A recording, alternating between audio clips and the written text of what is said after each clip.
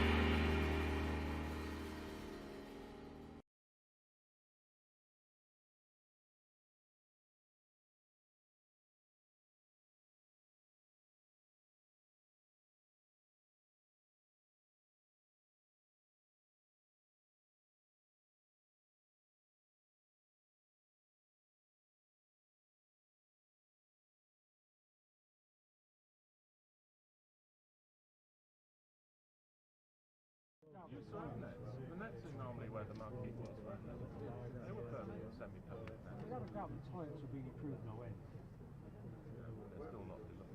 Well, the smells are back on Tuesday. Oh, they're infinitely better than they were. Apart from the fact where you dry your hands, you're actually standing where everyone wants to come in.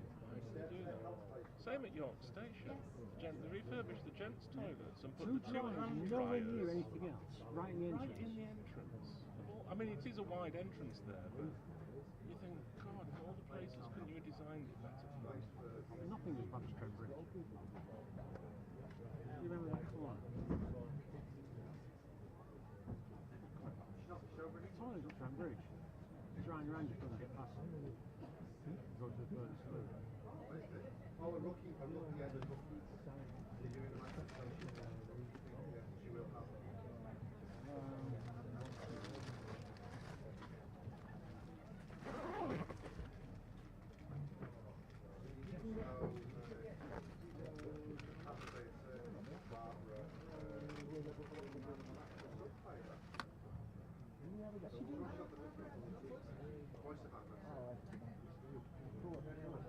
Can you understand this?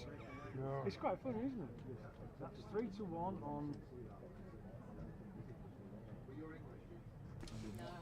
Good morning and welcome from North Marine Road in Scarborough for day 3 of Yorkshire versus Surrey. It's got a lovely ring to it, hasn't it? And it's a beautiful, beautiful blue-skied, sunny morning here, as well as the last remnants of the players make their way off the field. And the ones who are going to do the business out there on the field are waiting in the wings to come on. Mark Church of BBC Radio London, myself, Jonathan Doidge. Today, third voice, we have James Carr, Director of Cricket from the Northern Diamonds. We've got Kate Holsworth around with her scoring tidbits and completely and utterly enhancing our offer for the day from the commentary box. Cali too here is the one and only Kevin Howells of 5 Sports Extra, as it is today. We're going to be talking to all sorts of people. You'll be able to hear that on Kev's broadcast. He's pointing at something down beneath our feet, of which I'm not entirely aware. That may be my laptop that is repeating what I'm saying. But anyway, while I sort that out, Churchy, good morning. This is kind of moving day in the game, isn't it? Good morning to you, Jonathan. Good morning to everybody. An absolutely beautiful day here at Scarborough. I actually walked in with Mr. Kevin Howells this morning and we had a very nice breakfast together to get ourselves ready for the day. Fascinatingly poised all this because Surrey 191 for 1 in reply to that 521 from Yorkshire. Magnificent innings from Adam Lyth and from Johnny Tattersall. And then Surrey, I thought batted well yesterday. I thought Rory Burns did what Rory Burns does. He'll start the morning 94 not out with Hashim Amla 45 not out. That 1 wicket to go. Ryan Patel for 29 stumped off Dom Bess. That was 102 for 1. Surrey scored their runs as they normally do at a pretty good rate.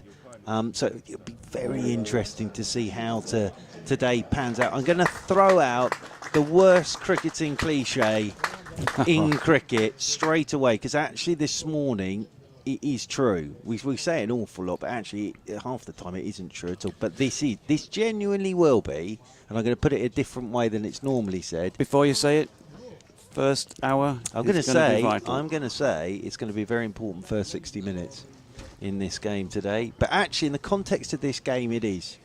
Because if Yorkshire could pick up some early wickets this morning, they get in amongst that very long Surrey batting lineup. If Surrey have a good, solid morning up to lunch, it'll be very interesting to see how they go about it this afternoon. So I think it's really interestingly poised, this at the moment. I'm not sitting here at the minute saying this is definitely a draw. We're all shaking hands at 5 o'clock tomorrow night. I still think there's an awful lot of cricket to be played in this game. If it is going to be a draw, 5 o'clock will be handy, because usually it's been about 10 to 6 in our matches this season, and there's been quite a few of those. So the setup out there is that Stephen Patterson is going to open the day from the Trafalgar Square end. There continues to be quite a significant sea breeze, as I mentioned. Largely blue sky, a little bit of cotton wool overhead, but beautiful morning, just as it was when we saw the start of this match a couple of days ago. And it is going to be the right-handed Hashim Amla, 45 not out, who will be taking first strike for Surrey, as Churchy will do with the microphone. Indeed, and Amla played very nicely last night for that 45 not out, and he's going to have the skipper coming over the wicket to him, Steve Patterson, and first ball of the morning, he's just tucking nice and tidily off his hip down towards Dom Best there at long leg, and Amla will move on to 46 and Surrey move on to 192 for 1. Of course, yesterday at this time it was raining here. Well, it wasn't really, but there was a bit of wet stuff in the sky, and we were delayed by 40 minutes yesterday, but we're sort of back to this glorious heat wave here in Scarborough today. A few fluffy white clouds up there in the sky, but blue sky, sun beating down, really good crowd in again. Lots of people already sat on the benches away to our left, few people in the deck chairs in front of the marquee away to our right hand side. Lots of people sat down in front of us in the family stand. Burns 94 not out overnight, and round the wicket comes Patterson from the Trafalgar Square end to Rory Burns. He's forward, he pushes this one out towards cover point, and there is no run. I'll be fascinated as well to see what Yorkshire do with Shannon Gabriel today. And I just wonder what would make logical sense is if he has a bowl from this Peace Home Park end, because he bowled 10 no balls yesterday coming down the slope from where Patterson comes. So you would think the logic would be let him come up the hill, let him just come up the slope so he's not overstepping the mark the whole time, because they've got to use him. As in round the wicket comes Patterson, and Burns lets this one go outside the off stump. The most expensive one was he did have Rory Burns caught at slip on 72, and that was a no ball, and we saw it happen for Conor McCurr with Will Luxton on the first morning. But he obviously struggled yesterday with those big feet of his coming down the hill, so I'll just be very interested to see how Yorkshire use Gabriel, because he bowled some horrible deliveries, and I mean horrible in a good way, as in round the wicket comes Patterson, and this is pushed by Burns out into the offside, and there's no run, where he made life really difficult. The problem was he was overstepping the mark. So the other thing is that takes umpire Lungley out the equation of umpire Watts to work with. So yeah, I'll be very interested to see how Shannon Gabriel is used this morning, because of course Dom Best will want to bowl his overs from this Peace Home Park end as well. So yeah, there's a lot to watch today, as Patterson round the wicket he comes to Burns, and Burns punches off the back foot out into the offside. Doesn't really time this, Rory Burns. I'm just having a look as well with Dom Best, how early Dom Best might come into the piece as well this morning.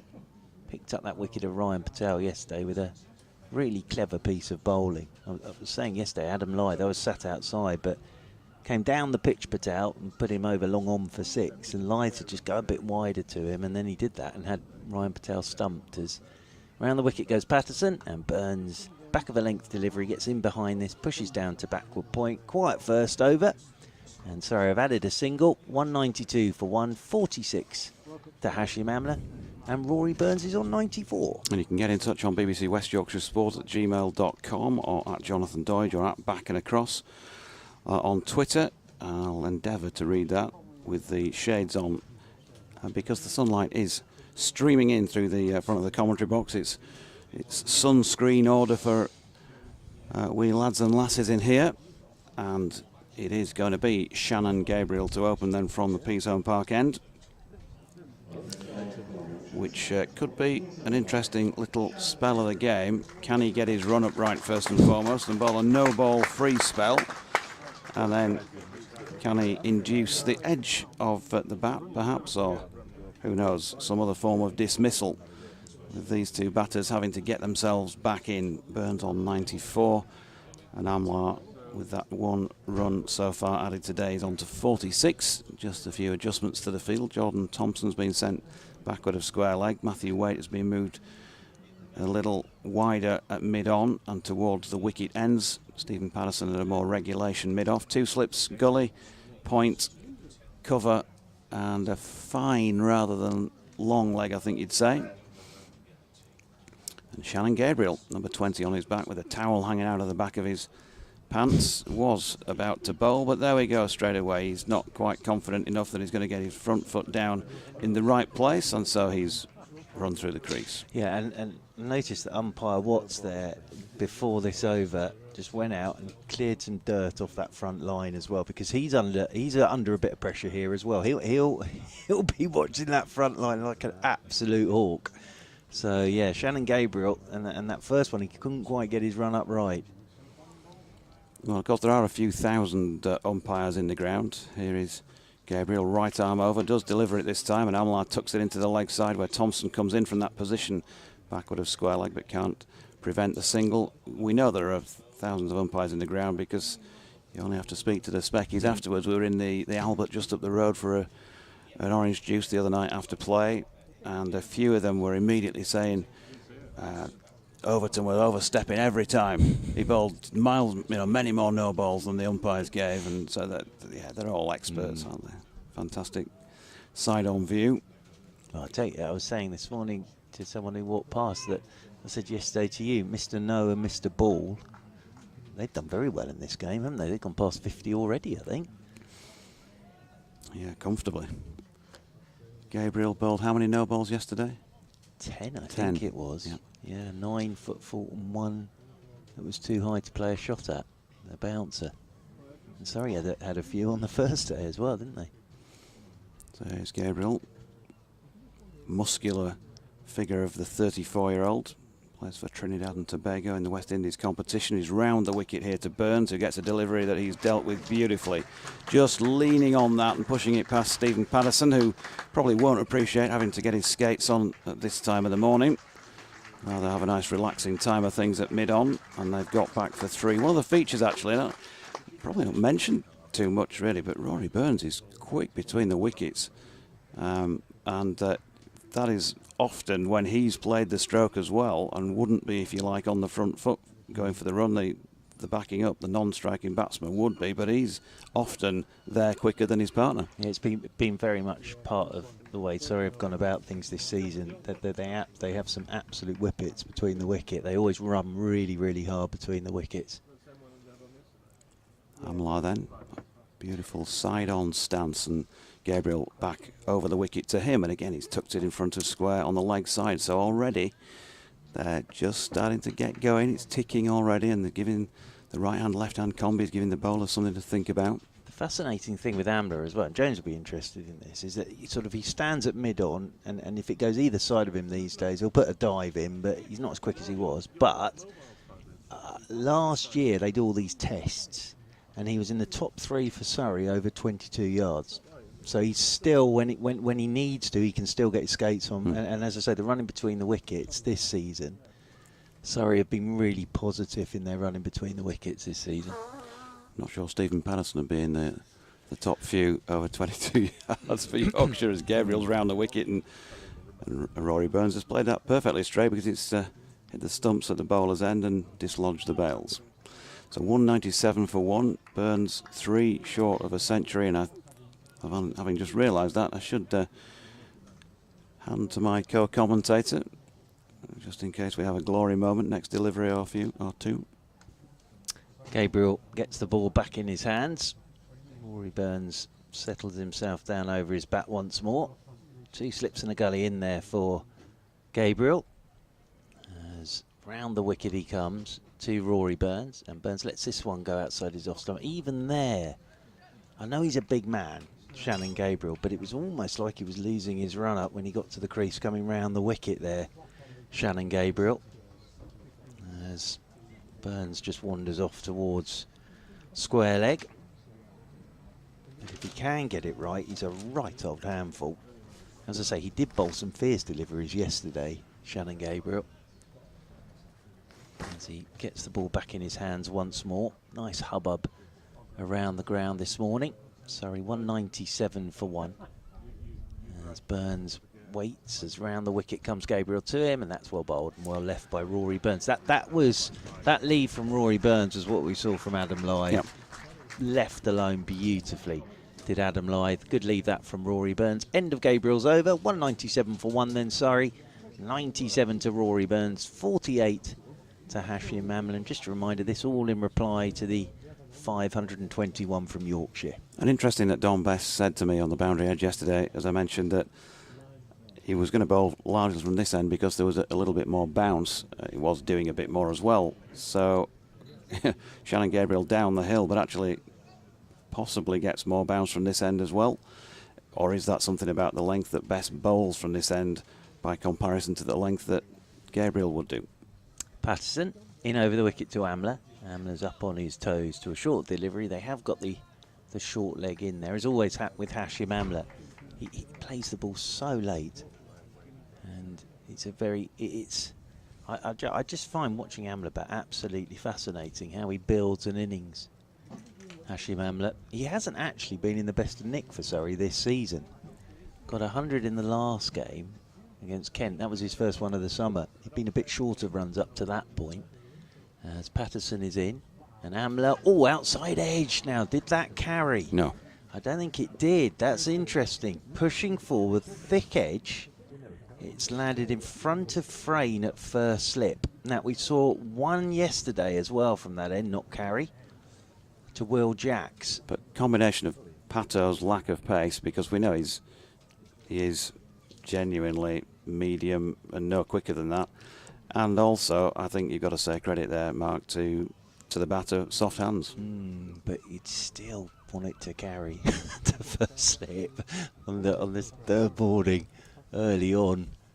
As Patterson is in over the wicket to Amla, and well bowled. That one Amla does play at, and then pulled the bat inside the line. That's nicely bowled by Patterson. Amla did definitely play at that one, and pulled the bat inside the line. The only, and I know exactly what you're saying, Mr. Doidge, with Patterson's pace and everything, but the only thing that does do is it makes it very difficult for Frayne to know where to stand now in that slip cordon. That really does put it in your mind that is it going to actually get to me and take a step forward? Is it going to fly at me? As in over the wicket comes Patterson, and this is tucked by Amla into the leg side, and there is no run. But with Amla, this is when you sort of, I guess, you need to know your players, don't you? And you've seen Hashim Amla bat many more deliveries than I have, but he doesn't strike me as the sort of player who flashes hard at a ball.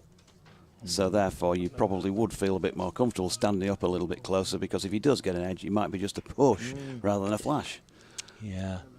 I think for Frayne now, it's quite difficult for him to know exactly where he's standing at first slip, as Patterson's in, and here is Amla just working the ball into the leg side. He'll pick up a single, Hashim Amla. That takes him on to 49, 198 for one, and then it'll bring the left-handed Burns on to strike on 97. I think that was the number he made here in 2018 in the second innings when Surrey were chasing, and then picked a ball up off his legs and flicked it straight to the one man who was stood near the benches. 198 for one, Surrey. Lots of encouragement for Steve Patterson as round the wicket he comes to Rory Burns. He's walking across outside his off stump just to try and stop Patterson getting that ball on the area he wants to. And that's a good over from Steve Patterson, as that was pushed by Burns up towards Gabriel at mid-on. End of the over here on BBC Radio Leeds and the Yorkshire stations, BBC Radio London and BBC Radio 5 Sports Extra on this third day in Scarborough, with the sun beating down. Mr. Kevin Howells there in the side of the box, looking very warm at the moment, I have to say. Very warm indeed, as is everybody else. Mr. Doidge, you very sensibly brought your sun cream today, which is a good move from you. Well, apparently I brought it every day, but I just never go in that pocket of the bag, and so how discovered old it by is that accident. sun cream? How old is it? Probably totally out of date. Does sun cream go out of date? Everything it goes does, out of date, it? doesn't it? Right, Yeah. okay. Yeah. Interesting. Yeah, they're true. Apart from these commentaries, obviously. Here's Shannon Gabriel coming in from the P-Zone Park end, bowling to the right-handed Amla, who flicks nicely off his legs. Down to fine leg, and we'll get another single to take him to a half-century, which has been well received by the largely home support here. 198 for one, and it's just been a typical measured Amla sort of a knock. Mark just suggested he might not be in the best of form in recent times. I remember when he first came over with South Africa, he couldn't buy a run in those first few innings, and he came over with a really big reputation, and you kind of scratched your head and thought, what was that all about? And then when he started to get back into some sort of form, yeah. it all became clear. He tends to go big as well. That's the other thing with him. As Gabriel will come round the wicket here to Rory Burns, and Burns little on push towards mid-on, thinking about the single. Patterson diving across, does the fielding. Did well there, did Steve Patterson. I think he was just desperate to get something on it, and he didn't want to get up and have to run after it. So he did very, very well there.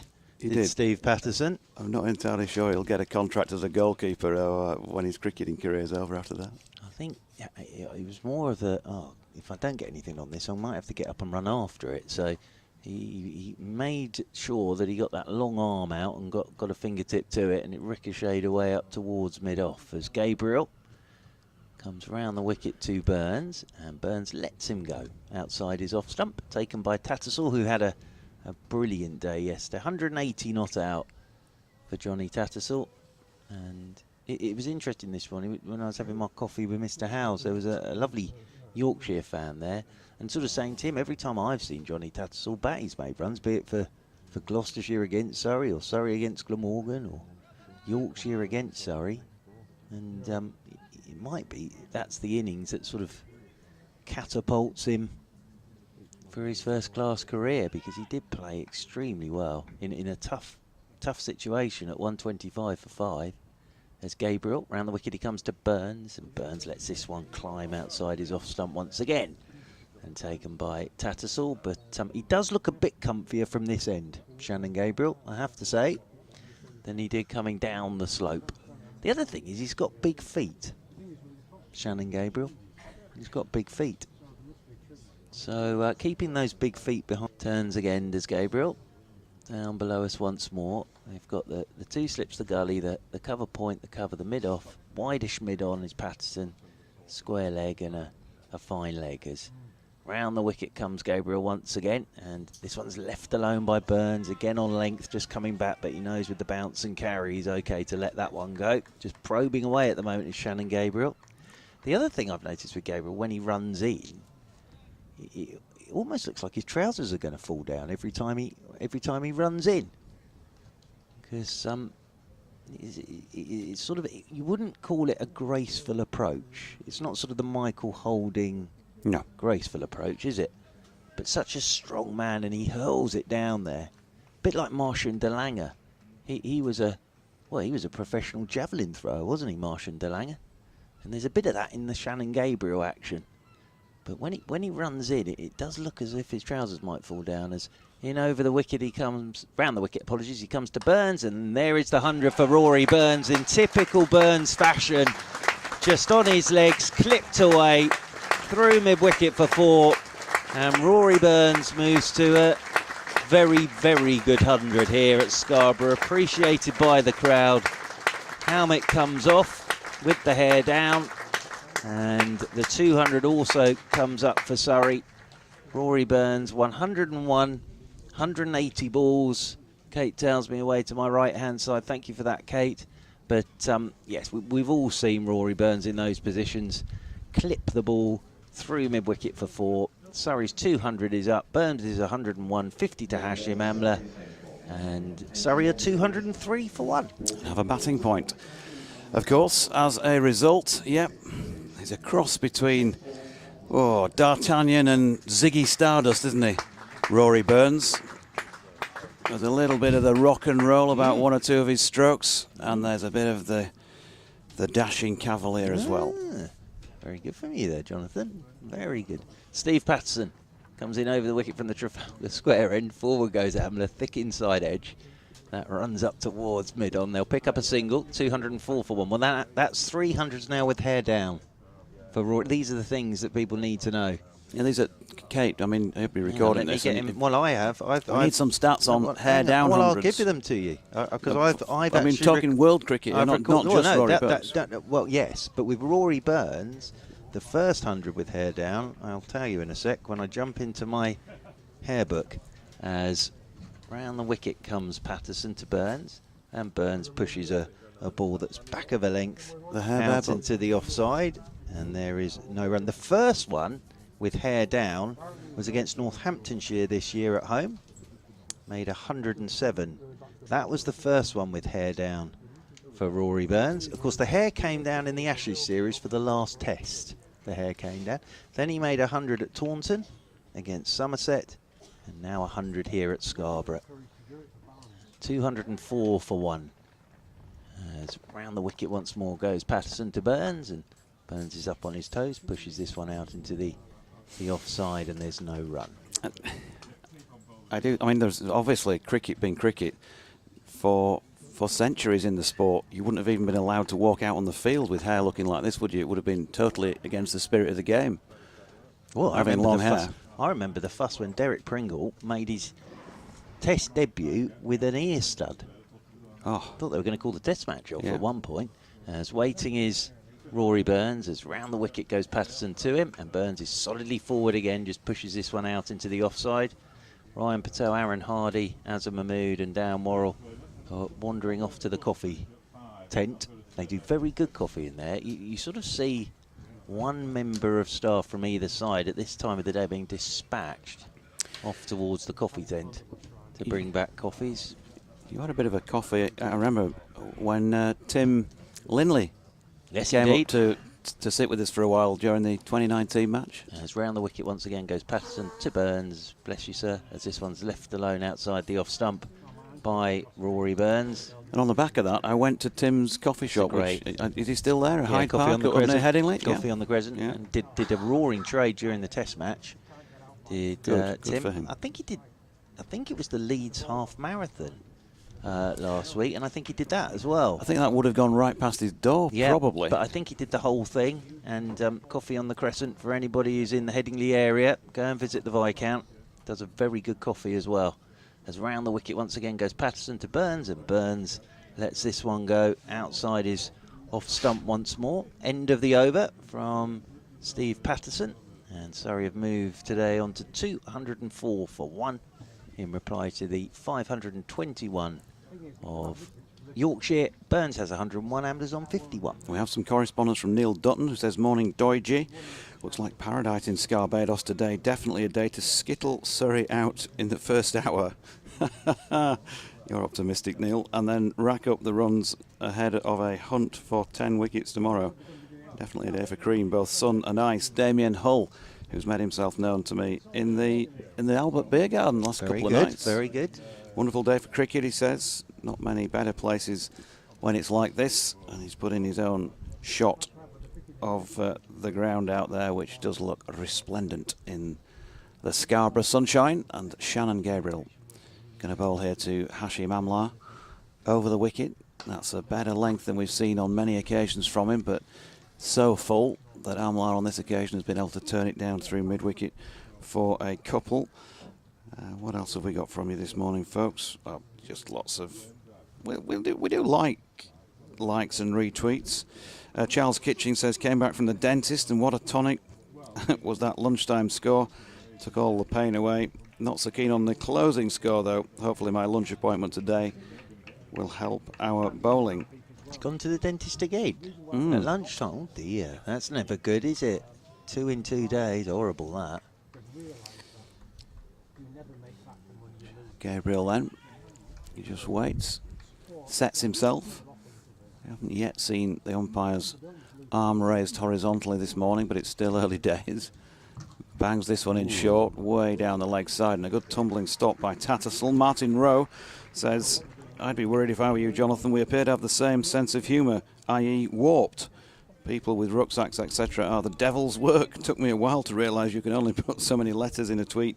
Though, keep up the hilarious work. I think that was probably reference to the warblings that when you were out of the box yesterday afternoon, and we didn't have much to talk about. In fact, the SSSO, as he was entitled yesterday, has changed in appearance. And look at this. He's keeping his length of rope very tight down there, and he's dropped it all the way to the concrete in between overs. I've noticed that he's not even left a little bit hanging up there for somebody to trip over as Gabriel bangs another one in very short and a long way over the head of Amla. Can't have been too far away from the umpire giving an extra signal, but he hasn't done so. The other problem we got today is the wind has got up and it's knocked the advertising hoarding signs over, which is sort of being blown towards the boundary rope at the moment down there. photographer might have to jump out and pull one of those back, because one of them was making its way slowly towards the boundary rope. Yes, it's always interesting watching the rope go down, and the 11:30 from the Peasholm Park end about to get underway. Gabriel leaving us behind then. That muscular figure comes in and bowls to Amla, who pushes into the offside. There's no run. Yeah, and you're talking about you sort of Michael Holding there a little bit earlier on, and if you put it in the context of another sport, maybe in a sport we both know, rugby league, Michael Holding might have been your whip-it-like winger, smoothly finishing the try in the corner. And Shannon Gabriel, he'd either been a big powerhouse centre, wouldn't he, something like that, second row forward, who's going to bang, run onto the ball and take all the stopping close to the line. He's just a very strong gentleman, and it's a hurl of an action, isn't it? Really does hurl the ball down there. Quite stiff-backed as he comes in, and that's right up there for Amla to drive. Instead, he checks that and just pushes it to Patterson, and there is no run. I think Kevin's going to be speaking to Bill Muster, the former chairman of Scarborough Cricket Club, a little bit later on 5 Sports Extra. Am I, he says. He always says things like that, but yes, you are. We're going to make you do that now. And they're going to be talking about plans to develop this ground a little bit more, bring it more into the 21st century. I'm sure the folks away on the popular side there, maybe if the seats don't change yet, imagine no backrest there all day. They might provide a couple of back masseurs, something like that for each session that the speckies can go and see. They might enhance the Wi-Fi offering in the box here for us. There's a lot of questions now for you, Mr. Howes. Here's Gabriel, and Amla goes back and across and punches that one then up to mid-on, where Matthew Waite does the fielding, and there is no run. We're going to have a change in the com box because Churchy fancies a breather and probably going to go test the coffee shop out again, test their wares. It's been a marvellous, marvellous introduction, Churchy, adorned in a lovely powder blue T-shirt this morning. And we've got a few advertising boards that have blown off their stands down beneath our feet. Wouldn't want those disturbing the action. Stephen Patterson's going to continue. And a warm welcome to Northern Diamonds Director of Cricket, James Carr, who's moved in alongside for the first time today. Good morning, old boy. Good morning, JD. It's been a while since the end of April, was it, against Kent at Is that what it was? I know it was cold, a lot colder than this. You can take us through Pato's over. Yeah, Stephen Patterson, captain, up around the wicket, pushed forward by Rory Burns into the offside, and that cover point fielder will come round and stop the boundary. I'm not sure it was going to threaten the boundary going up that hill there, but an easy single on offer for the England opening batter. It's great, isn't it, having these overseas professionals, I think, playing in county championship cricket. Great treat for the Scarborough crowd to have someone like Hashim Amla here. Yep. And there's always an opinion, isn't there? You know, the speckies have always got an opinion. Exactly. They've got to hit their straps straight away, or else they're immediately on the back foot with the speckies. Indeed, indeed. Patterson again once, this time over the wicket to the right-handed Amla, and just a sensible push forward. Looked a bit more solid this time, did Amla. He looked more comfortable against Gabriel, I thought, Amla early doors. Yep. Yeah, I won't disagree with that. He just had a little flick, didn't he, at one or two that have left him slightly from Stephen Patterson. So he's getting the ball to nibble. You just think about the pace, though, of Pato compared to some of those guys that Amla would have faced. And Pato's on his way again over the wicket. This time Amla just dinks it into the leg side, just forward of that short leg fielder, which is an interesting ploy, I think, but mid-wicket collects that one. He's not an expansive player, is he, Amla? He lets the ball come to him, plays it under his nose, and I think if he just gets through this early jousting, you know, the writing could be on the wall. I mean, I would like to see the runs, but I'd also like to see a result. But I think Pato's not a bad ploy. He'll get something out of the surface as he comes once again up past the umpire over the wicket. And just clipped away again into leg side for no run. He's getting a little bit out of the surface, and it's tended to be when he's just bowled about off or fourth stump, and we know he trips out. I trip out that expression that he says, top of off stump, regularly, because he's just blunt and just straightforward is Stephen Patterson, and that's what he does. And I was just saying about the, when you think about the pace of delivery that Amla will have faced at test level, probably something 20 miles an hour more than Pato, but it just shows you if you can nibble the ball about, it doesn't really matter too much. Indeed, it draws something out of the batter, and this time he's a bit fuller, and it's straight back past the bowler, misses the stumps by a millimetre, and it hits the centre of what would be a sight screen, but we've got nice white seats up there that help the view of that red ball, and Amla saw that one really well. Yeah, and he just tapped his own backside, did Pato. Bit of remonstration with himself because he just overpitched, didn't he? Simple as that. He did, but I think that 70-mile-an-hour pace, with the greatest respect to our captain, it can draw the batter into playing some shots that you wouldn't at that bit more pace. As he comes past the umpire again, over the wicket, back of a length this time, and it's a back foot, beautiful punch just to the left hand of extra cover, and that's going to run down the hill for another boundary to Hashim Amla. Yeah, super shot. Just got a little bit of width about it, and when you're talking about pace or lack of it from the perspective of Pato, then if you do give a world-class player just a little, the margins are fine, aren't they? And he got it right early on and still didn't manage to get the wicket when he got the edge because the ball dropped a little bit short of Will Frayne at first slip. Well, that is the margins, isn't it? He's got to be top of off. He's got to hit his elite length. What they'll be talking about in the analysis meetings, and you're half a yard short of that, half a yard full of that, and class players are going to put that away. Anyway, I got a bone to pick with you. Have you really? Yeah. Yorkshire finally get me to a finals day in the commentary box at Edgeborough. That's the only reason that they've been playing in the Blast this year, to get Doidge to a finals day. I've had that on good authority. Back to you in a moment, because Shannon Gabriel's coming round the wicket here to Rory Burns, who leaves. And they get to finals day, and then you take my number one commentator to play in a Northern Diamonds game. I mean, what's all that about? I mean, that's terrible of me, isn't it? I mean, it's only a full-time job, professional women's cricket now, and you wanted to be in the commentary box. I don't as want well? excuses. Katie Levick is a part of the BBC commentary team. We need to discuss this. Well, I've actually listened in a lot, and it's been quite refreshing to hear Lev on the airs with you for the Blast games. But you can't have her on a Saturday afternoon when she's got 10 overs of leg spin to bowl, unfortunately. But maybe we'll make it back for the final, because we're only down at Worcester. Do you know who I am? I do, and here's Gabriel bowling to Burns, wide of off stump, and Tattersall takes it high above his head, no run. And I think Katie Levitt wants to take a load more wickets for the North as well. So I know it's hopefully, actually, thinking about that, we might be able to get back up the what motorway's Worcester on? The M5? Up the M5 into Edgbaston for the final if Yorkshire make it. The ECB protocols on getting people into the com box, dear me. It's like Fort Knox by the looks of things.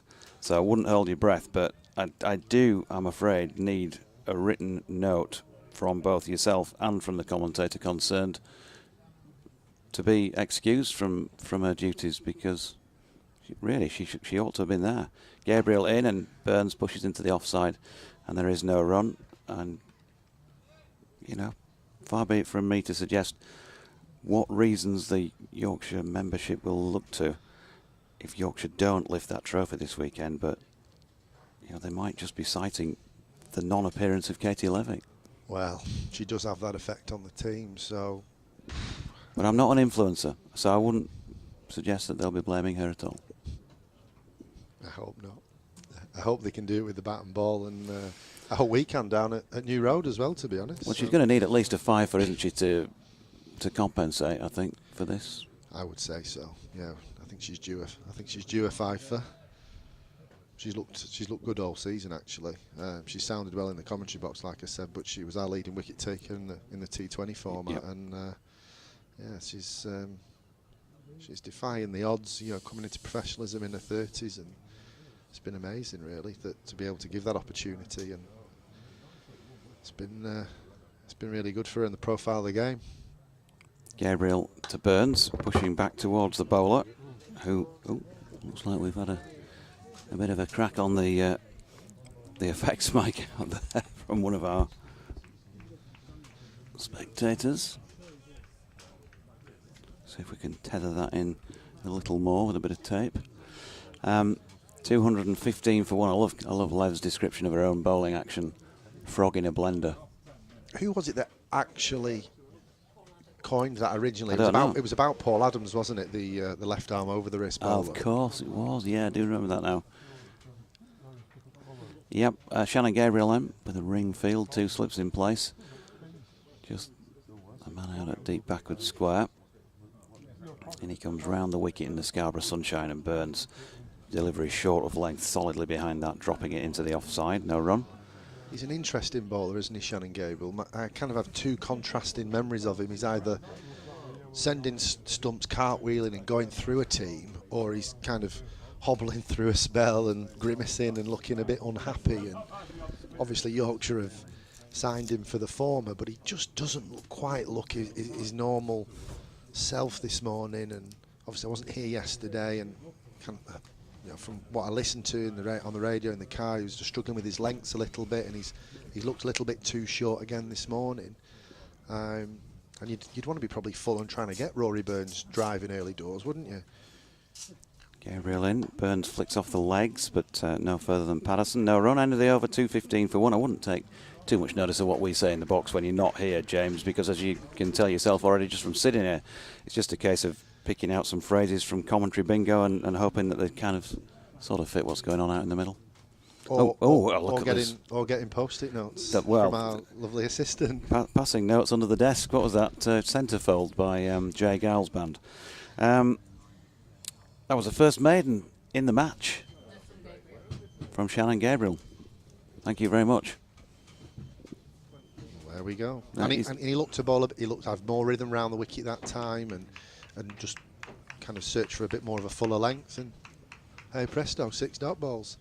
Anyway, Stephen Patterson to continue down the hill, full and straight again. Oh, just slightly uppish drive from Amla there, just getting his hands in front of himself a little bit, but it goes into a vacant area of green space and trickles along to mid-off for no run. Tell you what, you've arrived, haven't you, JC? You've arrived. Scarborough in the sunshine. I do like it. In fact, the drive-in was lovely. It's such a pristine town, I think, and it's a beautiful setting for cricket. The Diamonds have played here, and we enjoy coming here. Yorkshire can bring the game out to communities. It's a fantastic venue. The Stephen Patterson's in over the wicket once again. Just pulls his length back this time, and Amla just dabs it to backward point for no run. Yep, and they've just moved Adam Lyth across from slip, and he's now gone in just off the cut strip at a short, very straight mid-off. It's a good ploy, that, isn't it? Because of Patterson's pace, if you do feel for the ball out in front of you like Amla did, it becomes a fair chance of a dismissal. So, interesting ploy in the eye line of Amla as Patterson's in once again over the wicket. Fuller and outside off stump this time. It goes just wide of Shannon Gabriel at mid-off, and it's an easy single. A few sirens in the background there you can hear. Hopefully all is well. After me saying that Scarborough's a very nice town. Bit of trouble at 11:30. No, I don't believe it. There was a women's test match here, and I'm going to find the scorecard after my colleague Laura McLeod, who's my opposite number at Central Sparks, played a test match here for England, scored 100 here, and I think there's reference to it in the main clubhouse. But it's a great setting for cricket. I think it's brilliant. Yeah, in fact, that might be something that Bill Musto has a chat about, Kev, with this afternoon as well. It's those sort of things that could really bring this place to more attention. Patterson once again around the wicket to left-handed Rory Burns, and he drives on the up, and there's an ooh and an ah. The driver this time is about two strips across, at more of a, what would you describe that as, JD? It's not a silly mid-off, but it's not a short extra cover. It's somewhere in between. Yeah, I'd probably said the latter actually. It still is a short extra cover, isn't it? Really, it's just in a static catching position rather than walking in. Indeed, Patterson around the wicket, just back of a length this time, and Burns stands tall in the crease and just taps it to that short extra cover, we'll call it. He's not as straight as he was on the opposite side for the right-handed Amla. And a gust of wind again, and we've got advertising hoardings on the pitch. The LV Funds for Runs board is taking a battering this morning. It's on the field. It could be 5 this, if Rory Burns can run it between the legs of Will Frayne at first slip. Well, the ball's in play as Patterson Patterson comes round the wicket, but it's watchfully left by Rory Burns, and thankfully no penalty runs. Matthew Fisher, adorned in white. Is he drinks runner today? He's gone out to do the job. I'm certainly not. There's no way I am touching advertising boards, because I was hauled over the coals by Johnny Bairstow at Trent Bridge during the COVID season when there was nobody there and the sun was gleaming on a board, and I was asked, because I was sitting on my own in the stand, to go and move this board, but because he's so far away I couldn't tell what he was saying. And you know when you're going, well, what do you want me to do? Do I need to go there? So I moved the board eventually, and then I was cleared off by a steward because I wasn't allowed to sit in the stand, because I might be spreading COVID to nobody really, because I was the only person there. You're just always causing trouble, aren't you? You're trying to get my Premier leg spinner out of playing cricket and spreading COVID at county cricket matches. I know. Just a rascal. 216 for 1. Shannon Gabriel continues at the Peashome Park end and thunders one into the thigh pad of Hashim Amla first up. Matthew Linley tweets, Jonathan Deutsch, seeing as you have mentioned Rawdon CC several times this commentary, worth noting that Viscount Linley, which is presumably Tim of Coffee Pilgrim UK, is a product of Rawdon's near neighbours Horsforth CC. Well, of course I know that. Are you related to Tim, Matthew? I did play a bit of cricket with Tom in Horsforth Hall Park back in the day, going back probably the better part of 20 years. Shannon Gabriel then, at the end of his run, leaves us behind once again. Really, it's working up a head of steam here, and he's definitely going fuller in this spell, and just digging out an almost Yorker length delivery there, Amla. 2 previous spells from Gabriel were 4 overs each. This is his 5th over in this spell, says Kate, which, yeah, is a point worth noting, because does that mean that everybody's a little bit happier with what he's producing out there? He's just bowled his first maiden.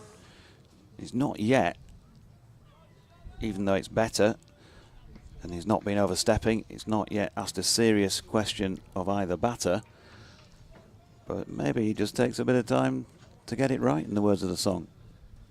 Yeah, he's certainly found that rhythm now, and I think he's found his length a bit more, and he's starting to just shush the batters up a little bit.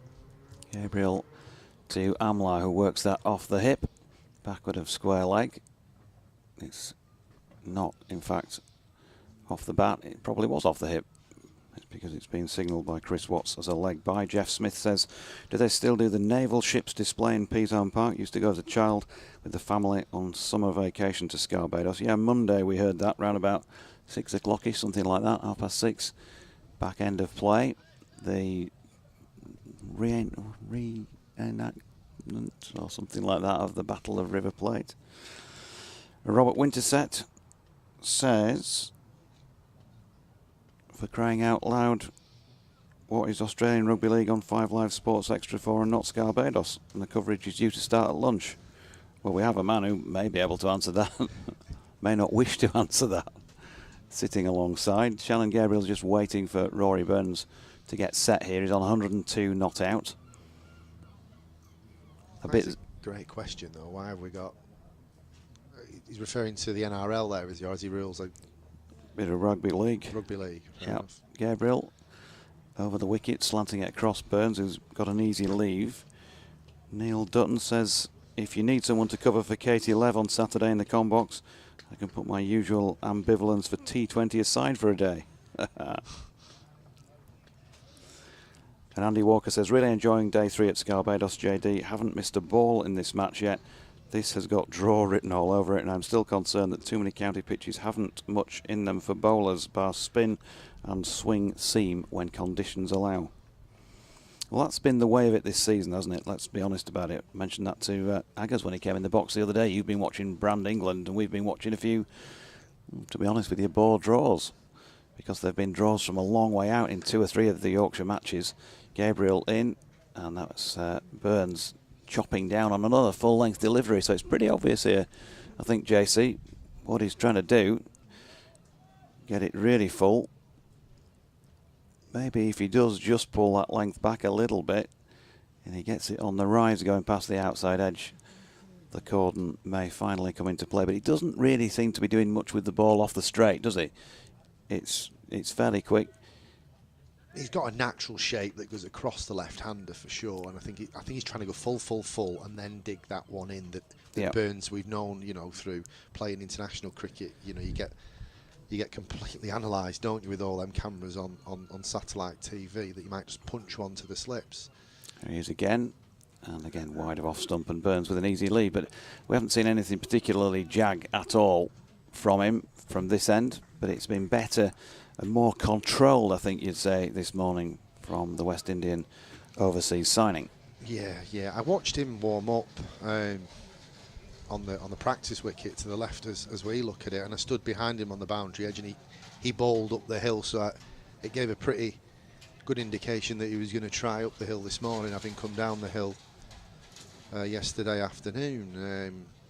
But you would think, or you would hope, and you would want your bowlers to be ready to bowl that first ball at 11 o'clock, having, you know, deposited a few in the morning to be ready to go for the first ball that really counts. But he's had to feel his way in here, but he's only got off a plane a few weeks ago, hasn't he, to be here? So who knows? He's here for 3 games, so, you know, let's not judge him straight away. Stephen Patterson's in over the wicket to the South African Hashim Amla, and he just lets that one go past his off stump and through to the wicket keeper.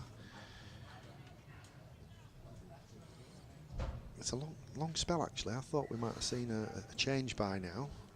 Yeah, 46 minutes of play this morning. Where would you go next, JD? Is this 5 each now, Kate? Is this Pato's 6 of the morning? Yep. Patterson's in over the wicket, and he's a bit fuller and straighter this time. He actually squares Amla up, and it hits the outside half edge of his bat, and it goes to backward point, but generally solid. I'd quite like to see George Hill have a little shuffle in and see with the length he bowls, see if there is any swing there at all, because he will swing it if there is, just to see if there's anything that, you know, 2 or 3 overs even, a little dart. But I think what we will see pretty soon is Don Bess again at this end, the Peasarn Park end. Before that, we've got Patterson over the wicket, and this time it's that quintessential Amla flick off his hip through square leg. Square leg chases and converges with the deep square leg, and it's just the single. Jordan Thompson, obviously, as well in the swing department, if there's anything there for him.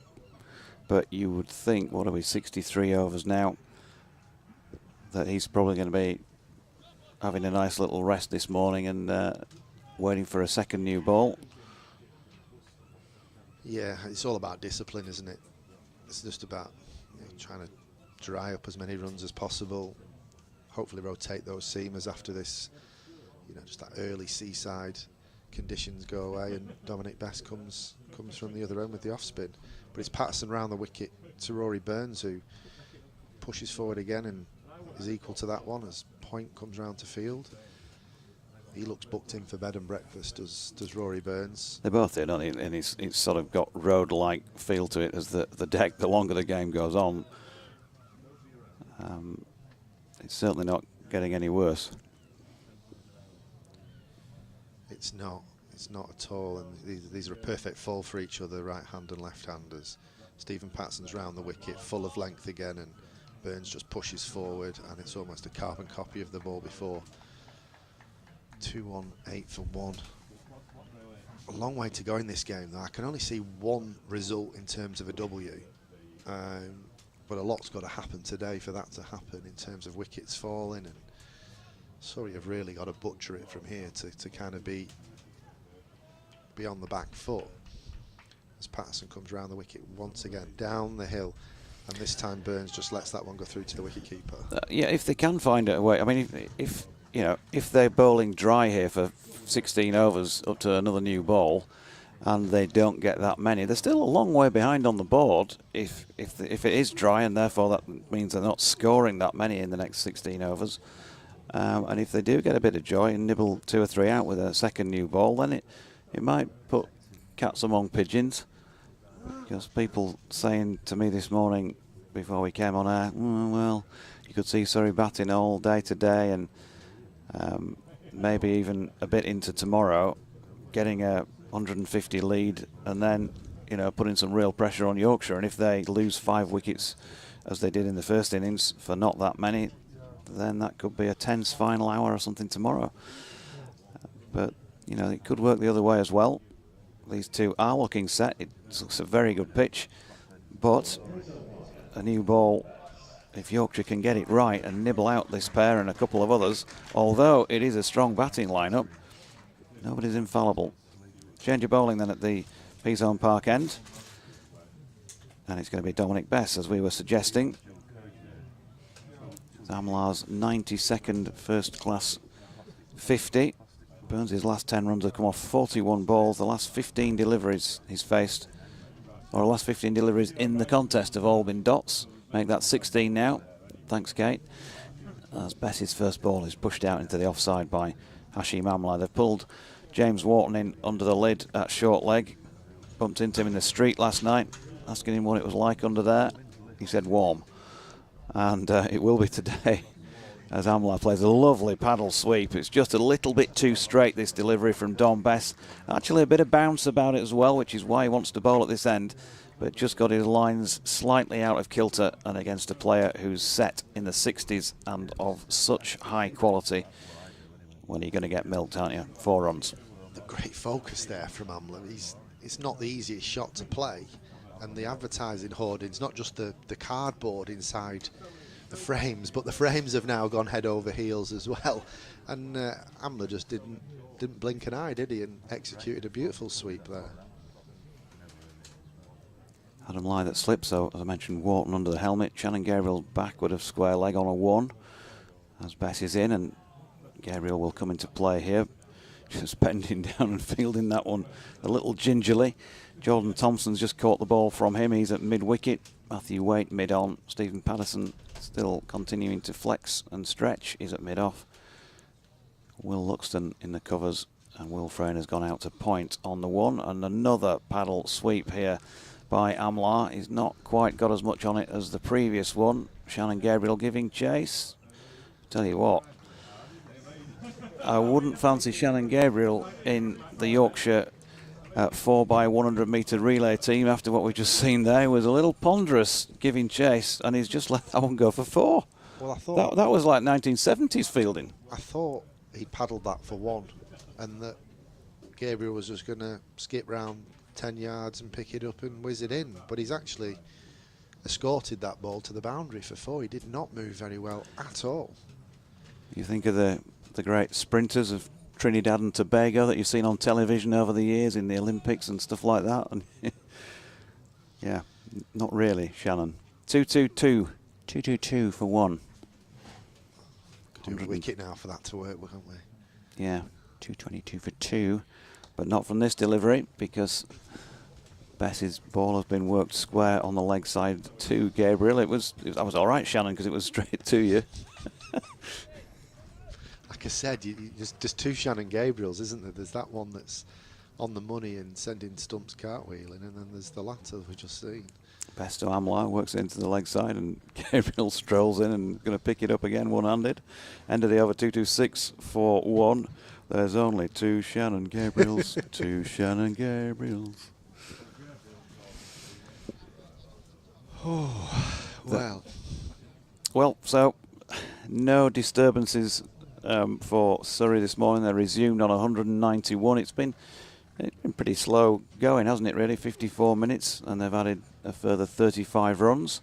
71 now to Hashim Amla, 102 to Rory Burns, and they've now batted 64 complete overs. Playing conditions today, by the way, or playing times. Lunch will be taken as normal at 1 o'clock. And tea is fixed now at 3:40. Don't ask me why, don't understand, but that's what I've been told by the scorers. The close of play is said to be 6:10, but of course we all know that's never going to happen. And they're playing 98 overs in the day. They played 94 yesterday, so they're sticking on the extra couple that they missed out on. Jordan Thompson coming into the attack at the Trafalgar Square end, James. Yeah, we didn't think this would happen, did we? We thought he might save him for the new cherry, but he's going to see if he can extract something out of this new ball, and he's going to come round the wicket to the left-handed Burns, who gets a half volley, and he square drives that, and backward point runs round on the boundary, and it's just one single. Whizzed in that ball. It was a bit too high for Tattersall, but he gets some glove on it, and the ball's pushed round the field, and they're working on it ferociously. There's just not a lot of lateral movement through the air or off the surface, is there, for these seam bowlers? Now the advertising boards are causing some confusion here. John Dodds, the groundsman's round now to stick his spoke in. No, you don't do it like that. No, you need to do it like that. Let's tilt it over now. Yeah, let's get it set properly before we put it back up. Come on, use your loaf, lads. They must have some sandbags from the covers or pegs or something to stick them in, because there's been more action right in front of us there than there has on the ground, hasn't there? Does this mean that the advertisers are going to be claiming a bit of reimbursement now? Possibly. Thompson's over the wicket, down the leg side as he bowls at the right-handed Hashim Amla, and good take from Johnny Tattersall as he sprawls down the leg side. Yeah, there could be some right beef now between LV and the ECB. I can see a meeting. I can definitely a review probably will be taking place as we speak. There'll be a review. There'll be somebody with a double-barreled surname will be put in charge. Jordan Thompson past the umpire, over the wicket, straight and full at Hashim Amla, and he whips that off his heels, and it's well fielded by mid-wicket. That was destined for 4, but good field placement there. There'll be words like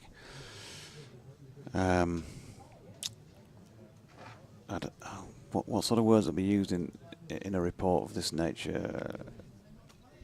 Stakeholders. That'll be a word, won't it? Stakeholders. Possibly. Here comes Jordan Thompson over the wicket once again, and he's full and straight again, and this time it's whipped past mid-wicket off the hips of Hashim Amla, and that's 4 runs, as you can tell by the claps from the Scarborough crowd. He's just gone a bit too full and straight, hasn't he, Thompson? He got away with the first one, but the second one, Amla's got it past that fielder, and that scoreboard continues to tick towards the 250 mark now. 2-3-1 for 1. Amla on to 75. And a bit of Yorkshire quirkiness, because the parasols over by the tea room were up all day yesterday, even though there was no sun until about 5:30 onwards. And today, when it's full blast from the skies above, the parasols are all down. Work that one out. Yeah. You've got to stay safe in the sun, though. Thompson on his way, right arm over the wicket, and again very full. This time Amla gets it a bit more square and deep square leg field, so it's just the single. You see, I've waited until now, 2 minutes before we finish. Never let it be said. 58 minutes on air, 28 minutes of them with James, and I'm only just mentioning for the first time today the Lancastrian accent. What Lancastrian accent? I haven't got a Lancastrian accent. Have I? My daughter's got a Yorkshire accent, and Quite right. my Lancastrian family are not so keen about it, but I think it's quite cute. Anyway, Thompson round the wicket to the left-handed Burns, and there's oohs and ahs because it's induced the edge. It's gone straight down, and it's gone past that 2-man slip cordon, and it runs down to 3rd man for 4 runs. I keep thinking I'm broadcasting with Guy Garvey, and it's looking like a beautiful day. Anyway, I think it's probably about time we shut up and had a double change in the comm box. Church is just practicing his back and across out the door. Kev is going to enhance our offer in the way that only Kevin Howells can. So if James, you want to step out, and we'll let Mark come in. And while he's doing that and getting his cans on, I'll do one as well. And we'll get the man himself. And welcome back, Churchy. Thank you very much indeed. Don Best to continue from this Pease Home Park end. Hashim Amla is the man on strike. Shannon Gabriel must be praying that Amla doesn't sweep again. He's just behind square at 45, and this is flicked away by Amla. Doesn't really get anything on that, and actually Tattersall just comes round to do the tidying up work. There's the ball back in the hands now of Don Bess. He's got slip in there, Adam Lythe. Short leg as well as Over the wicket comes Best to Amla, and Amla's turning this one leg side. Guess who's got to go after this? Shannon Gabriel.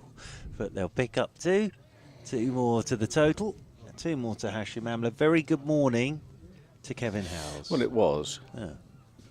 Well, actually, now it's just turned afternoon, but I've come all this way and he stuck me on with you. Well, for half an hour. I can't imagine you're best pleased either. Well, I don't know. It might be the highlight of my season so far. 2:38 for 1. Most of the chat down there when I was sitting down there was about these advertising boards. Well, dreadful, isn't it? Dreadful scenes. Yes. One gentleman said just put a nail through them. Yeah. As in over the wicket comes Bess. And this one's tucked away by Amla into the leg side. He'll pick up another single. One more to Amla. He moves on to 79. 239 for 1. Left-handed Rory Burns comes back on to strike. There is a new ball available after this over in 13 overs time. The thing is, and I might ask Kate this. Yeah. How many overs did Shannon Gabriel bowl in that first spell from this end? Because I can't do the maths. No, straight away. No, straight away. Five, Look at that. How good's that from Kate? Thank you very much.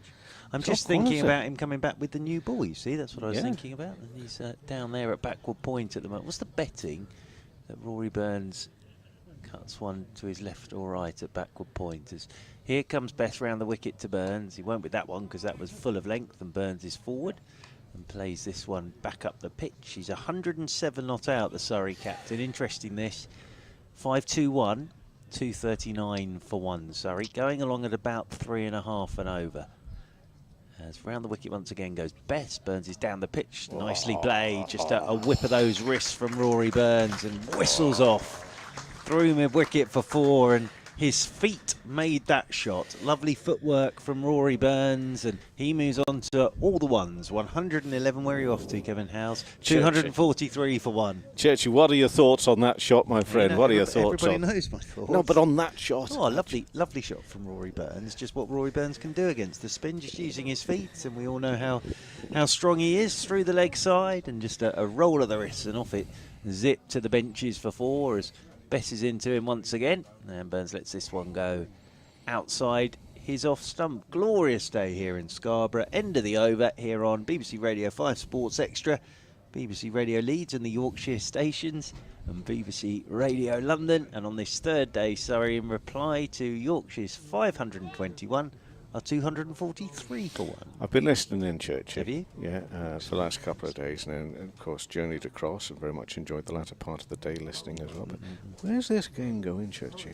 What's Very happening? interesting. It's, this whole, this will be a draw. I'm not sure about that at the moment. Start of the next over, and it's Thompson in, edged and caught a second slip by Live. Amla out for 79, 243 for 2. Thompson getting the wicket, getting a breakthrough. Just as we're asking where this game is going, well, wickets need to tumble from a Yorkie point of view. And Thompson, the man, as a good colleague, Doidgy says, makes things happen. And that was a wonderful delivery. Good grab and take as well by Live at second slip. 2 wickets down. Still there at 111, of course, is Rory Burns at the other end, but the end of Amla. Good catch from Adam Lyth, down low to his right. Lovely innings from Hashim Amla. I think he'll be a bit annoyed. He's coming off very slowly there, is Hashim Amla. I think he'll feel he's left a few out there today. But Thompson put it up there, had the drive, thick edge, and Live hung on to his right. 243 for 2, because what I was going to say before that wicket was, the interesting thing with this is, so the follow-on, and my maths is absolutely appalling. Is it 371, I think, is the follow-on? 371, around about that mark. Now, the interesting thing is, if two things here. Of course, Surrey could be all out for under that, and they could be put back in again. Surrey could go past that, and then be all out, and Yorkshire could have a 100-run lead. Or Surrey could bat really well today, and get themselves ahead of Yorkshire, then pull the plug, or they could be 50 or so behind, then pull the plug and put Yorkshire back in. So I think there's still result, because the thing I think on here is you'd fancy a chase on here, wouldn't you? I think even if it was a last session chase, it's such a quick scoring ground, this. So I think it's fascinatingly poised, all this, at the moment. I really do. But Yorkshire have that wicket. They've broken the partnership, which was worth 141 between Burns and Amla, and Jamie Smith is out there in the middle. Was it his birthday yesterday? It was, Same yes. day as your My old dad's birthday. man. And Dad was a West Ham fan as well. Yes, so I was am, like, yeah, lovely. Big West Ham fan, Jamie Smith. Wow. He takes his guard now. Who's the umpire at the far end of our umpires? Is that umpire That's Mr. Lungley? Lungley down that end. Why did he go running off to the furthest toilet when he could have just come and used his own here at the pavilion there during that break? Maybe it's a nicer one. Maybe. Thompson, Trafalgar Square end, and he's coming into Smith. 243 for 2.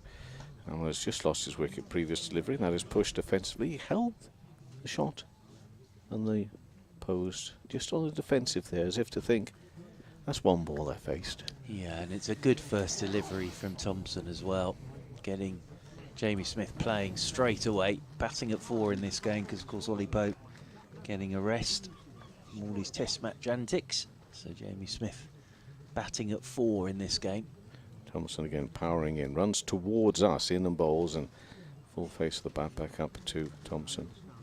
How does this work? 'Cause we don't normally have the luxury of a scorer, do we? It's lovely having Kate here, isn't it? It's beautiful having Katie. Now, Kate, are you ready to do the thing that you have to do? I think it comes at the end of the over, where we ask you for the full details of the batter who was out in that over. Are you up for it?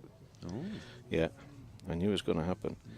So it's the end of the over when we do that, Mark. Okay, just make a note of that. Thank you. 243 for 2, and that's again defensively played by Smith up to mid-on. There'll be no run. You know, I'm interested. I'm interested in what you said about the fact that on this surface and everything, you'd fancy a chase late on. Yeah, you would. What about Bazball as well? Well, You see, because isn't that what they're all supposed to do now? The message has been sent out by Stokesy has it? to the county cricketers. Yeah, it Yeah, has. you've got to play this way. You've got to play this way, lads. So come on.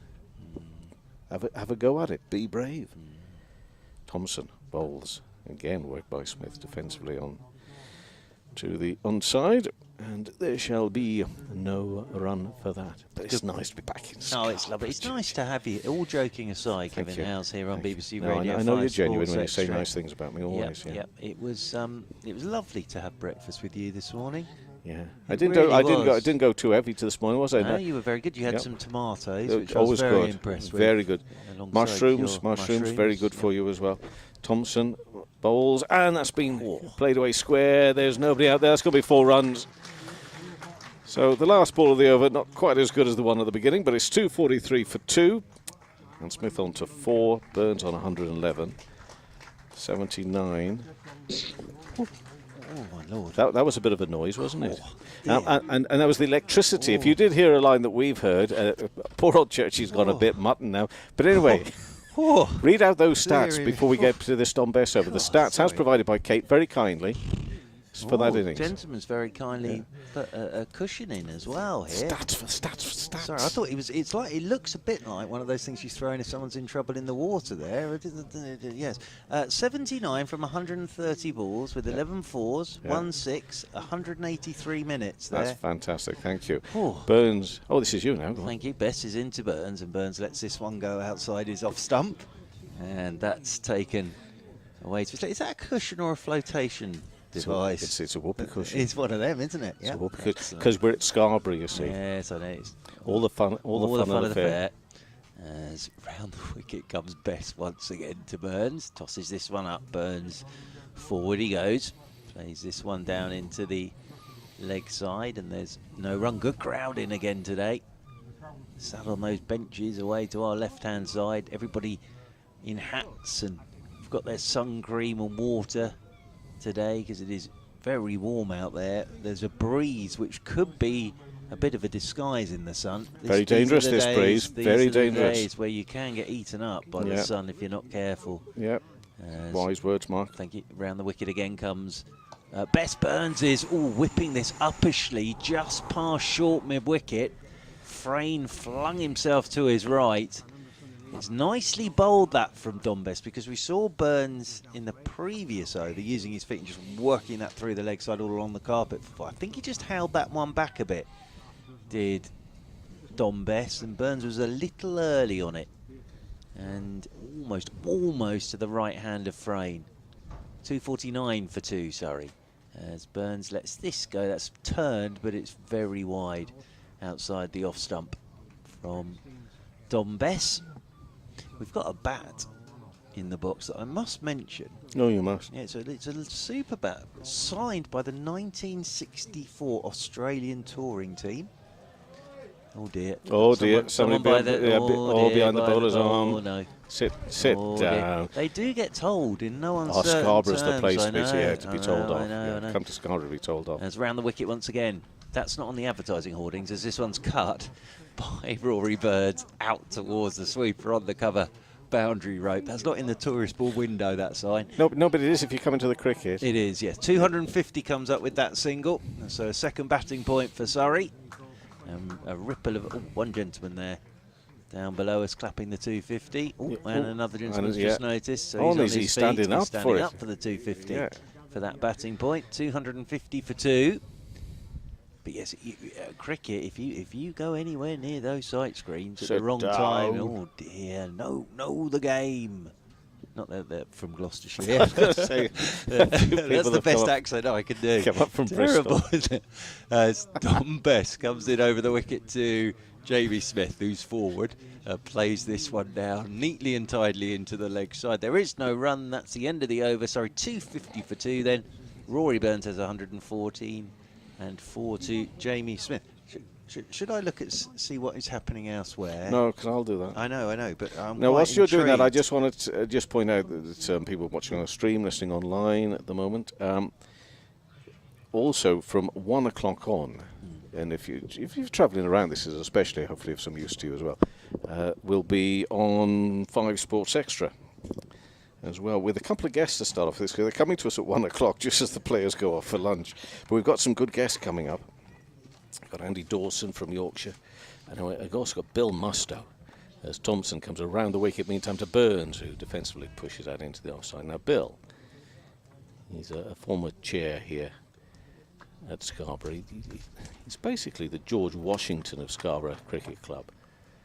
Having taken on that role, he just speaks now on their behalf. He's a good, as you're here at lunchtime, he'll be joining us as well. So we'll have a nice chat about all sorts of stuff, Mark? All sorts of cricketing stuff. There's a lot going on here at Scarborough. There's a lot going on here at Scarborough. As Thompson at Scarborough comes around the wicket in the balls, and Burns on 114 punches the ball back to Thompson. And we're doing that obviously till 1:40, and then this afternoon, well, I don't know, it's quite exciting, Mark. Where do we go? Do we stay here? Do we go to other ground? What are we going to do? I don't know. You'll be pleased to know the power sits easy on my shoulders. Good. Well, it's a big decision. Making those sort of decisions, but obviously commentary continues on the places you're already watching or listening to the commentary anyway. But Thompson comes around the wicket. Oh, an outside edge, but it's down along the ground, and a good stop. Nice piece of fielding, which the supporters appreciate from Dombes, and they'll still go through for 1. There was 251 for 2. Yesterday morning, but I couldn't find it, unfortunately. Oh. There was a press breakfast Couldn't and a find bit of it. a briefing about the plans for Scarborough. Now, unfortunately, I thought it was over in the marquee, so I wandered over there. Treve, a wonderful man of Yorkshire, said, come and have a cup of tea. So I went over to the marquee, but there was nobody there. Thompson in, and defensive from Smith back up to the bowler. But I believe it took place in the pavilion. And Jonathan Doidge went to it and sort of came back with, this might be handy for you, actually. Oh, yeah. Came back with this little pamphlet. Notes, presentation. There we are. Press breakfast, 12th of July. Main it actually pavilion. says, I didn't read that bit. So I went over to the marquee. But there you are, that'll be handy. Thank you, Mark. Oh, and a pen. Yeah, I'll have the pen. No, I need it because my Mum's Women's Institute one ran out this morning. Thompson over the wicket, and that's not too far away from the off stump actually for Tattersall to move to his left. I'm impartial, Mark. I'm neutral. But I was very pleased for Tats, if I may call him that, with his. Oh, what a knock! He played really well. As I said this morning, Every time I've seen him bat, he's made runs, be it last year for Gloucestershire, he came to Surrey for a game. And you think that was his first 100 against the county side. You'd think that's a huge moment for him. Yeah, from which you will go on, hopefully. Thompson worked away, comes back across Smith, but he works it away behind square leg side for a single. Right arm throw from the man out there, Will Luxton. And the end of that over. Is it board ticked over? Is that 253 for 2 now? Kate? 252 for 2. 114 for Burns, 5 for Smith. What are we talking about? Refurbishment. This is phase 1, fully complete. Yep. Refurbishment of toilet facilities in the north and Trafalgar end stands, including new signage. It's excellent. That's already done. I didn't get muddled up. Phase 3, works brought forward. Demolition of the southwest boundary wall, new security fencing and gate installed. Of course, it's all there, Church. Yep. New ground roller. Yeah. Don Bess in over the wicket from the Peas home park end, and this is turned by Jamie Smith into the leg side, and there's no run. Of more serious nature and important nature, have you seen there's a nice quiet room? Yeah, they put aside underneath as well. Brilliant. Yeah, brilliant. And I believe there could be plans to extend that into, even a prayer room, which presumably is what it's being used for sort of now anyway. Absolutely. As Don Bess comes in over the wicket to Smith, and Smith pushes this one off the back foot. Well, phase 2, refurbishment of match officials' changing room in the press box, new practice net facilities, and new water fountains. Yeah. Again, the water fountains are really important. In over the wicket once again comes Bess, and that's just turned as Smith pushed forward and hits the front pad and loops out into the offside. Little bit of something there for Don Bess. So yeah, a huge amount of project works being done here at Scarborough. And also next steps here, upgrade the Wi-Fi system. As in over the wicket goes Don Bess, and looking to drive is Jamie Smith. We've had that problem at home actually for Mum, but we managed it now. There are 2 areas that I'm going to perhaps concentrate on with Bill when it comes up a bit later on. As Bess skips in once again. Over the wicket he comes with his off breaks, and Jamie Smith just turns this one into the leg side. And again there is no run as Thompson comes across to do the fielding in there at mid-wicket. Gentleman below has got his binoculars out now. What's he looking at? Getting a good close look at Don Bess, I think. As over the wicket he comes, and forward goes Smith. Then cries of catch it from Adam Lythe. That's a nice tidy maiden over from Don Bess, and 252 for 2 then Surrey. 114 of those. 115 of those belonging to Rory Burns. Thank you, Kate. And 5 to Jamie Smith. Sustain and develop the Scarborough Cricket Festival by creating an inclusive town-wide event attracting national and international audiences. Oh, yes. Now, Churchy, you are not that young where you don't recall, of course, the festival was a major thing. Huge. And for all sorts of reasons, it's still around. But that'd be lovely to see if they're going to try and get that back going again a little bit more. As Thompson comes in, bowls to Burns, back to the bowler, there'll be no run. Do you think Elvis will be there? Because you heard Elvis last night, didn't you? Tony Sombrero. Wise men say, only fools rush in. I was just a bit upset you didn't ring me up. And then when he needs a bit of a break, and he was on for 2.5 hours, Churchy, when he needs a break, he goes for a few old traditional numbers from the Shads. Apache. I saw his poster up when I was around the town. Tony Sombrero. Yeah. We've got Thompson around the wicket again and push back on the offside. But this is also a good one. Creating and crafting a new cultural heritage centre in the West Stand, which is the one on our right-hand side, to promote club's history, game of cricket, local cricket heritage as a visitor attraction. And that, there is not, I don't know anybody that's come to this ground that hasn't walked away thinking that this is a very special spot for cricket. Absolutely. So that would be terrific again.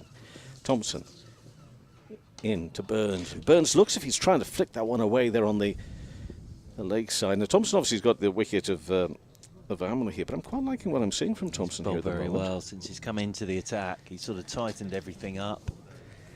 Those first 4 balls to Jamie Smith got him playing. Even the lovely drive through the covers, still making Jamie Smith play. But very nicely so far from this Trafalgar Square end. And he's in again. Here's Jordan Thompson. And down toward the gully area. There'll be no run. Well, I think having sort of the history of Scarborough Cricket Club, a bit of a museum and everything is lovely, because people would come here who might not be here for the cricket and still come in to have a look in the museum. 12 months so of the much year. history. Throughout the winter, you've got people either, and I don't know if they're able to keep those gates open all the time, they're probably not, but people just coming up to the gates. And what you do, Churchy, is you look at this ground and you yearn for the summer months to return, you see. A lot of people come just during the winter, just have a look through the gates. Burns there, like to wear Lakeside, there shall be no run.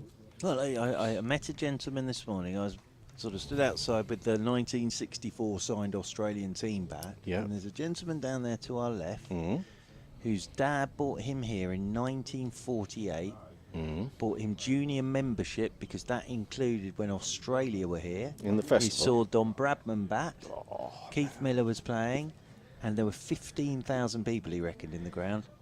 Thompson again. In and bowls now. What's Burns done with that? He's sent it away there with some power and gusto. It's going to be 4 runs behind square Lakeside. 4 for Burns. Moves to 119 and takes Surrey up to 256 for 2. And Thompson now, that's successive overs where it just hasn't got it right on that last ball, and a 4 has been struck. But 256 for 2. 119 to Burns, 5 to Smith. I stopped you. Well, I didn't stop you, but I distracted you from your scores. You were going to have some scores. But that gentleman down there to our left, he's been a member ever since. But he said his dad bought him junior membership because he knew that Australia were going to be here, and he saw Don Bradman batting here at Scarborough in front of, he reckoned, 15,000. You know, things like that are just unbelievable, aren't they? As Don Bess comes in over the wicket here to Jamie Smith, and Smith is forward neatly and tidily, plays this one back up the pitch. Elsewhere, well, Essex in a very fine position now because Gloucestershire all out for 252 in their second innings. But they did get a lead, Mark. They did, of 78. So Essex only needs 79 to win there at Chelmsford, as this one's pushed into the leg side. And the good news as well is a member of our commentary team from BBC Radio Essex texted me earlier to ask me whether he'll get fed at the Kia Oval next week. So, yes. Do you know the answer to that? I think he probably will. As in over the wicket once again comes Bess, and this one's width, leg side, and it's good placement. The chase is on, and Jamie Smith should get 2. It's a good chase, but Smith will get back for 2 more. 258 for 2. Hampshire and Warwickshire. Well, this was a tasty game, Mark. What's the latest there, Mark? Right, so Warwickshire all out for 217. Hampshire declared at 370 for 9. And Warwickshire in reply 54 for 1, meaning they trail by 99. And Sibley's the man to have gone for 1. Made a 50 in the first innings as Jamie Smith pushes this one down into the leg side. And there's no run. Of course, Hampshire at the moment hot on the heels of Surrey at the top of the first division. So that's interesting. That makes me wonder what Lancashire are doing, Yes, Mark. yes, third. very good. Let me jump across to that for you, Kevin, after this delivery. That was, lovely shot from Jamie Smith. Tossed up by Don Bess, and it's just the languid extra cover drive from Jamie Smith. It's a gorgeous cricket shot, that, from Jamie Smith. He moves on to 11. 262 for 2. He also liked to come down the pitch to the spinner and go inside out over extra cover. But on that occasion, he's just waited for it to come down to him, and then just, as I say, a languid flow of his bat. And away for 4 it goes as Bess is in once again. And forward goes Jamie Smith. Plays this one quietly back up the pitch. There is no run. End of the over, 262 for 2. So if I go to Southport, overnight, Lancashire were none down. Mr. Jennings and Mr. Wells going along very nicely. In reply to Somerset's 446 all out, which Lewis Goldsworthy, of course, his first class 100. Well, Luke Wells is out for 109. His third century. Amal Verdi has bowled 8 overs so far. None for 33, because of course he's on loan to Somerset for that game. Do you know what? You set that up. The way you set it up, saying no wickets last night. Whatever. I thought. Did you think the same as well? Okay. You've been a big disappointment now. You've lost the trust of the listener there, because you built it up as if there was going to be this massive turnaround of events at Southport, Churchy. But I think the listener would have sort of been on the edge of their seat like you were. Well, I was. Yeah, exactly. Now Matthew Waite is into the attack. to replace Thompson. And he comes round the wicket now into Burns, and that's edged down towards Lythe, who's there. At slip, there should be no run. More scores for us, please. Next we'll go Kent, Northamptonshire. Northamptonshire 303 all out. Emilio Gay with 100 there. Oh, and good. Kent all out for 335. Just looking, Northamptonshire have just started their reply. And 72 for Cox, 63 for Leaning, Billings with 44 for Kent. First or second innings, Northampton? They've just started their second innings. Yeah. Yes. Wait. In, bowls. Wait, Church, wait. Bowling now. Burns, no run into the offside. So that means that Northamptonshire trail by 32, and they have just started their second innings. Would you like me to, after this delivery from Wait, move into the second division? Very much. I tell you what, I tell you what I'm wondering about. Go first? Chesterler Street. Okay, yeah, I can do that for you. Poor old Derbyshire. God, I forgot Derbyshire at the weekend. That was a that was a proper. But the coach, Mickey Arthur, he didn't hold back either. No, He said, bottled it, he said. Bottled it. I like Mickey Arthur. A lot of county cricket fans like Mickey Arthur for what he's saying, supporting the game. Burns again onto his toes, works away towards mid-wicket. Well, here we are. So Derbyshire 283, Durham 296 all out. Derbyshire in their second innings, 66 for 4. So they lead Durham by 53. Where would you like me to go next? Should I go to Merchant Taylor's School? Because I think there'll be a result there either way today. And let's be honest with you, there are not very many ways of finding out what's going on at Merchant Taylor's School now after the events of the other night. Yes, exactly. Wait. And Wait bowls. Oh, edged. Oh, just in front. I love the oohs and the ahs from the crowd as well, but that was very close to Tattersall. I think that bounced just in front of him and just away from him between then the keeper and Slip, and it runs to the boundary. But Mark, before you carry on with this, I haven't been here, but there's 2 or 3 overs here now where edges. I mean, is this anything different than you've seen? Yeah, I mentioned it early this morning with Patterson, didn't I? And there was an edge from Amla, wasn't it? And it didn't get to first slip frame. So again, there with Weight, it's just in front of Tattersall. So it's difficult to know because we were all talking about coming down the hill here. Pace and bounce. Move in the yard. Yeah, maybe. I think they might have to, but they should have probably learned their lesson with Patterson in that. It's very early in the day, wasn't it, that one just bounced in front of Frayne at first slip off Amla's edge. Wait around the wicket to Burns. Shot. More bat on that. And that's driven very nicely out through extra cover. It will be 2 runs for Burns. He'll move to 125, 268 for 2 now. Right, Merchant Taylor's School, Kevin Howes. So it's all happened there.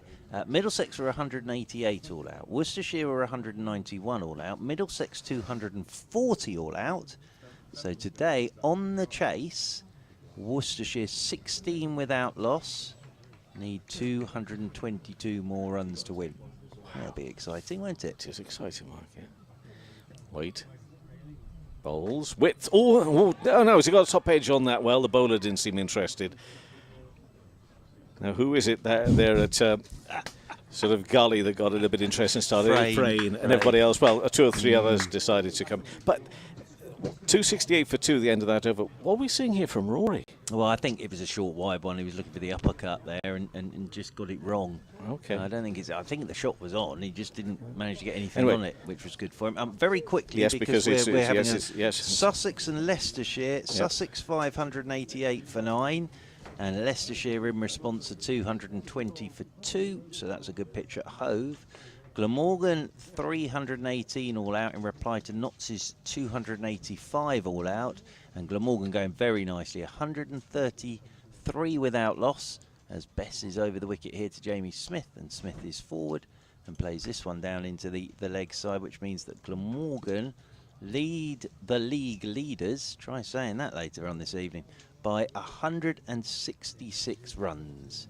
I think that's all our other scores from around the county championship, as Bess is in, and this is tossed up to Smith. He pushes this one down into the leg side. I'll head off at the end of this over. James will come back in.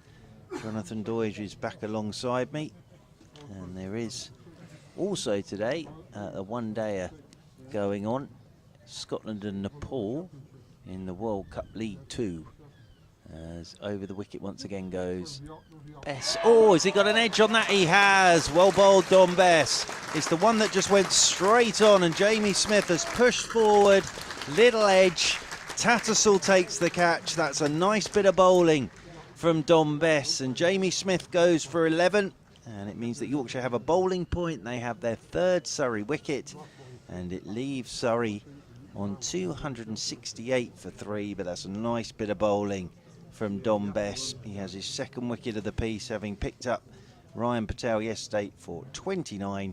Surrey are 268 for 3. I'll head off, and it'll be Jonathan Doidge to pick up commentary.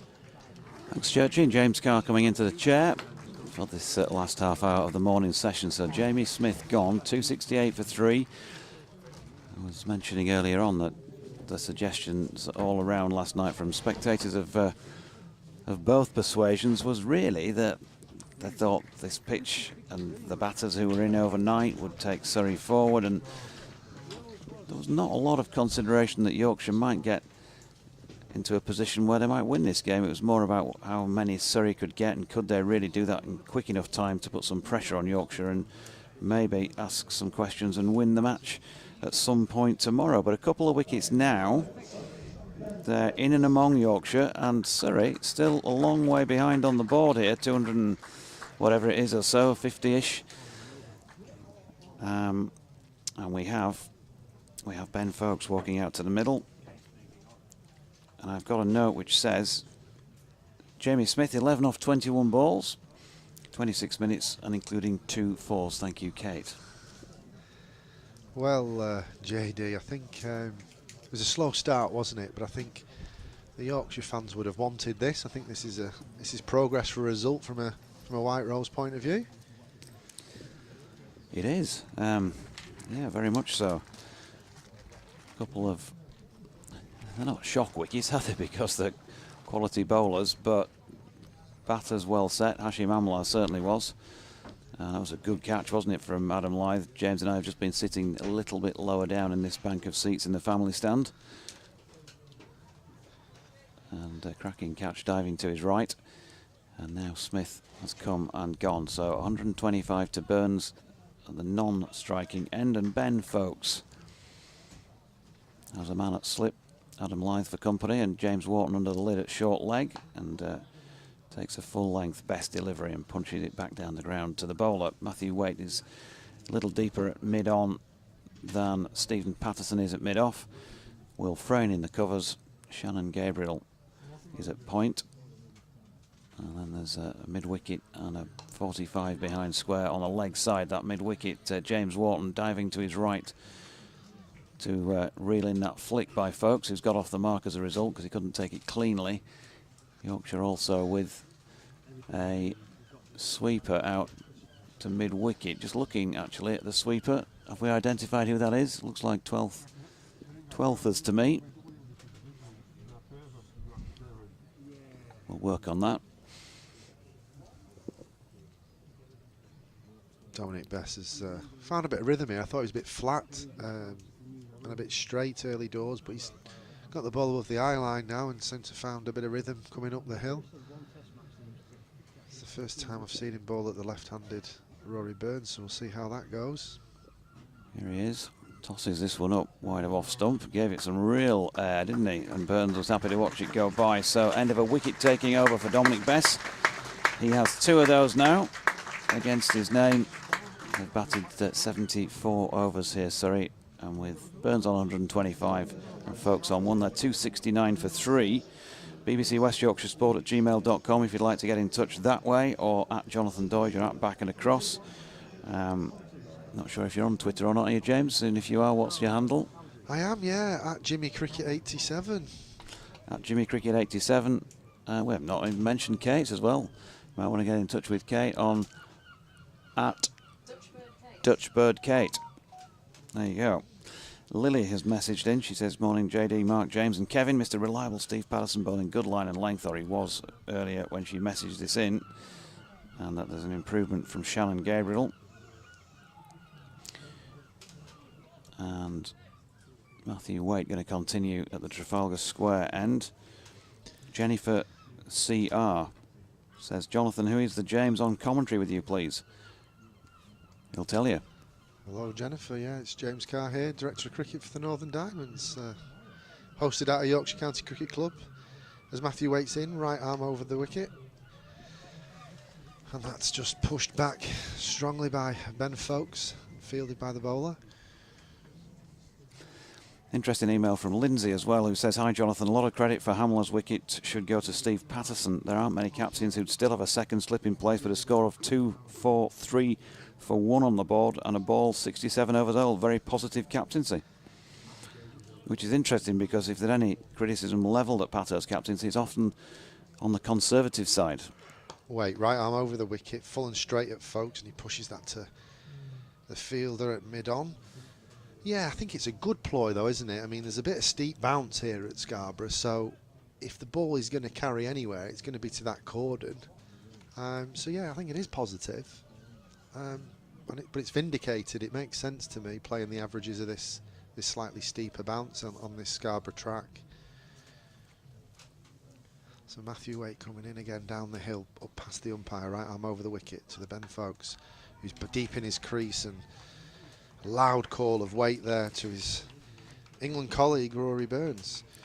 How's Waite travelled this year? I've not tended to see him much on the scorecards and bowling too many overs. And he's only sort of latterly come back into the side, played down at Hampshire, which is first class game for quite some time. Because of those injuries he's had, he's just been one of those, they've not been massively serious in the end, apart from the shoulder one he suffered in COVID season. Well, he's on his way again now over the wicket. He's a bit straight to Ben Folkes, who plays a lovely shot off his legs, but it's fielded by, they've got 2 mid-wickets there, haven't they? They've got a short mid-wicket and a kind of mid-wicket that would be just on the edge of the square or the edge of the circle if it was a one-day game, and Folkes has missed out on some runs there, but yeah, it's good to see him back on the park. It is, yeah. Niggles, I think ankle was a problem that just wouldn't go away, and it might not have been the most excruciating, the most serious, but if you're feeling it all the time when you're playing, you know, you've got to try and get rid of that, and that was one thing that troubled him for a season or two. Well, he's on his way again, and he tumbles in his delivery stride this time. I hope his ankle's all right, and Ben Folkes is equal to that with a back foot defensive, which is fielded by extra cover. He's got this interesting idiosyncratic run-up, Matthew Waite. He starts slightly crouched. He's quite a round-shouldered sort of build anyway, and he's clawing back. He's almost like he's clawing back the air, a bit like you would with clawing back the water with a stroke as a swimmer. You watch his left arm as he flicks it out. It's like he's shooing a fly.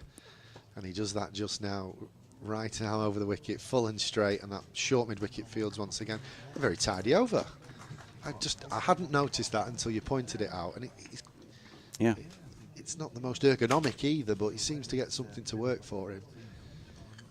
So yeah, we've just seen a bit of interest in headgear as well go by. It's not quite the knotted hanky on the head, but you know, of that ilk, it's sort of neatly tucked in really. Gentleman who's just walked left to right beneath our feet. The SSSO is down there doing his job, and that rope is taut, isn't it? Look at that, between the metal stake in the ground and the railings down to our left, as Don Best from the Peace-Home Park end round the wicket to the left-handed Burns, who cuts that into the covers. George Hill with a tumbling stop. We were speculating as to who might get a crack with the ball after the first pair. We thought Don Best would, and that happened. Thought George Hill might just be getting a couple of overs of swing. Thought John Thompson might until ball time, but of course came and, well, go without saying, he made the wicket of Hashim Amla. And Best in and back to Folkes, who gets solidly in hours today. Jordan Thompson, fellow high schooler of a long time after me, but went to the same one. And I can, you know the team, the people, obviously, because they're the joy and delight. There's still messages passed around. You see them on Facebook that they're so pleased that he's doing what he's doing in professional cricket. Another dot there faced by Folkes. And yesterday I was saying, and here he is. He would have bowled at his mates in the sort of playground type of thing in school practices, and here, whatever it is, 10 years later, he's now bowling at Hashim Amla. He's now got him out. Best bowling to Folkes, who pushes into the onside, and there is no run. Yeah, it has that cyclic nature, doesn't it, cricket, that brings you back in front of your colleagues and friends at times. Here's Best, that familiar skip, and in he comes and delivers, and nicely deflected in the direction of the feet of James Wharton. And they're a long way down for James Wharton. His feet is very tall, gangly sort of figure. He's under the lid at short leg as Best comes in again, and this time Folks punches out into the offside and will Frayne in to do the fielding. End of that over 270 for 3. With Burns on 126, and now Folks trying to get himself in. The 2 wickets that have fallen this morning. Hashim Amla then was dismissed off the bowling of Jordan Thompson with a real good catch at second slip by Adam Lyde. He went for 79. That was at just after the hour mark, and then right on the half-hour mark, 12:30, Jamie Smith caught Tattersall bowled Bess for 11. They've added 2 runs since then. Yeah, the Yorkshire would be pleased if you could take another scout with them into the lunch interval. I think runs have come at a steady flow, nothing electric, but another wicket in the column would be really good going into that lunch interval. As waits round the wicket to left-handed Burns, and Burns just pushes that into the leg side for no run. On headgear, JD, what's your choice of headgear on a hot day like today? I was, as a cricket player, I was always a cap wearer, partly because I was a bowler primarily, and so you wanted a bit of sweat, and so if you stuck your cap on, you'd get that, and then next time you got the ball in your hand and the next over, you'd have a bit to stick on the ball. That was one of the things, apart from the shielding your eyes from the sun aspect. Here's another bowler, Matthew Waite, round the wicket to Rory Burns, and he just pushes that into the offside for no run. And everybody says that bowlers are not so clever, but that's quite smart from you, JD. Thank you very much. Thank you very much. Yeah, but I did have a white floppy stage as well for a few years where I'd stick the white floppy on out there. I think they're the best, but they just don't look as smart as a lovely cap, do they? A lovely club cap or county cap. Yeah, I'm more of a floppy man, but I just love it, and I love batting in one. Richie Richardson, he did it the best, didn't he? Oh, there was just some style about that, wasn't there? Yeah, I've not got the swagger or the verve of Richie Richardson, but I don't know. But the maroon floppy hat and the crisp whites of the West Indies, that was some luck batting for sure. We've got a little slight delay behind the bowler's arm, and it looks like it's been resolved now. I'm still a sort of cream rather than whites man, I've got to say. I like that old traditional cream feel, and the Windies with the maroon and cream look great.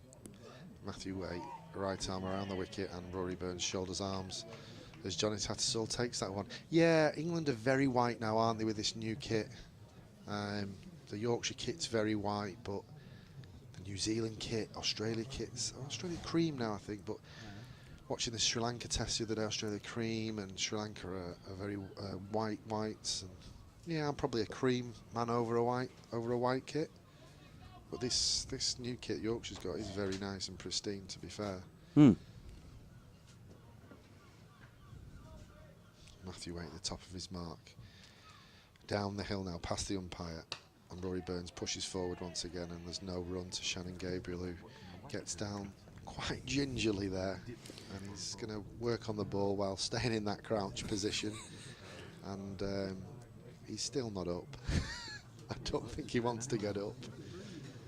And there was a little creak then. I could hear that from 100 yards away as he got back to his feet. Matthew Waite with ball in hand once again, round the wicket, past the umpire. Good length ball, and once again Burns is able to let that one go through to the wicket keeper.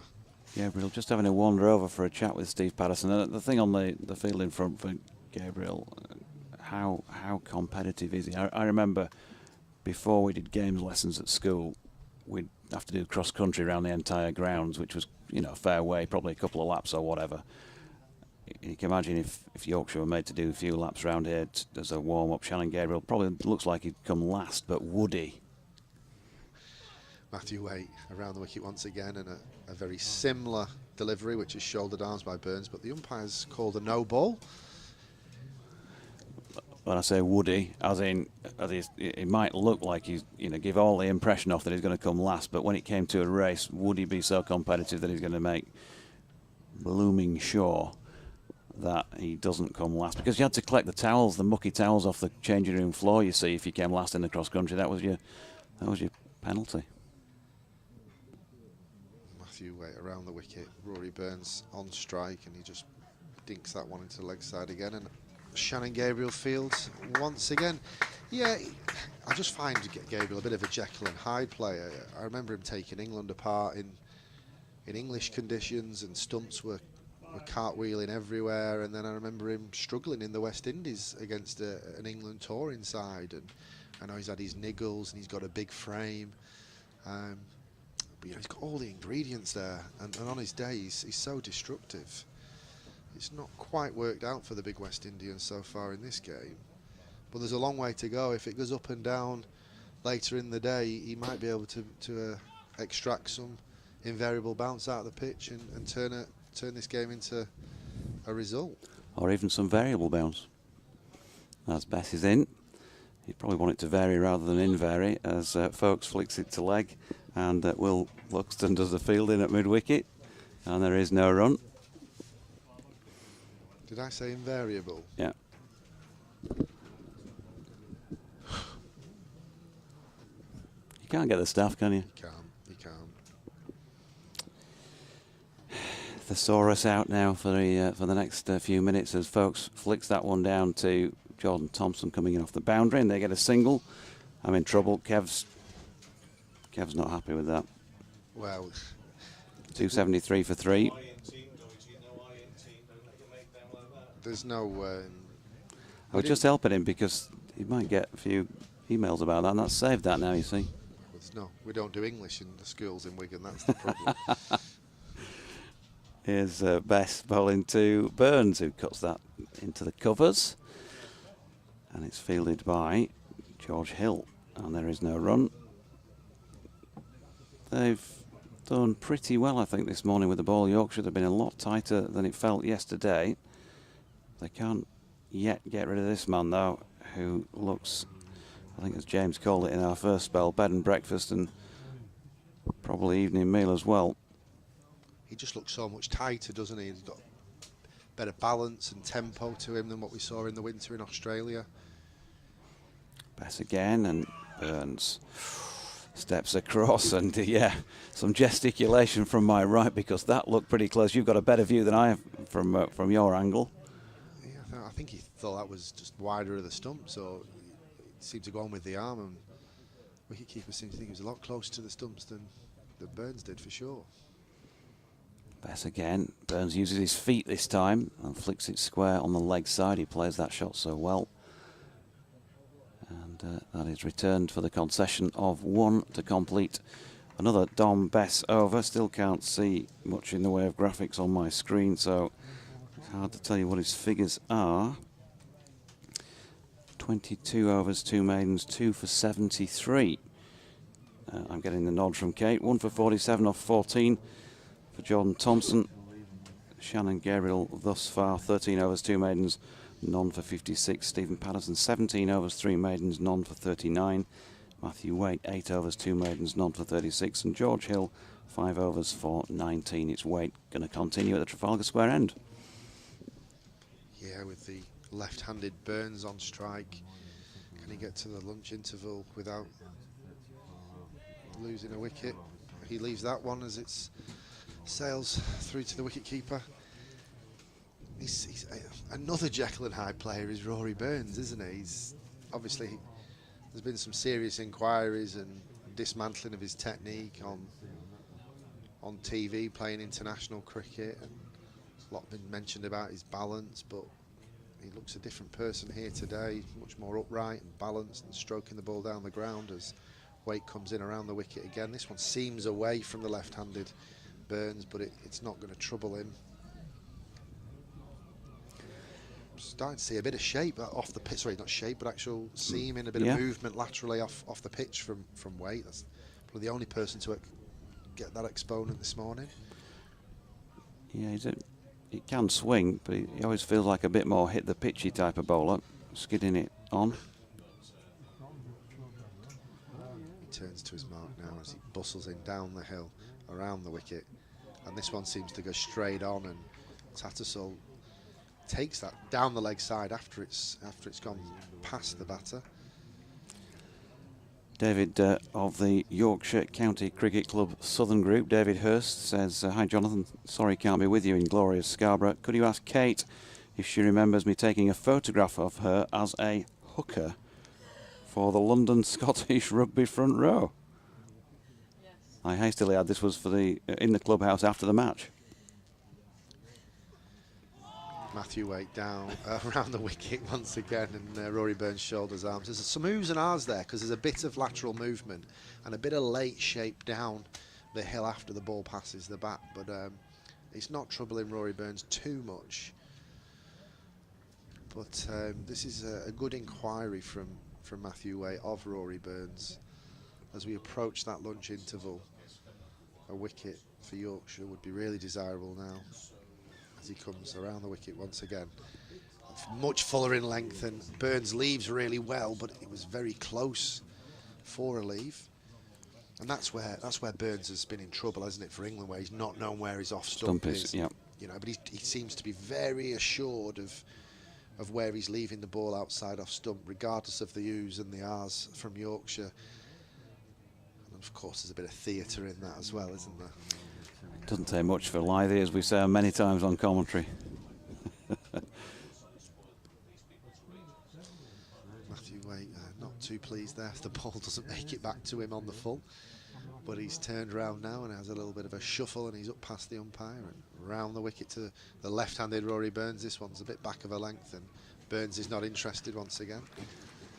And that's the end of another over from Matthew. That was a really tight over. That was good absorbing cricket there.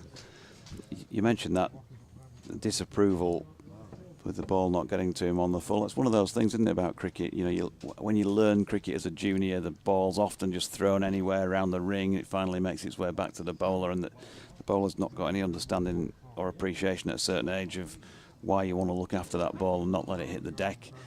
And then eventually that's got to be tidied up, and if you're having a bit of a rough ride out there in the field and the ball doesn't make it back to the bowler, there'll be some moans and groans going around and ringing around the outfield as Best comes in and bowls here to Folkes, who flicks off his legs just beyond the right hand. In fact, by the looks of the fact that he's ringing it, it did actually touch the right hand of James Wharton before making it to George Hill, who's now been moved in at backward square leg. Still Wharton at short leg and Lythe at slip to the off spinner, who's over the wicket and bowling to the right-handed Folkes again, solidly back and across behind it. Mighty Mariners says, morning all, looks like it's going to be a draw. Looking forward to Saturday. Hope we can beat Lancashire. It's funny how people in cricket, they're really interested and love their cricket right games off. So far before the end. Bess in, it's floated up, flicked off the legs by Folkes, struck it firmly. Will Luxton can't reel it in cleanly, but did enough with his body to help it on its way towards Matthew Waite, who does the fielding. Graham Ward says, hi JD, does the improvement work at Scarbados include anything being done to the west stand, as it is a health and safety risk with dodgy seats and no toilets? Yes, as you'll find out if you tune in with Kevin Howells and Bill Mustoe for another exciting instalment from Scarborough at lunch. 125. Another dot ball there.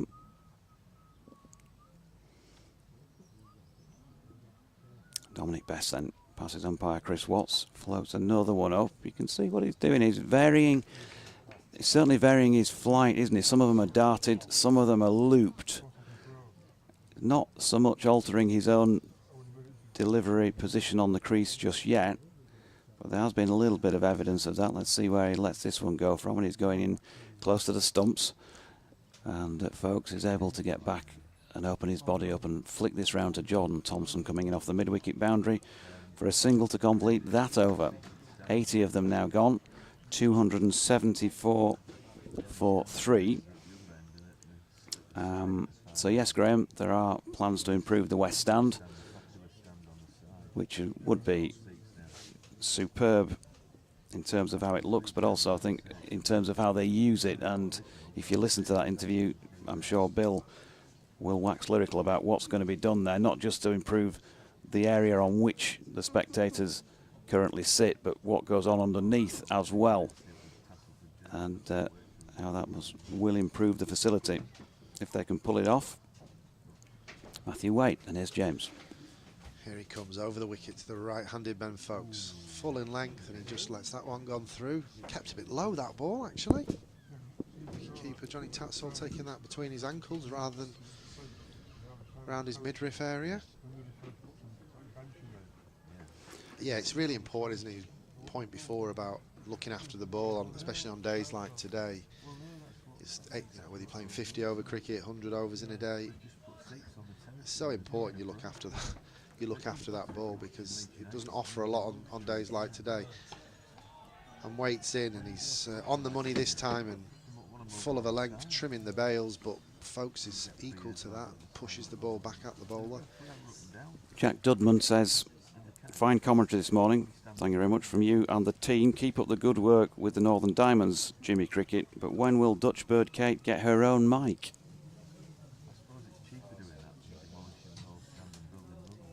Chuckles from Kate and an oh dear. Do you not want a mic? Matthew Waite over the wicket, full in length again. He looks like he's got that shape slightly away, but Ben Folks is a good forward press, and it just hits the outside half edge of his bat. It's about budgets, to be honest with you, Jack, and I can promise you that it's nothing to do with payment of Kate when I say budgets. It's the fact that I, as a freelance broadcaster, have to buy my own kit. So this little box that we're broadcasting from is mine, not the BBC's. It only has 3 microphone connections on it, one for my co-commentator, one for myself, and one for the effects mic. We haven't got facility to have an extra microphone on. Matthew Waite in once again, back of a length and tucked away by Ben Folks to square leg for a single. Gets his clock moving again from 3 to 4. I think the other thing with budgets is Kate's got that many different coloured pens. I don't think we could afford a microphone anyway. The stationery budget's just gone through the roof this week. Absolutely. Spot on. I mean, they're expensive. The little fine liners, 0.4s. And already knowing Kate as we do, she'd be very specific about having to have that particular grade of pen. What would be good from Kate is if she could deliver some of the broadcast in Dutch. That would be quite good for our Dutch listeners, as Matthew Waite's around the wicket to Rory Burns, and he flicks this off his legs. Beautifully timed, and it races away to that square boundary on the leg side, in front of that west stand that we were talking about. Of course, most of our commentary is delivered in double. Mostly double Dutch, and, well, trans-Pennine today, isn't it? Do you speak any Dutch, Kate? I do. Hoe gaat het? Super great, smashing, marvellous. I can do a bit of Lancastrian as well. That's marvellous there from Wigan. From Wigan, yeah. Yeah, why is it Wigan when you're local and it's not Wigan? No, don't have to. The vowels are all wrong, aren't they? Matthew Waite around the wicket. This time he finds his length again, and Rory Burns watches that one through to the wicket keeper, which has been the story of his spell so far to Rory Burns, with the exception of that beautiful boundary. And that concludes another over from Matthew Waite. Now I've got a photograph from Martin Rowe saying recognise anyone, which I think, Martin, I'll try and look at in better light. Come back to you on after the lunch break. My brother Adrian, 5th from the left back row. It's a young cricket team.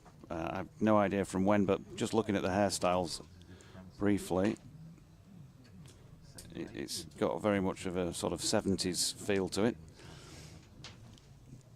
Here's Don Bess over the wicket to the right-handed Folks. He plays this shot very well. We've already seen it so far in this knock, and he just a little half stride outside off stump, and then turns his body and just flicks it really square on the leg side. He seems intent on bowling at the stumps to the right-hander, doesn't he, Dominic Best? Although his wicket came from beating the outside half edge of the bat, but he's certainly in the game there if you play around a straight one. So that was a single taking Folks onto 5. The score to 281 for 3. This will be the final over before the lunch break. And Bess floats one up outside Burns' off stump. There is no run. I'll be doing a little update for BBC Radio Humberside somewhere. Not quite sure where yet, but I'll be vacating this seat very shortly as Bess comes in. Floats another one up, trying to tempt Burns into something he might regret. 3 balls left here. You'd think they might just crowd the bat a little bit more. Yes, something a bit different. Pato will do that at times, but not just for the moment. Bess floats another one up, noticeably looping it. And Burns drives quite firmly. Good diving half stop by James Walton. Bess is round to clean up the loose ball. 2 to come. Another one wide of off stump. He hasn't slung in his sidearm delivery so much this morning. One more for Burns to see off. To take us to the lunch break. Here's Bess. Again, right over the top this time, but wide of off stump. And Burns is able to leave it. And that will be lunch on day 3, with Rory Burns on 131 not out and 5 for Ben Folkes. They began the morning on 191 for the loss of 1 wicket. So the addition of 90 runs in 30 overs in that session. And Yorkshire have taken 2 wickets. So in terms of the game, you would have said Surrey haven't kicked on as much as they might have liked if they were trying to set up a win. Yorkshire have pegged them back slightly. Neither side will be too disappointed, but if either side is going to be the happier of the two, maybe slightly, a couple of percent Yorkshire that they've chipped away at a couple of wickets, and the opposition are still a fair way behind on the board. Yeah, maybe 51, 49. I think it's very much on as even. Yorkshire will be delighted with the wicket column and getting to 3 wickets, but equally, you know, 90 runs in the session is a decent lick, and it just looks more fair and more fair for batting in this afternoon session. So be interesting to see where we get to as the players walk off to nice gentle applause, and the crowd are allowed to go on the outfield for a little stroll. So do stick around and tune in to 5 Sports Extra across this lunch break. Kevin Howells will be busy, and you'll be able to hear all about those potential development, or not just potential development plans and the potential for the future of cricket here at Scarborough. But from James and the team, and myself, Jonathan Deutsch, here at North Marine Road, we'll take a break for now while it's lunch, and we'll be back with you with ball-by-ball coverage in just under 40 minutes' time.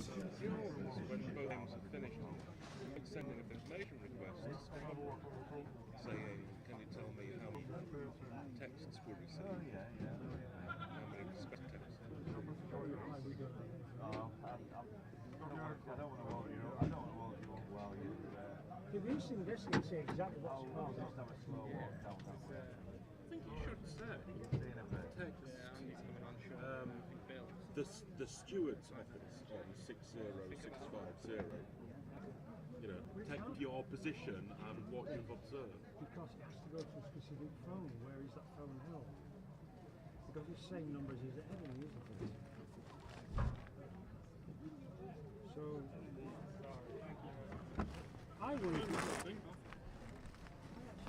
surely There's probably nothing there. a dead end. There's probably nothing there, and they know that they're not going to receive anything, so there's no point having anything. Yeah, but it's showing they're doing something. Yeah, we have to seem to be doing something, so there is. Yeah, we're doing something, we're doing nothing. Everything comes back to that program on teaching or whatever. It was BBC, wasn't it? Thing on television.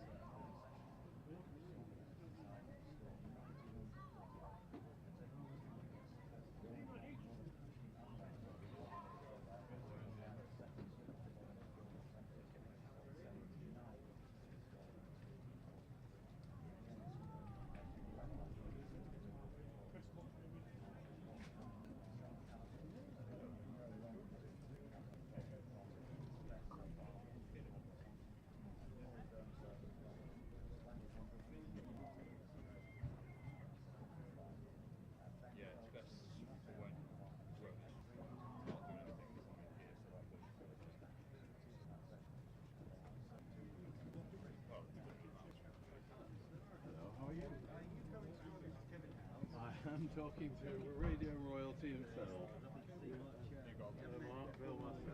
Yeah, we have. I'm alright for an old part, you know, keep going. Thanks.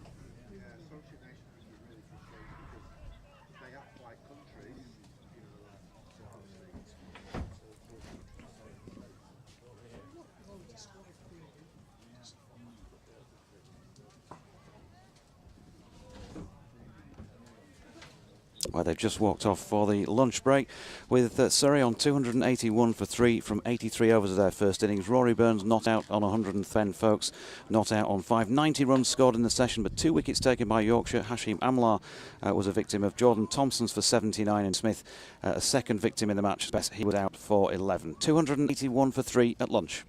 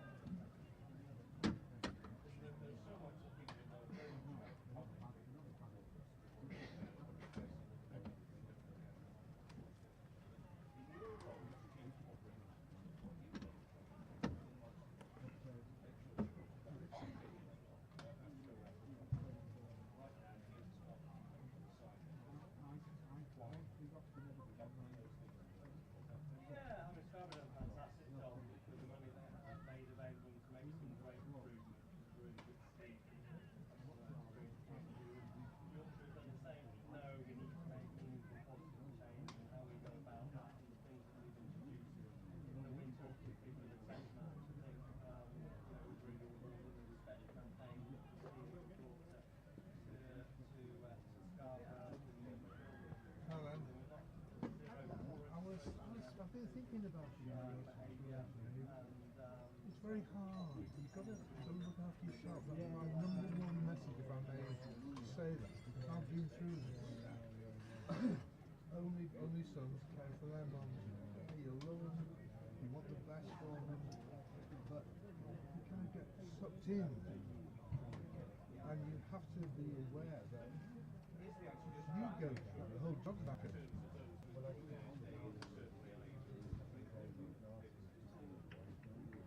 You have to. You really have to.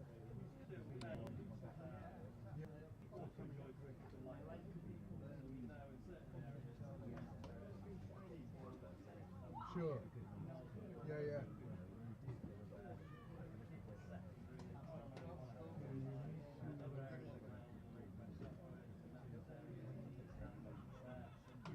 You're locked into it. Yeah. No, I will work.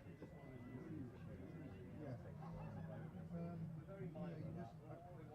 I'm on last 3 years ago. But for this thing about resisting care, you have to corral. I got to the stage, I went to the doctor for my own health, and I'm saying, we were just talking about he doesn't want to, he said, you've got to corral him into having it. Now, it sounds to me like, well, mum isn't but I guess the thing is, if you can introduce it so they're accepting of it, then if they can accept the principle of it, then you can always ramp it up as and when circumstances require it. Yeah.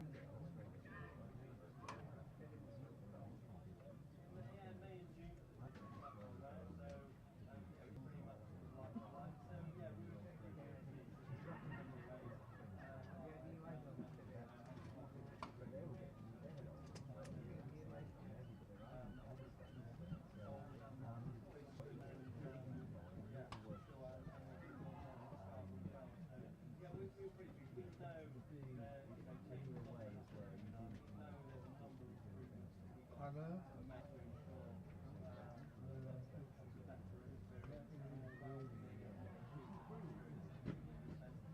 And I know she won't feel that she's a burden to you.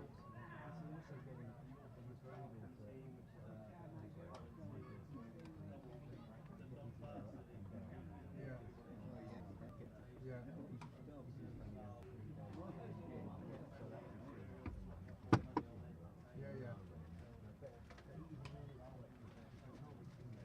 So how old is your daughter?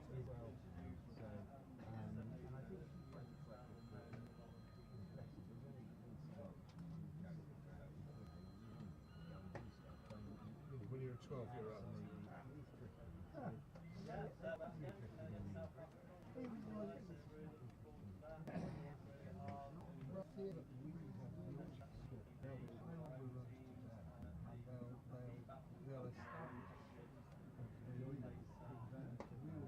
we'll having to almost on the back foot having to avoid losing.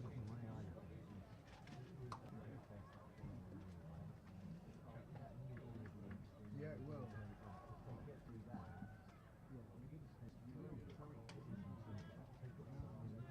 Yeah.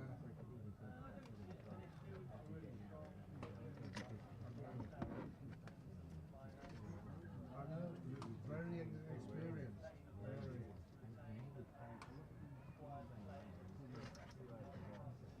Yeah. Yeah.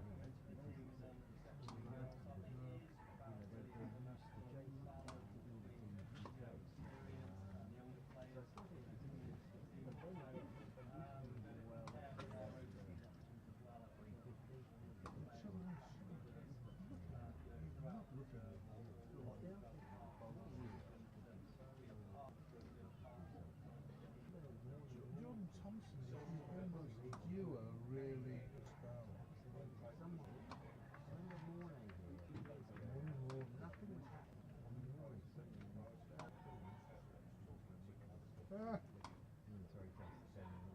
Well, I tell you, last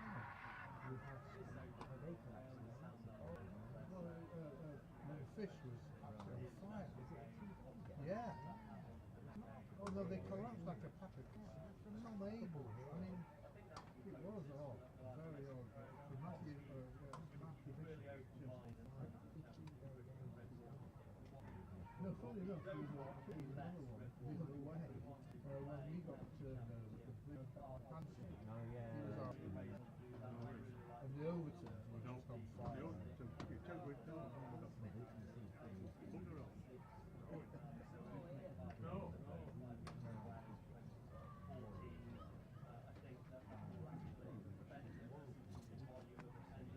It's Australian. It is. Fisher doing the bowling. Standing on one leg. No, he's holding his elbow. Oh, right, gotcha. Yeah, he's been standing on one leg. Yeah. And also play around. Remember that? Is it Pattison? Oh, where have you been?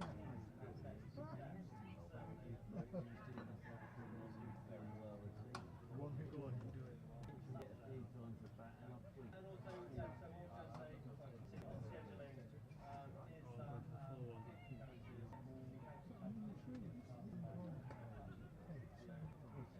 What's he doing? All right. Association quiz. Dinner and that's on the second. The next match here, 26th of July, for an amateur match, and that's going to take place in the marquee at 7:30 that evening. You can book tickets now to the stall. That's just in the rear of the company back next to the fish and chip stall. They're only selling tickets today, they won't be here tomorrow, so do hurry on now. Well, I guess you can just remotely.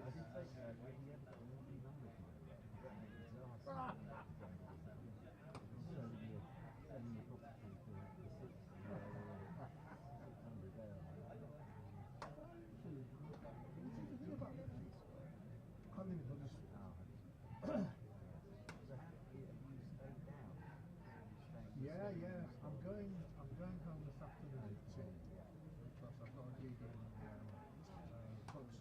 I do this radio. Just one more thing. We have Chris Hall has very fascinating, lovely signed Surrey shirt signed by Alex Stewart, and it's on display in the team room at the moment. And we're going to auction it today, and half of the money raised will be to Scarborough Club. I'm going to track the organisation that will be Olivia Taylor's put the shirt in the team room. Bids have been taken by Anna. Membership offers, there's a low price on £100, so any offers of £100 over will be accepted. It's a really lovely thing, so go and have a look at that. If you would like to make a bid, go and visit Anne in the office. Thank you very much. Right, yeah. Oh, yes. I heard being interviewed on TMS.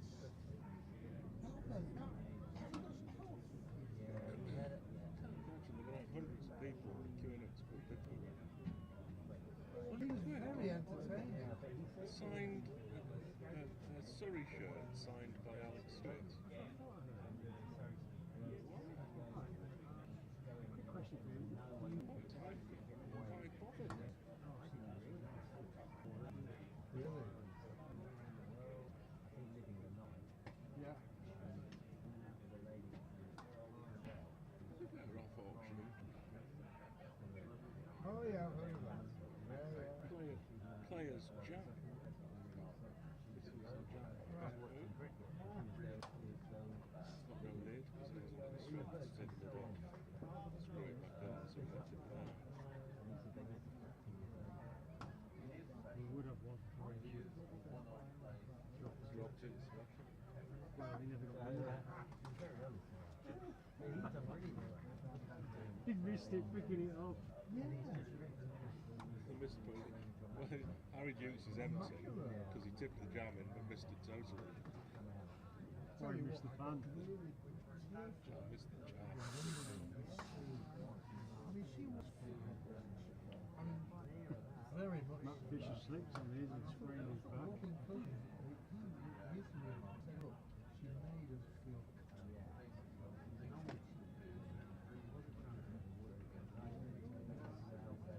No, she was was incredible.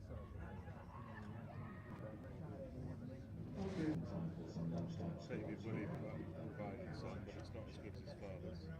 Essex are 51 in their 7th innings against Yorkshire, 49 runs to win. Meanwhile, Warwickshire in their 2nd innings against Hampshire, 7 2 to trail 1. Northamptonshire innings against Kent, 27 have lost, still trail 5 runs. Lancashire innings against Somerset, 1 win, trail 7 1.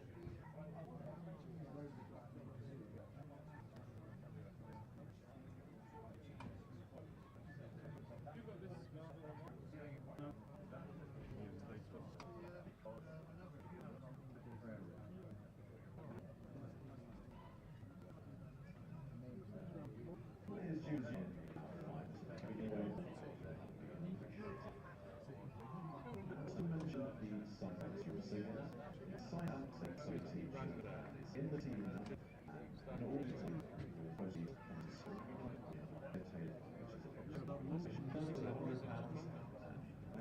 Surrey,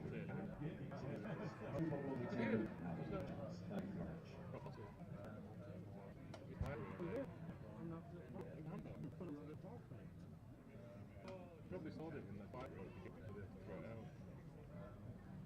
Yeah, sort of. What should we do? Just chuck it up and go. You're missing out there.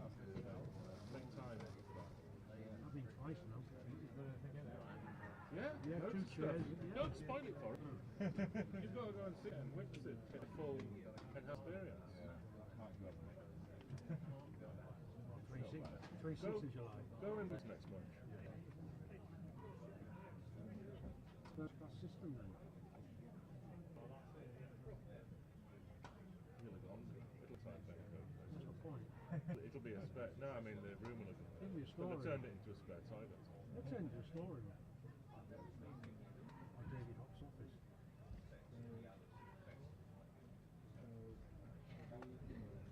I've got ESPN set up to quick input, send me notifications from inputs, which means that if I've had my phone off or not connected to the internet all the time, when I turn it back on, I get about 300 notifications in a second.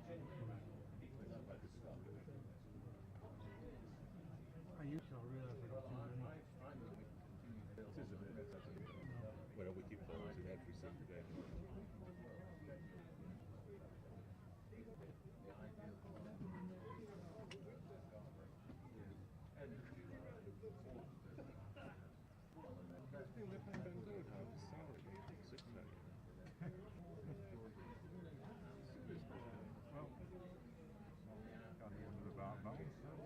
Not even been in, apart from the last second 11.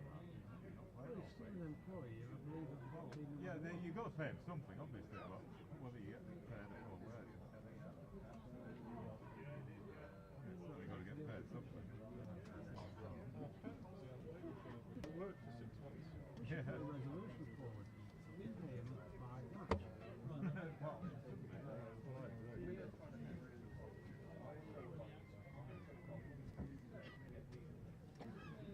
I put the complaints into Northern.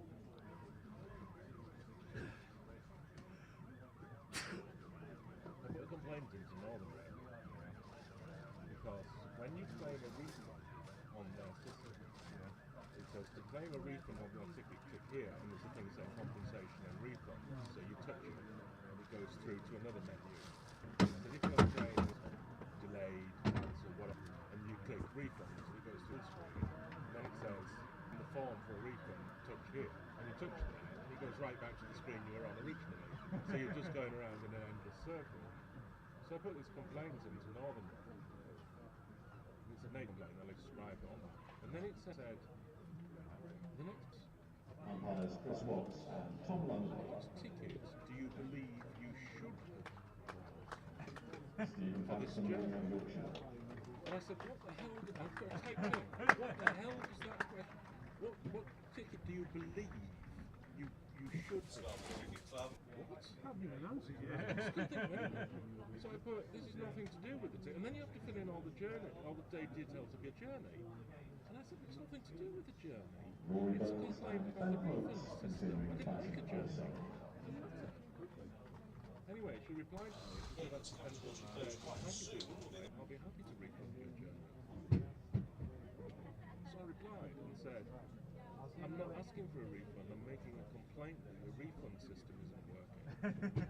and she replied to me, she said, actually I've just tried it now and it doesn't work, does it?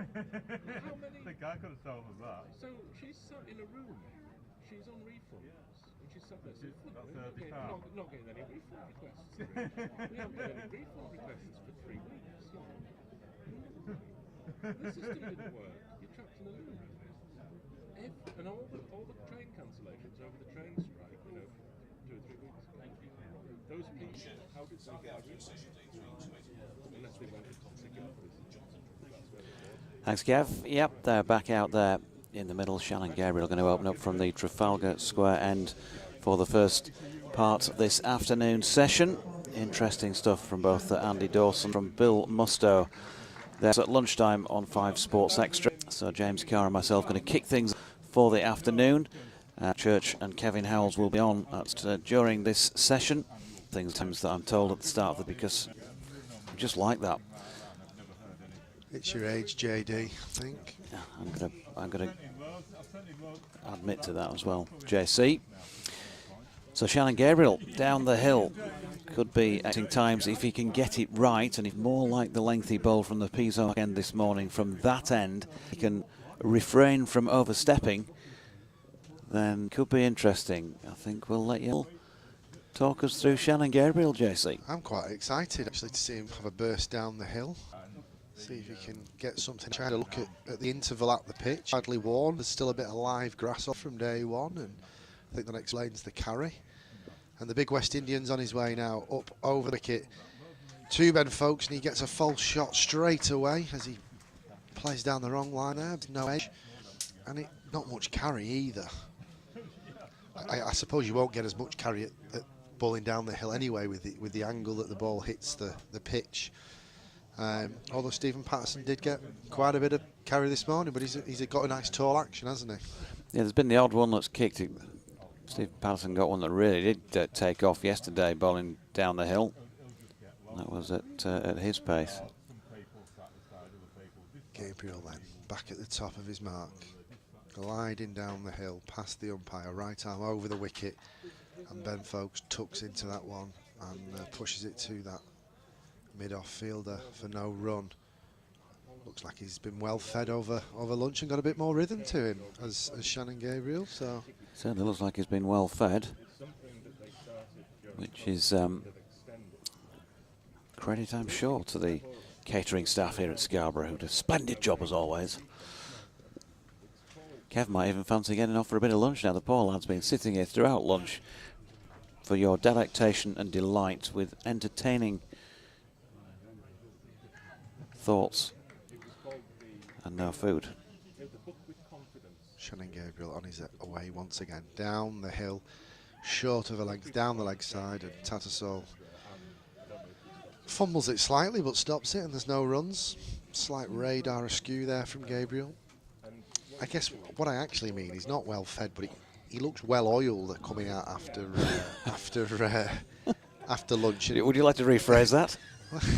He's not been in the local pub all lunchtime, you know. That's not what I mean, but he looks like a stiff character at times, doesn't he? And his bowling doesn't come out as well when he looks stiff, and he just looks a bit more loose this afternoon. He's probably got a bit more sun on his bones and a few overs on the clock this morning. as he comes over the wicket once again. Bangs this one in, and Folkes goes back. He's able to work that into the leg side for a single, maybe two. Yeah, Burns is so quick between the wickets, and they're able to scamper back for a second as mid-wicket runs to field that one. John Ver has texted in from the second 11 match at Queen's Park, Chesterfield, saying Derbyshire 114 for 3, leading by 158. And Ben Code has bowled 5 overs. Oh hey, we are delighted to hear that. Ben Code back and bowling again in the second 11. Yeah, that's good to hear for the fast bowling stocks. As Gabriel's on his way once again. Right arm over the wicket, bangs that one in, and Folkes ducks under that, and it's well negotiated. What's the mode of dismissal here then, Doidgy? We've got 3 slips, a gully, a backward point. We don't really have a mid-off. It's more of a extra cover on the drive. Regulation leg side field. It's so far with Gabriel's bowling, it's hard to say what dismissal he's been seeking really. He bowled so short from that end yesterday that any edge would probably have ended up sailing over the top of the cordon. If he can pitch it up, then yes, it will bring them into play. Well, he's on his way once again. Right arm over the wicket, full of length, and Folkes just tucks that into the leg side where the mid-wicket fielder stops the single, and that concludes the first over after lunch. At no point could you say that he's really asked much of anybody to drive him with the length he's bowled. Yeah, that's the angle of my question really. I'm not convinced he's going to get the ball to go to slip because of, like you say, he's banging it in at back of a length at its fullest really. And if you're going to bowl that sort of length, then you're starting to think, you know, rib cage, couple of men in on the leg side, maybe somebody if he pops it up on the offside, but these two players have played with control so far and don't have the impression they're going to particularly pin him up either. Jordan Thompson, who broke the Burns partnership earlier on today when the score was on 243. That was from the Trafalgar end, but returning at the Peasholm Park end to start off this afternoon session, and playing here to Burns, who gets one down the leg side first. This is a flick off his legs.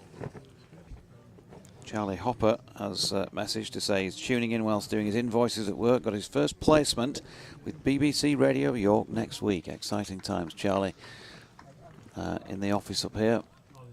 And he covers some football as well, doesn't he, Charlie? Is he Scarborough he does. Town or something like that? He's been on when this came on. Did a little bit. Forget which year it was. Probably last year. Sorry, Charlie, I can't remember what day it was yesterday. As Burns pushes that back to Jordan Thompson, and there is no run. You can get in touch on @JonathanDoidge, @back and across. Remind us again, James, @Jimmy Cricket. Jimmy Cricket 87. 87. Good year that. Or BBC West Yorkshire Sport @gmail.com. Thompson turns at the end of his run and leaves our commentary position behind then, and swings this ball in towards the left-hander, who flicks it off his legs down to long leg for a single. Gary Longhorn says it's a shame that Harris Ralph isn't coming back this season, as I would have loved to have seen him bat against the new ball. Drakes looks a lot better at bat. Patrington were beaten by Carlton Towers on Sunday. It won both games on Saturday. Good question to ask the chairman of Scarborough CC is how they managed to get. I can't read all this because unfortunately I've got my shades on and the sun is on the phone. I'll try and get back to it. There's a break in play anyway for I think there's a bit of glimmer off a window there. Thompson in, and solidly is the right-handed Ben Folkes. If I can switch specs, I might be able to read this, Gary. While you do that, there's just a nice bit of shape out the hand there from Thompson. He looks like he's going to try and nick off Folkes and also bring the ball back into the pads of the left-handed Burns. So he says a good question to ask the chairman of Scarborough CC is how they managed to get the 13-year-old leg spinner from Australia. Thompson here to folks who watches one go by. From Australia, Rehan Shyam Sundar. I saw him play against Patrington at Scarborough. It has to be the most incredible spectacle I've ever seen. He bowled very well. It's worth watching his 6 wickets against Sydney Uni on YouTube, aged 12. Sounds interesting. I've heard about this. I haven't watched it yet, but a young prospect for sure. Well, had we seen that beforehand, we could have probably got Kev to put that to Bill, but maybe I'll ask him anyway next time we catch up round the ground, as Thompson's latest delivery is pushed out into the offside by Ben Folkes, and there is no run. 284 for 3 then, 2 overs into this afternoon session as the lunchers are starting to return. There's a few straw boaters. There's a Bill and Ben hat down there with the Yorkshire rose on it, a Panama, a floppy, a denim floppy as well. I think the Panama's a strong favourite for me there. Do enjoy the bucket hat as well. There's a bucket hat on a gentleman there as well. Yeah, Panama the strong favourite. 7 of Orderfield about we've got a visor as well now going by with that sort of headscarf tied around it. Don't think I bowled so well with a visor, so no good for me, that one. Didn't like to say I'd mentioned the Lancashire bit, but I'd stop short at the other. I wouldn't burn me bald spot in Lancashire, would I? But in glorious Scarborough, I might. So visors are out of the question. Slight change in the field here. We've got a more compact 3-man slip cordon, regulation gully and backward point. Games around the wicket to Rory Burns. He's approaching the crease now, full and straight this time, and Burns is strong and compact on the front foot, and there's no run. Jack Dudman says thanks for the insight on the broadcasting budget, much appreciated, especially given all the initial expense you and others put in as freelancers. Yeah, I suppose it's not something you talk about, is it really? But it was just that, as you asked, that is genuinely the case with this piece of equipment. That's why when anybody comes on air with me, you'll find that before they go on, I didn't say it to James this morning, but I'll usually say, please treat the headsets with care because they are my property, and if they go wrong, I've got to foot the bill. You have. That was my induction, though, Dodgy, to be fair. Gabriel over the wicket, round the wicket to the left-handed Burns. This time back of a length, and Burns just plays a back foot punch to extra cover. Yeah, that was very much my induction, wasn't it? Please look after my equipment, and rightly so. Was it? I can't remember, but yeah, probably is. Yeah. And Martin Rose says, Kate's from Ilkley originally. Has she got her Dutch bird on tour banner hanging up in front of the tea house? It's been retired. Oh, been retired. That's the banner, not obviously Ms. Holdsworth.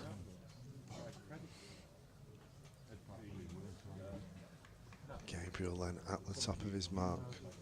A little shuffle as he glides down the hill, right arm around the wicket. And Burns lets that one go, but it does angle in on the slope here at Scarborough, and it goes over the top of the stumps. And the way Tattersall takes that, it looks like it's going right down the leg side after the ball's past the off stump. Now then, that photograph that Martin sent in before lunch, because I only had a quick glance at it and saw the hairstyles, I did say 70s. I was right. In fact, I was at this very match from which this photograph is at, because it was the Joe Lum final of 1979 at Heckmondwike, I think it was, where we went to watch the Edinburgh Wharfdale League play the Heavy Woolen League. Gabriel around the wicket. Oh, he's knocked Rory Burns over through the defences.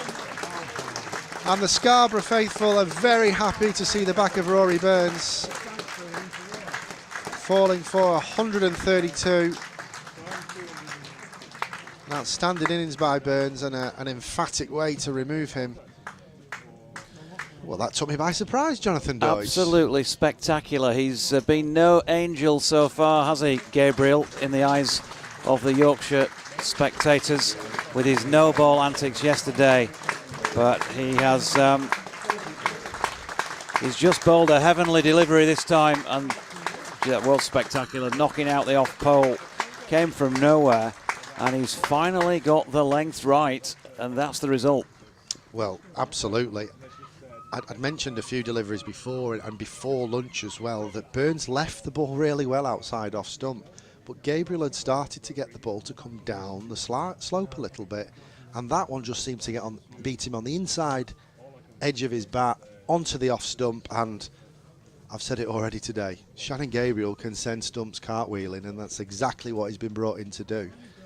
And he's removed Rory Burns, so two relatively new batters at the crease now, as Surrey are 284 for 4. So Rory Burns, 132 from 260 deliveries, 359 minutes he was out there in the middle, and he struck 19 fours. Thank you to the Duchess, maybe we should call her from now on. The Duchess.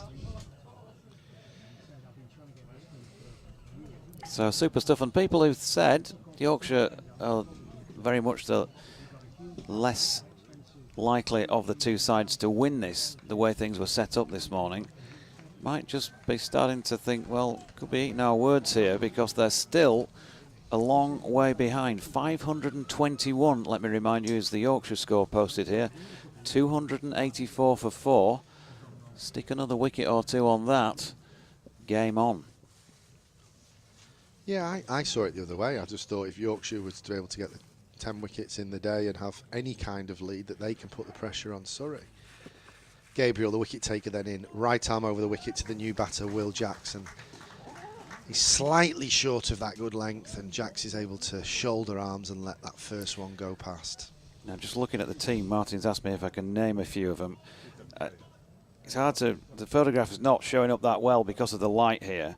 I know very much that Peter Kempton is on the front row. Kempo there, crouched down in the middle. I think he skippered the side, so that would probably hold true. Some other good players on there. Glenn Taylor, I think, might have played that day.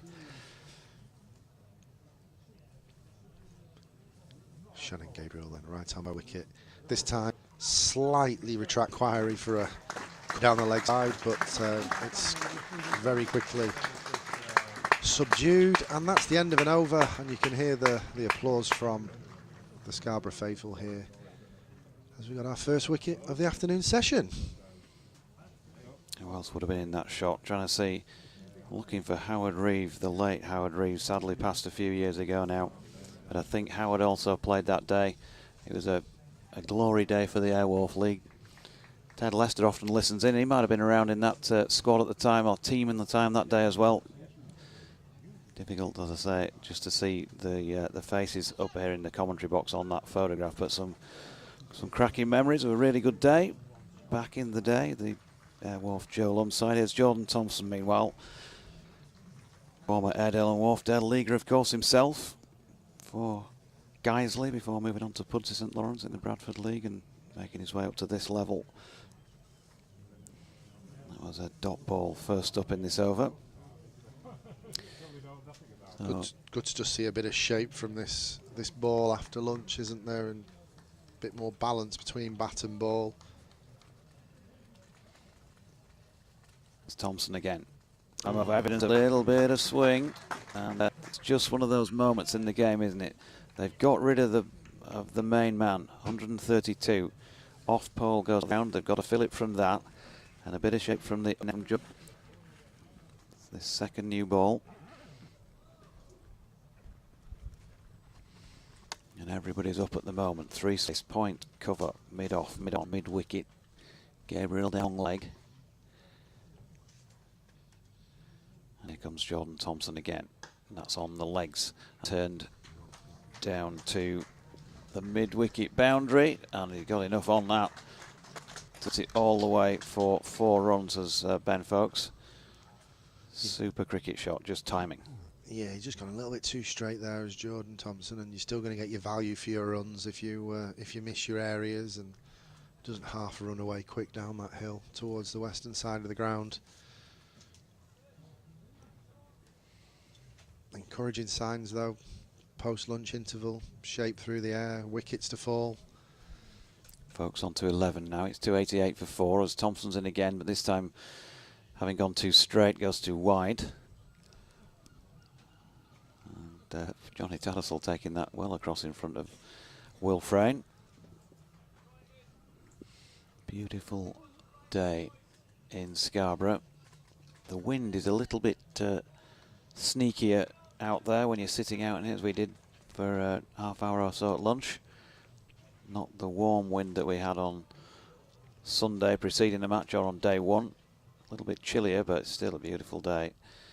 And here is Jordan Thompson again, once more just too wide of off stump to interest Ben folks.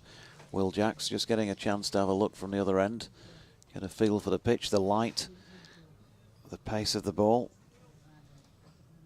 Yeah, I'd probably like to see one more fielder on the leg side actually, and Thompson be able to go a bit more straighter at the stumps. Probably stops that 4 ball that we saw before, but it just makes the batters play a bit more after that lunch interval, treat folks like a new batter. He's only on 11 and he's restarting after lunch. Thompson again, this time folks has to play a delivery around about middle and off and pushes it to Matthew Waite into the leg side. He's played 135 first class matches, Ben Folks averaging 39.21 with going on now for 7,000 first class runs to his name and a highest of 141. He's on just the 11 here at the moment, but he's playing with good touch. Yeah, he looks compact, and he's obviously no mug as an England internationalist, and he's got a job on his hands now though to take Surrey beyond a follow-on target. That would be the first probably milestone for them, and then close to Yorkshire's total and beyond. So Shannon Gabriel to recommence from the Trafalgar Square end, on his way past the umpire, right arm over, and a strong drive on the up from Will Jacks there. Others, that didn't take very long to get to the rope, did it? No, struck it well, just too much width, and it was out there just around about half volley length, wasn't it, from Shannon Gabriel, who, when he really lets one go, looks quick, and then that looked pretty innocuous, didn't it? Yeah, he just put that one there. Yeah. It can conflict messages to a bowler, and I see this a lot on the training ground when you're talking about bowling your lengths, but you don't want to put the ball there on that length. You still want to bowl that heavy ball and bowl the ball into the surface, and that is Gabriel's real super strength. So we certainly don't want him to just pitch it up and try and swing it. I think he's got to bang the ball in and, you know, bowl that heavy ball, that heavy length, and make it really difficult. But that was a beautiful shot nevertheless. It's not easy to drive on the from a ball coming down at 7 foot. Well, yeah, Don Bess has had to crawl. In fact, 2 of the Yorkshire fielders coming out. A liaison undercover down by the west stand.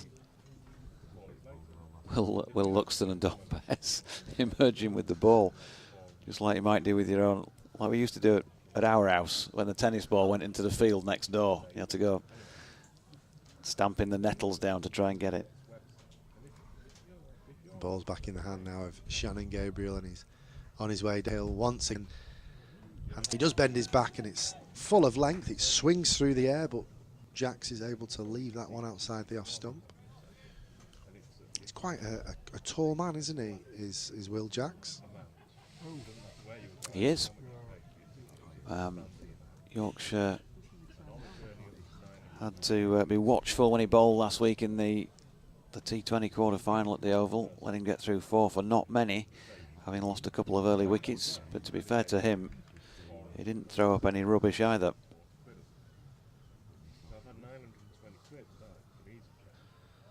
Well, he's got to negotiate the bowling of Shannon Gabriel now as he's on his way past the umpire, right arm over the wicket.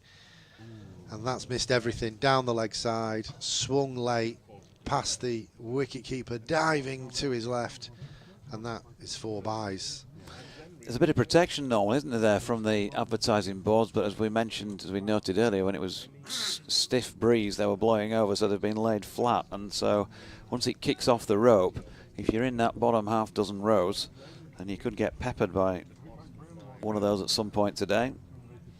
Yeah, they're certainly in the firing line when Gabriel gets his risked the wrong side of the ball and pushes it down the leg side like he did there. That was going to be difficult for any wicketkeeper to stop that one. 6'1" is Will Jacks. Thank you very much.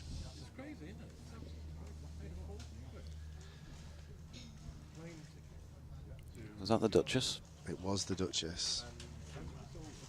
And now we've got the big West Indian, Shannon Gabriel. 2-6. Oh, and we've got a carbon copy of the ball before. Maybe not as wide this time, but it took off down the leg side. And again, a scurrying Johnny Tattersall was going to get nowhere near that. And we've had 4 more byes.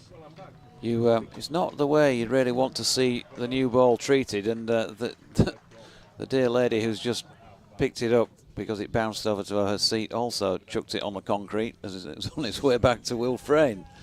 So that's it's been wrapped on the concrete 3 times this over so far.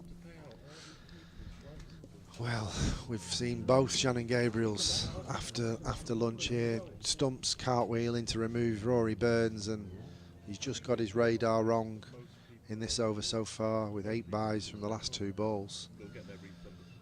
He's got the ball back in his hand again, and he's on his way as you hear those seagulls squealing in the background.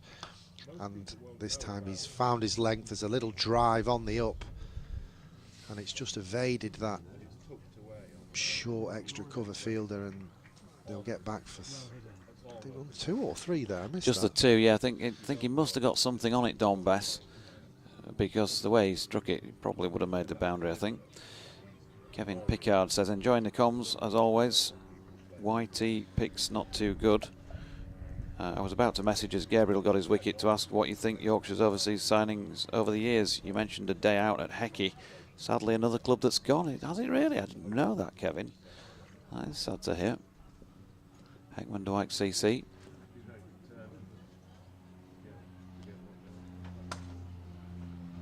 got something flying over the top of us now as Shannon Gabriel's in once again, this one down the leg side, and Johnny Tattersall's able to get his gloves on that one, so we'll be happy with that one. And that concludes an eventful but interesting over from Shannon Gabriel. Yeah, there was some swing, but it was after the ball pitched, wasn't it, on its way through to Johnny Tat. Sean in Rounder says, to celebrate my 60th birthday, I'm having a bottle of Yorkshire champagne, Dandelion and Burdock that is, in 1985 to celebrate this and my winning of Liar of the Year. Bob Geldof said he and a few musicians would organise a concert. Being modest, I declined. Thus, Band-Aid. Happy 60th, Sean. Martin Rowe has messaged in again. Oh, some great names on here. Yeah, I should have remembered all of these, actually, Martin, and probably would have done had I had a chance to study the photograph in better light. Jordan Thompson, meanwhile, is bowling here to Will Jacks, who pushes the ball back to him. So that's Ed and Wharfdale winning Joe Lum 11 from 1979. D. Shackleton, Jonathan Brearley, Ian Gilks, yep. Mark Abbott, Adrian Rowe, A.N. Other, S.O.L.'s front row, Richard Sugden, Ian Normanton, yet the blonde, thought so, Howard Reeve, yep, Peter Kempton, Neil Waite, old teammate of mine, and Glenn Taylor.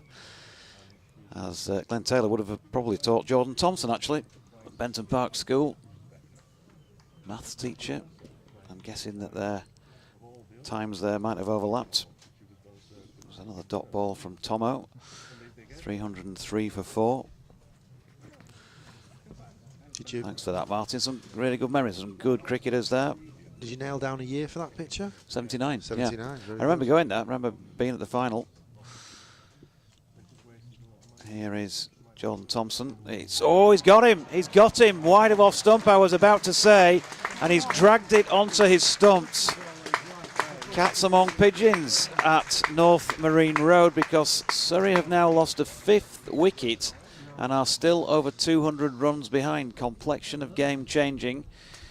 And the end of Will Jacks. Well, it was a very loose shot, wasn't it, from Jacks, but the pressure that's been brought on by Thompson has really created that. He's bowled immaculate lines on and around off stump post the lunch interval and offered a little bit more width there, but it wasn't quite there to drive, and he's chopped that one on. And Jacks is walking off with his head down, shaking a little bit, knowing he's missed out on some good batting conditions there to add plenty of runs to the Surrey account. And this is certainly a good scenario now to try and enforce some kind of result going into day 4. Having what seems to have been a run fest so far, Jonathan Doidge. Yeah, Will Jacks bowled Thompson for 7 of 10 deliveries, including 1 and the wicket falling after 88.3 overs. So, in terms of getting that new ball in your hand and doing something with it, then that they have. Burns falling after what, 85.4, and it was a real way in for them, wasn't it? A potential way in if they could use it to good effect. So Burns bowled by Gabriel for 132, and now chopping one on. It probably would have just about clipped a 5th stump. It was that sort of width outside off stump, but we often see this in cricket, don't we?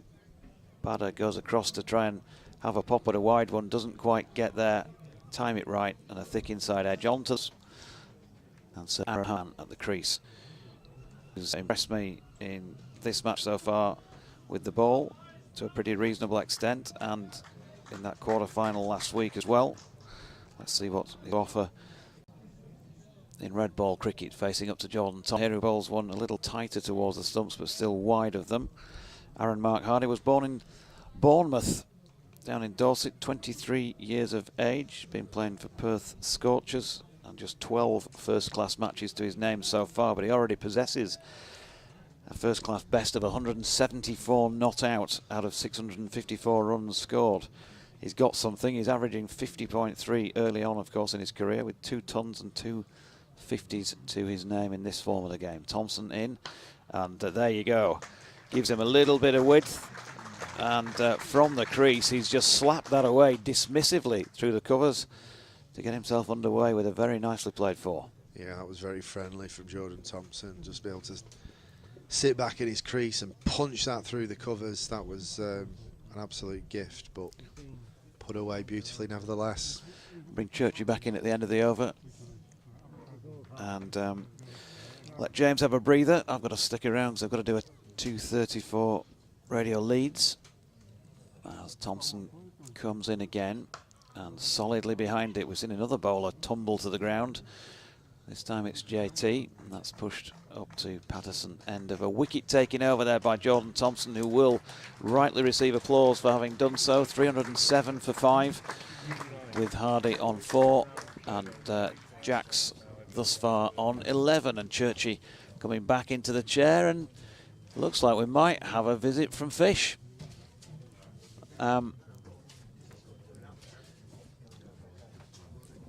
Who's popping in again? Good to see. The last 6 overs have taken 33 minutes. They wouldn't be taking 33 minutes if Matthew Fisher was bowling them off the run-up he was at lunchtime down in front of us. Bob 'em on then, big man.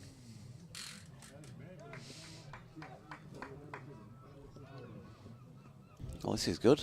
Thanks very much. Without even being asked today. I know. Can't get enough, can you? I've got a message for you, basically. Oh, right, okay. Shannon Gabriel. This is flicked off the hip by folks down to long leg.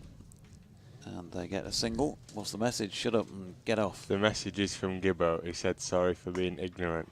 Oh, right, yeah. And not replying. But he says he doesn't really have any interest. Okay. It's not something he likes doing, he said. Right.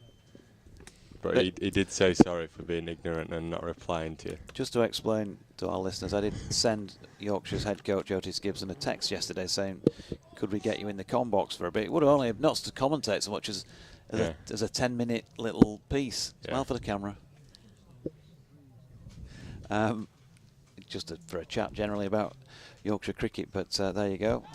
He's obviously keeping that back for the post-match interview, as that's flicked off the legs by Hardy down to Matthew Waite at long leg for a single. So, we saw you, those of us who were here, saw you just down in front of our commentary position at lunchtime, getting the front knee up, holding the action for quite a while, and then bowling, and we were all remarking that you could easily get away with bowling like that in club cricket and just darting it in at the batsman at the other end without ever needing to use much effort other than your delivery stride. And that was fairly sharp out of your hand. Was it? That was good to know. And that was just a bit of loosening up practice, going through the motions to try and build yourself up again, I take it. Yeah, just getting the technique of what I want to work on, really. Here's Gabriel to Folks, who's not playing that one particularly comfortably, drops it into the offside, no run. Yeah, there's just a couple of technical points which I've looked at from my action that could have maybe been causing a little bit more stress than I needed to on my left side of my back. So just trying to groove them at while we're only allowed to bowl at like off one step. I'm trying to groove them and be really just make sure I get them right before you move the run up back, because it's a good chance to groove them new technical points, because it's something that your body's probably not as used to. Shannon Gabriel then coming in to bowl to Ben Folks again, who's flicking one off the legs down towards fine leg Matthew Waits, herring round the boundary, but not going to quite get there. Another one that hits the concrete. New ball's taking a bit of hammer apart from getting a couple of wickets as well, isn't it? Yeah, it's kind of how it goes sometimes, isn't it? I think we'd like to be a little bit drier with the run rate with it, and keep them as far away as our total as possible, but hasn't gone like that yet. But still, you've got over 200 on and you've got 5 of them out. You've got to be optimistic here. Definitely. I think if we get another couple with this new ball and get the lower order in, then you're looking at having an option of either sending him in again if we do that quick, or having another bat. Folks then standing tall, taps that bat down. Here's Shannon Gabriel once again, just back of a length. Folks playing from the crease out into the offside where Bess fields. So thoughts on what you've seen from the overseas player so far? Good. I think naturally he hasn't played that much recently. I think he said he played 3 games in about 6 months. So naturally that takes a while to get your rhythm back. I think he struggled coming down the hill. Like I mentioned on the first day about up the hill at this end and down the hill at that end. Sometimes maybe it was pushing him over the line a little bit. I had a chat with Gibbo and I actually thought he bowled really well this end this morning. So I'm surprised he's back at that end, but he seems to be bowling nicely. Here he is again, full and flicked off the legs by Folks. That'll be 4 through square leg. Jordan Thompson not fully extending himself in the chase, and so Folks moving on to 15. It's 3:17 for 5 at the end of the over. He's almost as if he came down this end, learnt what sort of length he probably needed to bowl at Scarborough, because it was much better than it had been at the other end yesterday, and then he's decided to go back up there and see if he can get the length right this time, and also not overstepping. Has he not overstepped at all today, Kate? No, not a single no ball today after 10 yesterday. So I'm assuming there must have been some discussion about that as well. Maybe not with you involved, but him and Otis. Yeah, they had. I could see them having a chat this morning. His takeoff. So as long as he's behind a certain line, should be fine on the front line. So obviously that seemed to work. I think it's difficult when you get an overseas. It's like how you use someone. Here's Jordan Thompson bowling to Hardy, who's shouldering arms. Not sure how much cricket Pato watches outside of playing for Yorkshire, so knowing his skill set, he probably didn't know his full skill set. It's just sometimes it's getting used to what fields a certain bowler bowls to and what plans you should set. So I think for Shannon it's probably more hitting the pitch hard and bowling quite a lot of attacking short stuff. That would be the way I'd use him. Here is Jordan Thompson bowling to Hardy, wide of off stump and nipping further away, which is interesting. We were talking this morning, and I think James Carr was saying to me, so where's he going to get a wicket here? Because of the length he's bowling, and at the length he was bowling, I'm saying, well, you're thinking, short leg, that sort of position, you're going to probably pack that area and hope that somebody gets one under the rib cage that they can't deal with, because he didn't look like he was going to be capable of bowling anybody, and then lo and behold he knocks out Rory Burns off pole. Thompson in, good delivery. He's feeling for that one on the rise outside off stump. Whistle takes. Making it talk a little bit here is Tomo. Getting a nice bit of a waist swing on it. It's been absolutely over the moon for Johnny Tatt to come back and then produce the innings of his life, I think we've got to say. Yeah, he played brilliantly. I've seen, since I've been young, I've seen him play a lot of them innings, where he just leaves the ball so well and defends so well. That's the kind of fundamentals of his game, and then he picks off when bowlers bowl on his legs or give him a cut ball. That's what he thrives on. So I think he just played his game plan perfectly, and was hungry for runs coming back into the team. Another dot ball there. I've got to say that in the time I've watched him, and I've seen him get his 30s, 40s and 50s, as we know, that's kind of been his modus operandi when he's played before, apart from having the gloves. Yeah. But I'd never seen him pick off as many deliveries straight to the leg side as he did. He played like a bloke who was just full of confidence in his own game. Good delivery again from Thompson, and Hardy is living dangerously here. He's beaten outside off stump. Yeah, I think what we have to look out for here is Jordan's nip backer. I think he's setting him up here with a waist swing delivery. He's getting him across his stumps, and then hopefully he'll send one in that doesn't swing and nips back. Will he be, I know the boys all call him the big show and all that. Will he be, does he have to have any word with Pato saying, watch for it now, it's coming, pal, it's coming? Maybe. Is he that confident? Potentially, he should be, the way he bowls usually. There he is then. Will he get that nip back? And no, in fact, it gives him too much room wide of off stump. And pretty much as Hardy got off the mark with a similar sort of shot, just hammers it away through the covers for 4. So 9 to him, 321 for 5 at the end of the over. And yeah, Jordan's a little bit dirty on himself as he walks away after that final delivery, because he'd led him off the hook after what was a good over. Yeah, definitely. I think that's been a key theme of, I think, both teams' bowling, really. There's been periods where you think, oh, there's pressure building up, and then bowled a few bad balls, 4 balls. So I don't know whether that's because there's not been much of a period of championship cricket and a bit out of rhythm, or yeah, they're just not used to the ends or something like that, or it's just a good pitch. So I think both teams will be disappointed with the relentlessness of how they've bowled. Yeah, just let players off at times. Stephen Patterson coming back into the attack to replace Shannon Gabriel at the Trafalgar Square end. We saw him nip it about this morning when nothing much else was happening. Even at 70, he was still getting the odd one to go. And Hashim Amla was beaten 2 or 3 times round about off stump, and here he is, the old boy, just getting loose and being flicked off his legs by folks for a single. You've got to be chuffed as well that down in the 2s game at Queen's Park, Chesterfield, that the name B Code is back on in the bowling analysis. 5 overs this morning, John Ver tells me. Yeah, and I think he's having 3 more. They've got excited, and he's going to have some more. Good on him. Yeah, great to see him back, and hopefully we'll be seeing him in the first team fairly soon. Yeah, maybe, who knows, a couple of weeks or so back here. That might be too soon. Pato bowling well here. Hardy beaten past the inside edge, I think it was this time, on the rise. Not looking that confident against the red at the moment.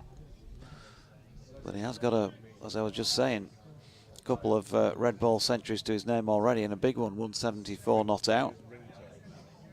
So 322 for 5, and that lead is now down below 200, 199, but still a significant one if Yorkshire can keep chipping away with this relatively new ball. Driven this time, Patterson, by Hardy up to mid-off where Don Best fields.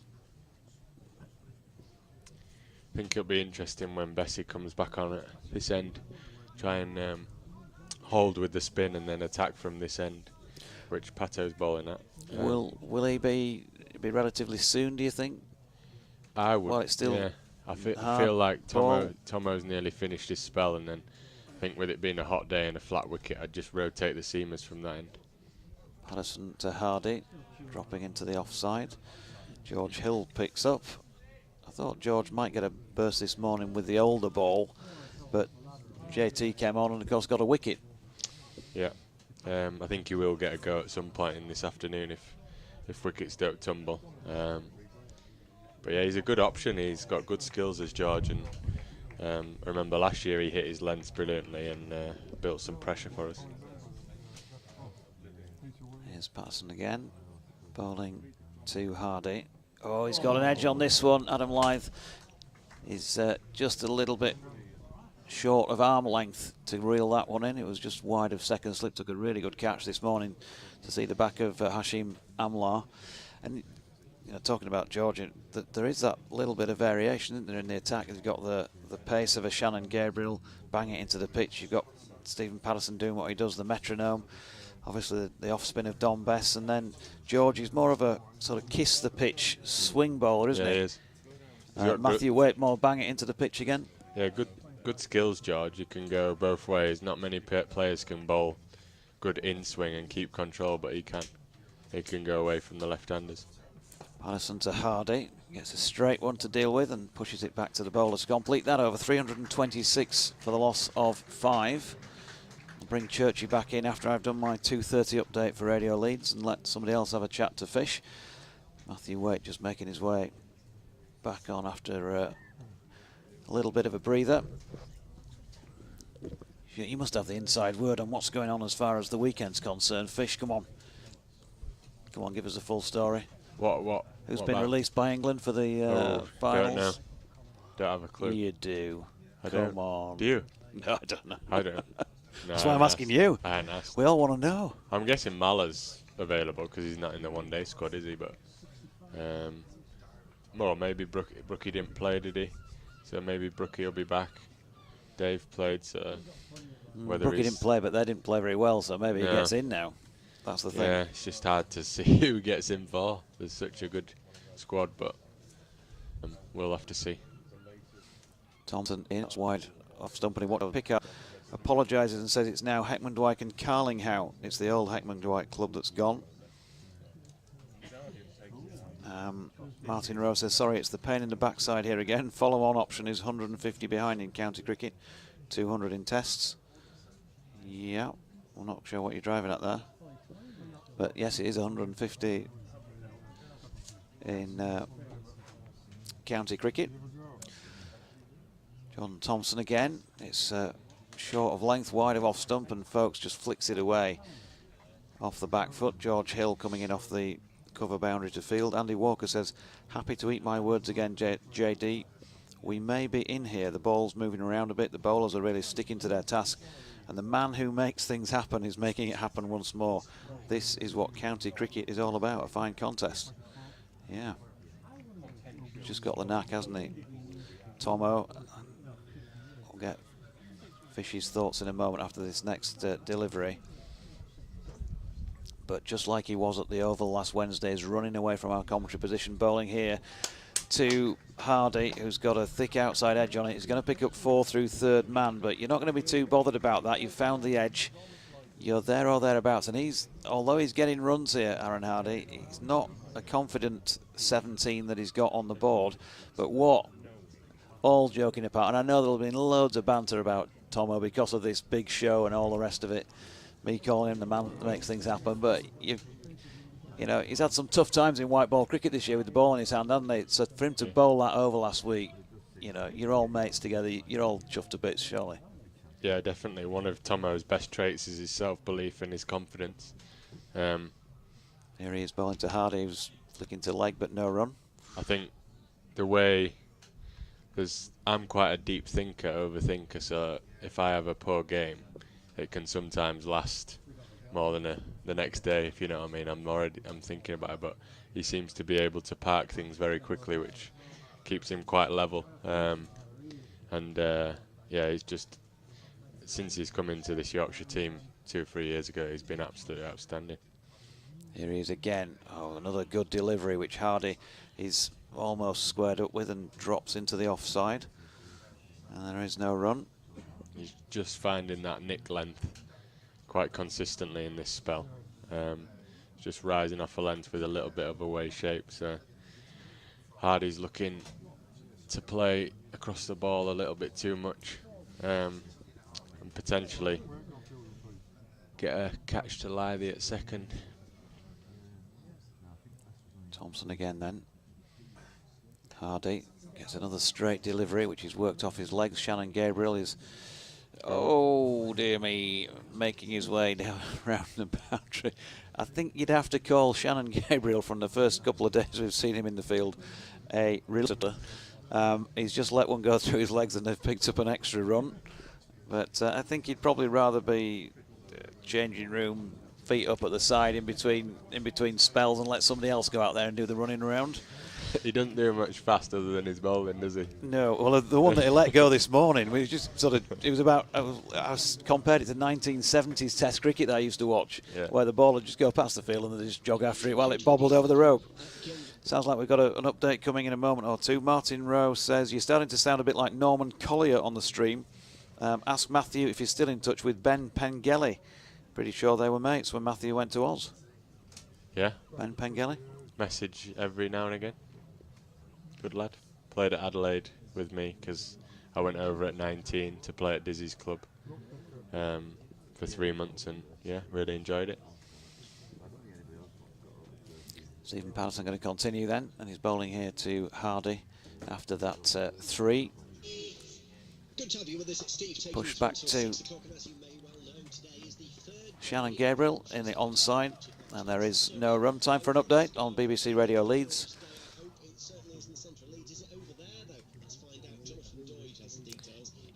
You're just jealous, aren't you? You want to be here at North Marine Road because it is absolutely glorious. Beautiful blue sky, a little bit of the cotton wool stuff drifting overhead. The wind is a little cooler than it was when it was sunny on day 1. But beautiful day for cricket, and so far it's been a good day for Yorkshire. Surrey resumed this morning on 191 for 1, with Rory Burns on 94 and Hashim Amla on 45. Burns way to 100 and well beyond, 132 in fact, before Shannon Gabriel finally got his length spot on and took out his off stump in spectacular fashion. That was the 4th wicket to have fallen. Prior to that, Amla was a victim of Jordan Thompson's for 79, and Jamie Smith had gone to Dom Bess for 11. And since the Burns wicket, Will Jacks also bowled. He chopped one on to the bowling of Jordan Thompson for 7. That was the most recent of the 5 Surrey wickets to have fallen. So they're 338 for 5. Yorkshire, of course, made 521 all out in their innings. And so Surrey still a long way behind here, and Yorkshire starting to apply a bit of pressure with what is the 2nd new ball at this moment in time. Long way to go yet, but who knows? They may still be able to set something of an exciting finish up if they can manage to take a few more in the wickets column. 342 now for 5 Surrey in their first innings. Nice one, thank you very much, Jonathan. Quick question. I always picture, with the little commentator's microphone up close to your mouth and everything. Yeah. Are you currently wearing sun cream war paint under your eyes and on your nose, just like the cricketers do? No, I'm not. I'm not, but I've got a bit on the arms and all that because it does get in the front of the comm box in the morning session here when the sun's shining. But yeah, there are a few adamant lookalikes around the ground. Let's just say that. Excellent. Jonathan, we'll catch up later on. Cheers, buddy. Thank you. Cheers. Jonathan Deutsch live from North Marine Road there, watching the 3rd day of Yorkshire's County Championship match against Surrey over in Scarborough. So 342 for 5, 28 of those now to Aaron Hardy, to Ben Foakes, I should say. Aaron Hardy on 17 and on strike. And we'll complete this over, and then we'll have a bit of a musical chairs. We'll let Fish have a chat with Mark Church. Kevin Howells, I think, said he'd be due back in about 22 as well. Hardy punching this one back to Stephen Patterson, and there is no run. I'll come out then when he comes back because I've got to go get some ice lollies. Ice lollies. Are you bringing them back to the box? That's very kind of you, Fish. Well, I'll have to. You're such a good lad. I'll have to. You know, that's why we love you. You're such a. I was going to get it for the players, but I'll bring some as well. Oh, the boss is back. To bed. Patterson in, and Hardy fixes off his legs. Shannon Gabriel. Shannon Gabriel goes down for that about as enthusiastically as Kevin Howells looked at his lunch earlier on today when the bags arrived. And that is the end of the over. 342 for 5. We'll get Fish to say a few words about his impressions on where the state of the game is at the moment, and I'll step out and Mark Church or Kevin Howells? Who's coming in first, chaps? We'll let you fight this one out. Okay, Kevin's coming in for me. Well, I'm just watching Church's shadow batting just outside the box. Looks like he's got a cut shot in his armoury. Pretty old bat, that. Yeah, lovely. 1964 bat. That wouldn't hit it very far, would it? Next delivery. Sorry to break up the chat there, lads. Just past the off stump and through to the keeper. There'll be no run. You carry on, boys. Carry on. Anyway, I don't know if you know about this, young man, but you've been volunteered to be our tea time guest. Has anybody actually mentioned that to you yet? They have, yeah. And what was the reply from your agent? Well, I've accepted. Really? Yeah. What a man. What a man. It's only 10 minutes. It's not the whole lot. What a man. No worries. Gull flies right in front of us as Thompson comes in. Oh, and a terrific delivery. Has he got an edge? Well, Thompson went up for it, but the keeper joined him belatedly, but in the end thought, no, I didn't actually hear anything. But things are happening here. The thing is, Matt, as we listen on Sports Extra as well as the stream and the online service, I have to try and choose a game to go to. And every time I think to myself, well, perhaps we should go somewhere else where things are happening elsewhere, I just get the feeling that something could be about to happen here as well. It's that sort of, with a new ball and everything, although it's getting a few overs old now, it's got that feel to me. Or would you agree or disagree? There's potential here, potential. Thompson again comes in. Right on, got 2 slips go down, worked away onto the onside, no run. I'm hoping that something happens in the next hour, because I feel like for the game, for the setup of the game, something has to happen, whether it's they score runs quickly or, hopefully for us, we take wickets quickly. Yeah, Otherwise, if it doesn't, it could become a pretty stale game. Yeah. You know what I mean? Well, yeah, exactly. Next hour or so. So what that's up until about, well, tea is set in time today at 3:40. So it is the next hour. Yeah, this hour before tea. Important for the game as Thompson again in and bowls and just pulls his bat out of the way through to the keeper. Because I feel like if Surrey get to a similar score, then it becomes a game which then there's not enough time to get a result or set anything up. So yeah, I totally agree. But at the moment, it's in that very interesting place where you're not too sure which way. Yeah, the beauty of the longer red ball game. There's a lot going for the other stuff, but this is the beauty of the longer format as Thompson again comes in from the Trafalgar Square end, driven, and that beats the fielder there. Extra cover, it's going to race towards the boundary and just over the rope. That's going to be 4 runs. 4 more runs for Surrey. Moving the score along here nicely. Well, yeah, if you be back for tea, if you could, that'd be most appreciated. What were you saying you were going to bring back though? Ice lollies. I've already been a cheeky boy. I've been up there and got myself a double cornet already. So do you want an ice lolly? No, not for me, thank you. I've got to look after my weight. But I took one to Howard, the PA announcer. I took him a double cornet nice up there. Touch. Oh, well, I thought so. I saw him up there. I'm thinking someone needs to look after him, so I took a double cornet up there. And he managed to eat it in between 2 wickets falling as well. Real pro.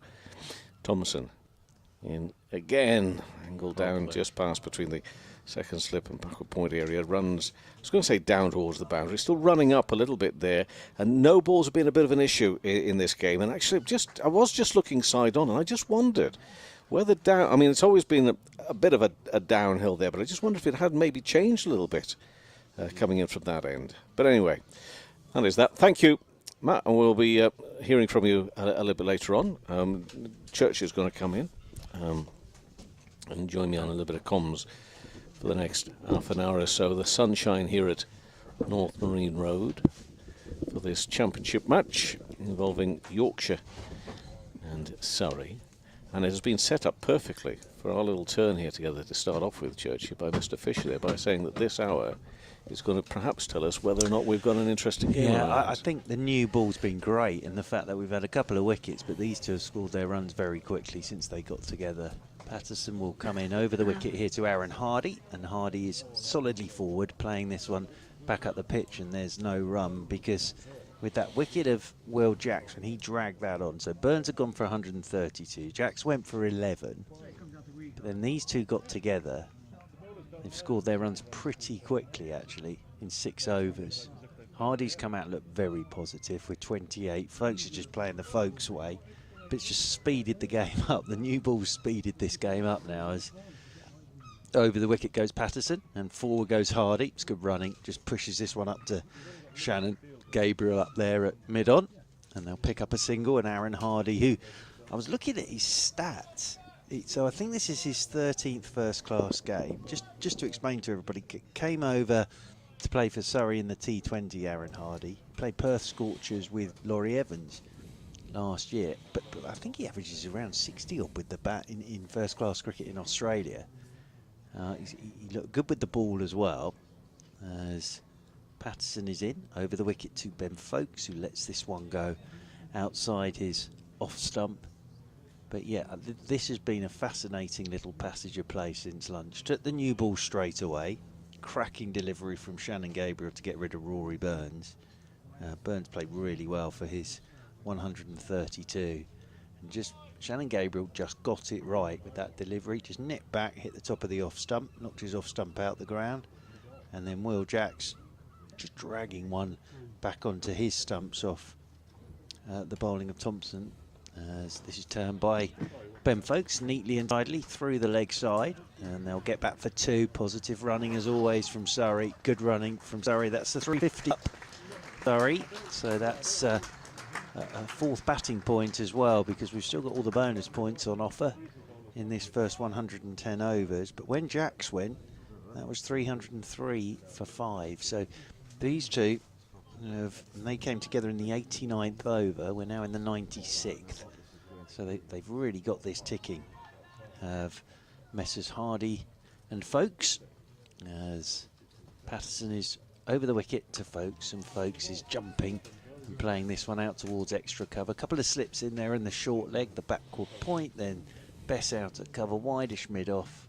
Shannon Gabriel up mid-on. There's the mid-wicket. And then there's a deep backward square as well. You had a little perambulate. I just said I went and got a double cornet and got one for my friend Howard, who's up there doing the PA announcing. Double? Oh, yeah, of course. Cash only, Churchy, cash only. You're quite right too. As in over the wicket once again comes Patterson, and this is turned by Folkes into the leg side, and there's no run. I know I'm old. But you say that, he'd already pulled me in the first point before he told me that. So it was sitting there for that moment of jeopardy. Have I got any cash on me? Otherwise I wasn't going to be able to eat it. 351 for 5, end of the over. My Isabel, my daughter, is constantly getting at me about not liking contactless. But I like to know what I've spent. Which is not a lot in your case, normally. I like, if I do break open my wallet, which doesn't happen very often, obviously, but I like to have my notes, because I can do the maths on that. And yesterday, where I went yesterday for my cup of coffee, and I'm so used in London to not being able to just get a coffee, because it's got to have something else, some froth and a bit of chocolate and whatever, Rapparino, whatever it's called. But this one, apart from £3.10 filter coffee I had yesterday, where I got charged extra because it came out of a certain pot of coffee. So it's bowling down the leg side. They go for a BW appeal, but I think perhaps more than distraction to the umpire, though he's not distracted. It's a run over the boundary rope, and it's going to be 4 leg byes. Gulls swoop. Everybody goes quiet, and that wasn't the greatest of starts. You can sometimes get a batter to be strangled down there, but not on that occasion. That appeal sort of it sort of just faded off into the distance, didn't it? That appeal from Adam Lyth, as if picked up by the gull who swooped in and took it away over. Bit like that poster on the seafront with the small child. You've become obsessed by that poster. It's terrifying. Well, that's because gulls can be terrifying if you feed them. You've got to be really careful. Wait, bowls, 2 slips, and that's worked away. Lovely shot, actually. You're right through the leg side. Go off chasing that, try and pull it back, will Jordan Thompson, and does so as well. So the crowd will enjoy that chase to stop it from getting to the boundary. There will be 2 more runs onto the total. Hardy here is playing some lovely strokes, isn't he? Kate's given me some great stats here with those 4 leg byes and that 2. That's 66 runs in the last 8.2 overs, when 97 runs came in the previous 34. So they really have, just without doing anything silly against this new ball, got it moving. I'll come back to you in a second on that. 357 for 5. Next delivery. Does that get an edge? Lovely delivery from Wade. Just a little bit of shape away, very nearly. pick up a nick and an edge through off the bat of Hardy. So does this say, because you know your boys quite well, have they come out with an intention here too, with a plan in their mind for making sure this doesn't? No, I think it's the new ball. I think the new ball always brings you wickets and runs. Not always, but more often than not, it brings you wickets and runs. And I think we got those 2 wickets with it, and then the new ball, they've just put bat on it, and it's absolutely sped off to the boundary. Wait, in again. Full defence into the offside this time. But I still think, I'll go back to sort of what I was blathering on about at lunchtime. Everybody sort of around the place has been saying to me, oh, this will be a draw.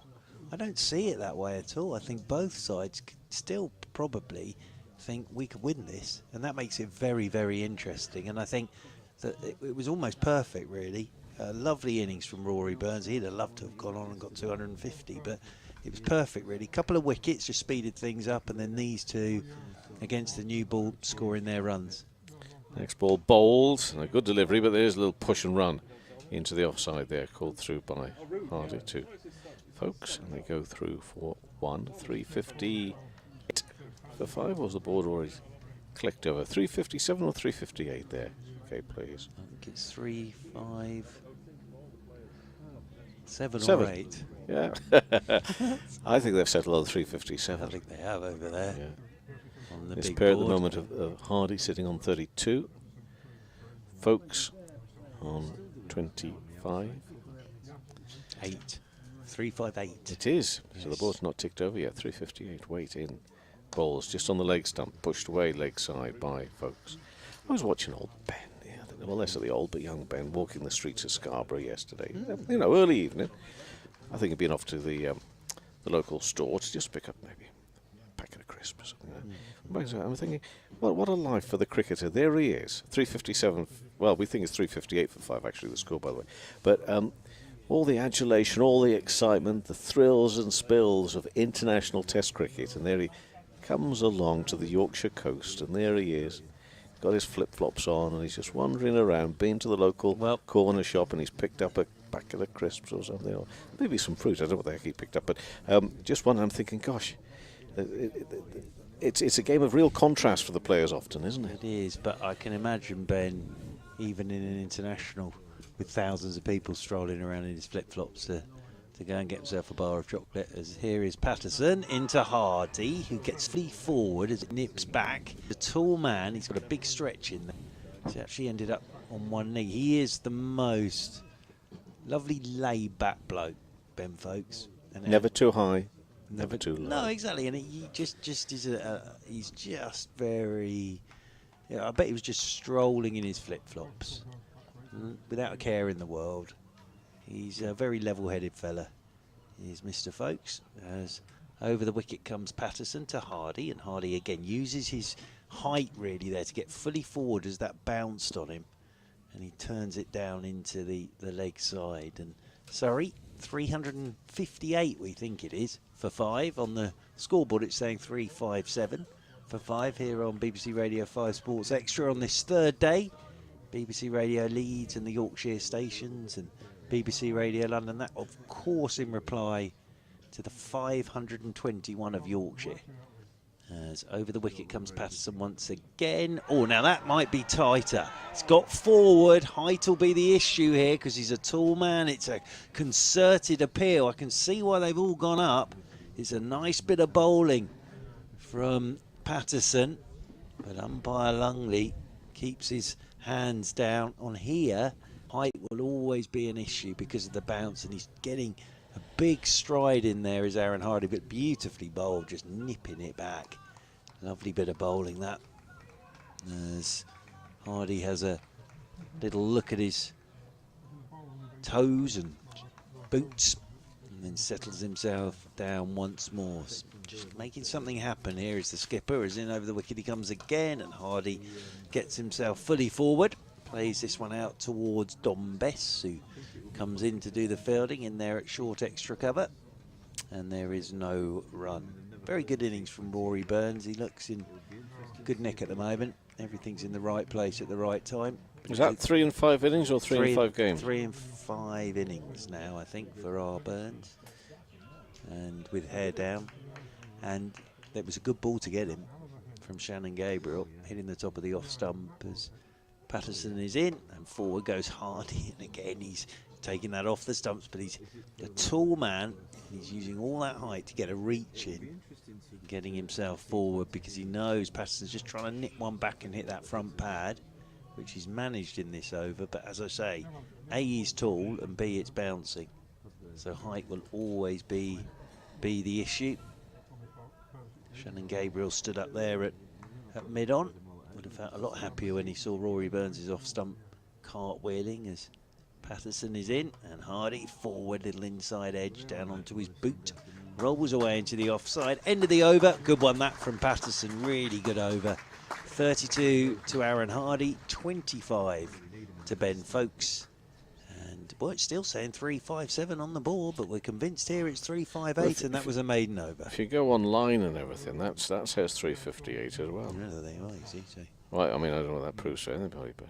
What did you have for your ice cream, Kevin Howes? Oh, just for mate, double, Churchy. double. Yeah, no, there was a bit of. Oh, yeah, definitely a double. There was a bit of a chocolate job up there, a bit of a.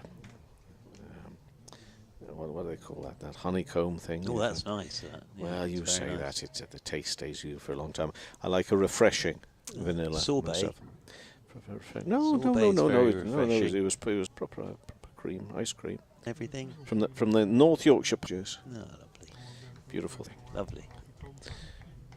So here we are with coming in now, and a ball to Folkes, who angles that way down towards backward point and no run, looking for wickets, looking for runs. We've got a bit of everything here now, leading up to tea, which will be 3:40 this afternoon. There's been no arguing about it. Who's today. your guest for tea? Well, Matthew Fisher. Yeah. Matthew Fisher's coming back up. Excellent. So I'm going to ask him, does he enjoy the Miss Fisher? What's what they call that? We watch it. It's a Miss Fisher crime program. Do you ever watch it? Investigates. Miss Fisher investigates, I think.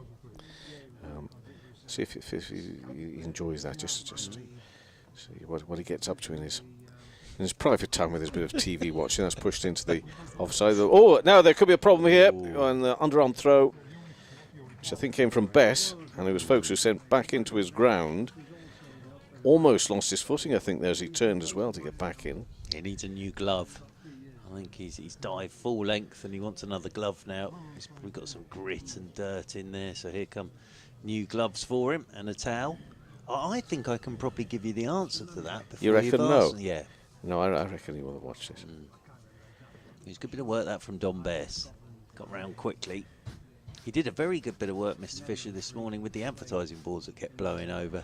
He's been busy everywhere, hasn't he? Yes. I bet he's been a bit frustrated, hasn't he? Well, I think I saw him out there during the lunch break going through his warm-up routines and everything, so it's good to see him back. He sort of said to us that he with a really optimistic look on it, he could be back before the end of the season, which would be terrific, really. Ooh, gentleman's just taking his shirt off to our left. Wait, in now, bowls and pushed into the offside, and a hop and a skip. Gosh, he's quite busy at the non-strikers end, isn't he? Aaron Hardy. Got to be a bit careful now. Of course, he's a younger man than me, but if I was doing that hopping and skipping, I'd be falling over backwards. And he jumps about a little bit out there. He looks a tall, strong lad. He's a very interesting cricketer.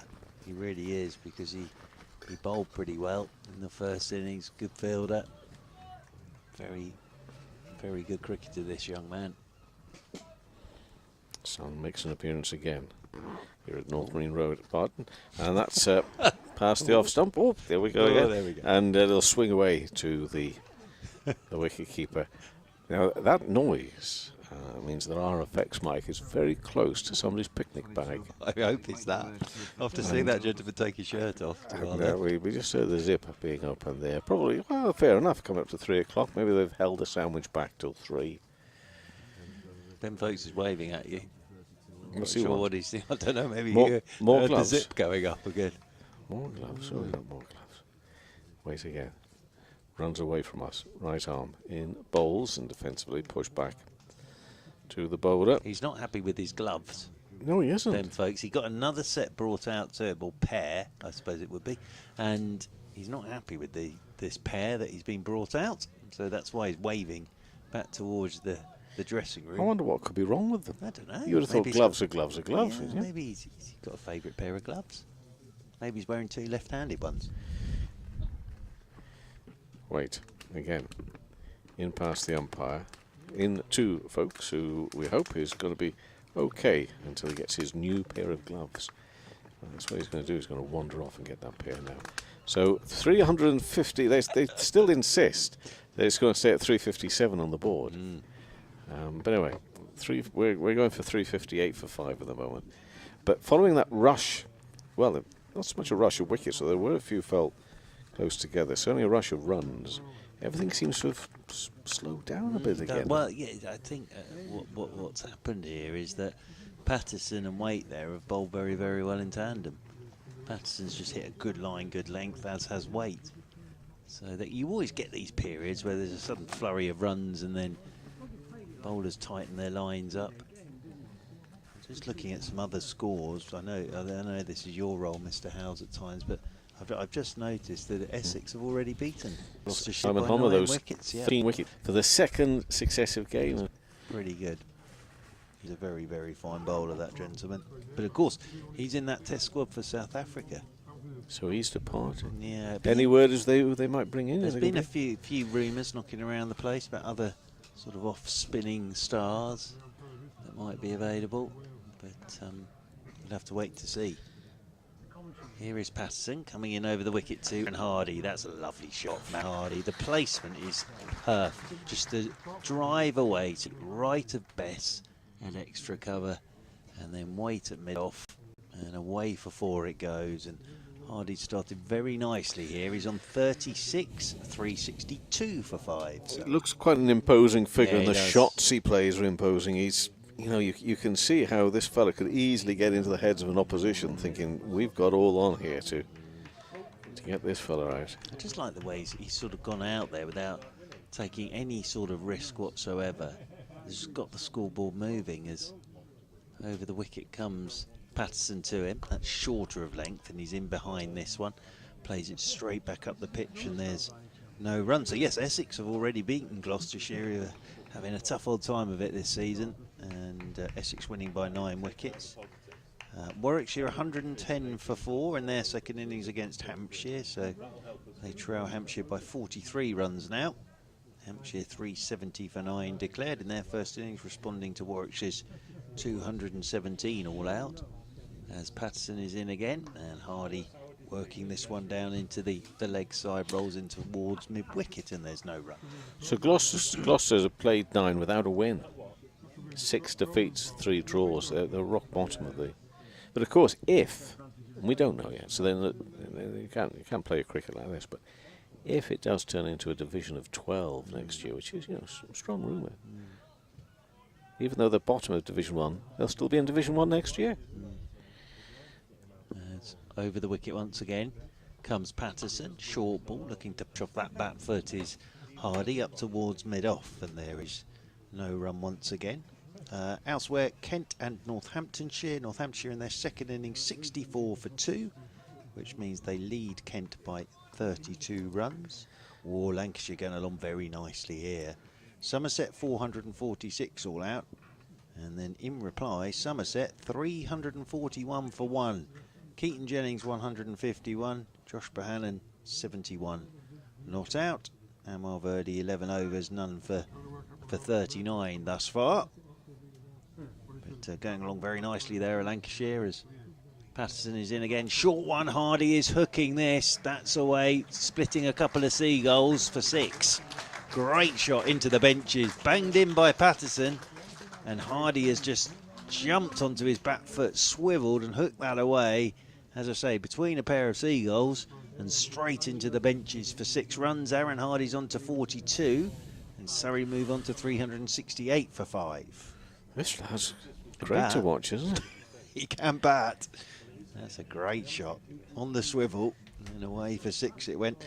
Division 2, Kevin Howes. Yes, Mark Shall I Church. just jump into Division 2? Please. Where would you like me to go first? I'd like to start at Chester Street, Okay, please. yeah, Mark. well, absolutely. So Durham and Derbyshire in their second innings are 166 for 4, meaning they lead Durham by 153 runs. As over the wicket once again is Patterson to Hardy, and Hardy's driving, and again he's getting this through the gap and off towards the boundary rope. Waits giving chase, Waits giving up, because that's over the rope and away for 4. And that's a very fine shot again from Aaron Hardy. That means Surrey have also avoided the follow-on. So Surrey have avoided the follow-on. Now this is good from Kate, because after 100 overs, Yorkshire were 371 for 5. After 100 overs, Surrey are 372 for 5. It's like the old T20 this, isn't it? It's brilliant. Thank you very much, Kate. And another super shot from Aaron Hardy, though, on the up. He's on to 46, 372 for 5. Elsewhere in Division 2. Ooh, at Merchant Taylor's score, it's all getting very interesting. Worcestershire, 167 for 2 in their second innings, needing a further 71 to beat Middlesex. Middlesex all out for 240. So I think they might not be there tomorrow, either way. So yes, it looks like Worcestershire at the moment are the front runners for that one. Glamorgan and Nottinghamshire, well, this is interesting because Nottinghamshire, of course, have sort of been runaway league leaders in Division 2. Well, at the moment they're under the kosher touch, because, if I could say that again, they're under the kosher touch, because Glamorgan 261 for 3 in their second innings, lead by 294. Morgan going along very nicely there. Eddie Byram 144, so fine in Eddie Byram. As Waite comes in and bowls and driven along the ground, and to the body of the fielder, tumbling there at mid-on. He won't be best pleased. Oh, no, it's Jordan Tom. Will be injured here. Threw himself to the ground. I thought it was frustration of missing the ball, but I think there could be a problem here, and hopefully not as knee, I think. Oh, he's up again. He is, but I think he left knee went straight into the turf with the dive, and he was whacking the ground there. He's on his feet, which is great news, because I'm thinking ahead to Saturday as well for Yorkshire here. Physio's on his way out. But he's hobbling a bit. He is. I mean, clearly the instant pain was such that he just was thumping the ground. And he's just sort of just showing the physio has gone out there now to take a look. But for one moment, I thought this is really, really serious. Yes, I did as well. Because of his reaction. Then he gets up and he sort of walks and hobbles a bit. And now the physio's come out, and he's bending it a bit. So I'm hoping that you wouldn't be doing that if there was anything too serious. Absolutely no. But it's 4 runs, by the way. Whenever you see a bowler do that, you always think of Simon Jones, don't you? In that Ashes Test match. And you do. Yeah, and I'm thinking ahead to finals day as well on Saturday for Jordan Thompson, but he's getting some treatment now. Sussex 588 for 9, and they declared, and Leicestershire in response 322 for 4. So it's run fest at Hove. It's a run fest at Hove. Meanwhile, here in Scarborough, a partnership developing between Messrs Folkes and Hardy, which is worth 73, and it's come in pretty good time. It really has. That was a lovely on drive from Ben Folkes. I think he's good. Oh no, I'm going to stop and wait instead of Joe. I think he's going to be okay. I was going to say he's okay, and then you've got a bulletin to do here, Doige. Well, we'll carry on for another 5 minutes. Sunglasses. We'll carry on for another 5 minutes or so. So I think he's going to be okay, but it's fair to say that he's still in some discomfort, I think, with that knee. Yeah, I think he is, and your immediate reaction, number 1 is, oh no, poor. Number 2 is fine as well. Number 3 is, thank goodness for that. Yeah. Because he's still out there, back on his feet again. He stood up at mid-on, and Waite's getting ready to come in once more. And he's in and bowls, and defensively pushed into the offside. No run. Why are you laughing? I was just stretching, stretching for my pad. I'm glad Kate didn't look to her left then. Really? Yeah. Is that right? Oh no, really? Oh, got to do something about it, Churchy. A double cornet isn't going to help, is it? It's probably not going to, no. And you're full English this morning. And my fish and chips tonight. Oh yes, I'm looking forward to that. We're going to go. Oh. Yeah, you'll find out what the gulls are really like though. If you have your fish and chips on the seafront this morning, gulls will come swooping in, Churchy. They'll nick a whole fish off you. Wait, in bowls, and that's worked away through the lakeside, and they will go through for 1. And the applause there, quite rightly, for the tumbling stop from Jordan Thompson, who, despite the fact that he hurt himself quite a lot in tumbling and try and stop a ball a couple of the deliveries ago, still throws himself to the ground. He's okay. It's a good sign that. Stopping runs. Diving 377 for 5. Are we happy at 377 now? Or do we still think, we're all good? No, this has been an excellent partnership from these two. Sorry, past that follow-on now. They're scoring quickly. They've got that run rate moving again. I sort of said this morning that Surrey sort of naturally will go at around about 4, 5 and over. So now if you're a neutral and wanting a decent game here, you want Surrey to keep on scoring these runs quickly, don't you, for the game? As Waite comes in, bowls, and defensively onto the onside, up to Thompson again, who more comfortably can get down to that one. There's no run. Yeah, if they could keep ticking along at this sort of rate for a bit, well, quite a lot longer, that would make it very, very interesting. But that new ball did it again. That's, you know, straight away after lunch, new ball, couple of wickets and then runs, and it just has moved the game on a touch. Because whatever you say, wickets do at times make the game a bit more interesting. Sort of speeds everything up, doesn't it? Still 2 slips in here. It's Hardy who's facing and plays that defensively back to Waite, who picks the ball up and he looks back at him. He's got the ball in his hand and then does nothing. No, and it's just that keeping the batsmen on their toes. Well, yes, that's excellent. I look forward to my fish and chips this evening. The gentleman's gone to sleep now down to our left-hand side. Really? It's that time of the day, though. Oh, yes. Yeah, got the sun there and nodded off. You wake up, not know where he is. Waite again in and bowls and defensively back, and again he picks up the ball and he has a little bit of a look back and does nothing with it. 377 for 5 with Hardy on 47. Folks on 30 at the moment. This pair, it was a little tricky time there for Surrey. They lost a couple of wickets. New ball being taken. Thought, well, if Yorkshire keep going here, but now it seems if it's back on Surrey here now to get these runs scored. You know, as you say, we've still got quite a lot of the game left, but so it doesn't have to be a rapid rate. But if they can get some runs in decent time, I still think both sides will think to themselves, we can win this game of cricket. I really, really do. Obviously, the nearer Surrey get to that 521, it makes it more and more interesting. But from a Yorkshire point of view now, they need a wicket. They need a wicket now, and they need to get in amongst Surrey. But I've really enjoyed this period after lunch from a pure cricket point of view, as Patterson is in, and that's a good lead from Ben Folkes. That's gone straight over the top of his off stump. And he's left that on, what the pros always say, don't they? We've left that on length. But that has gone straight over the top of, I reckon, middle and off. It's good bowling again from Patterson. He's just got that to nip back. He left that with good fortune. He did, but the key thing is his stumps are still there with the bails on. But nice bit of bowling from Steve Patterson once again.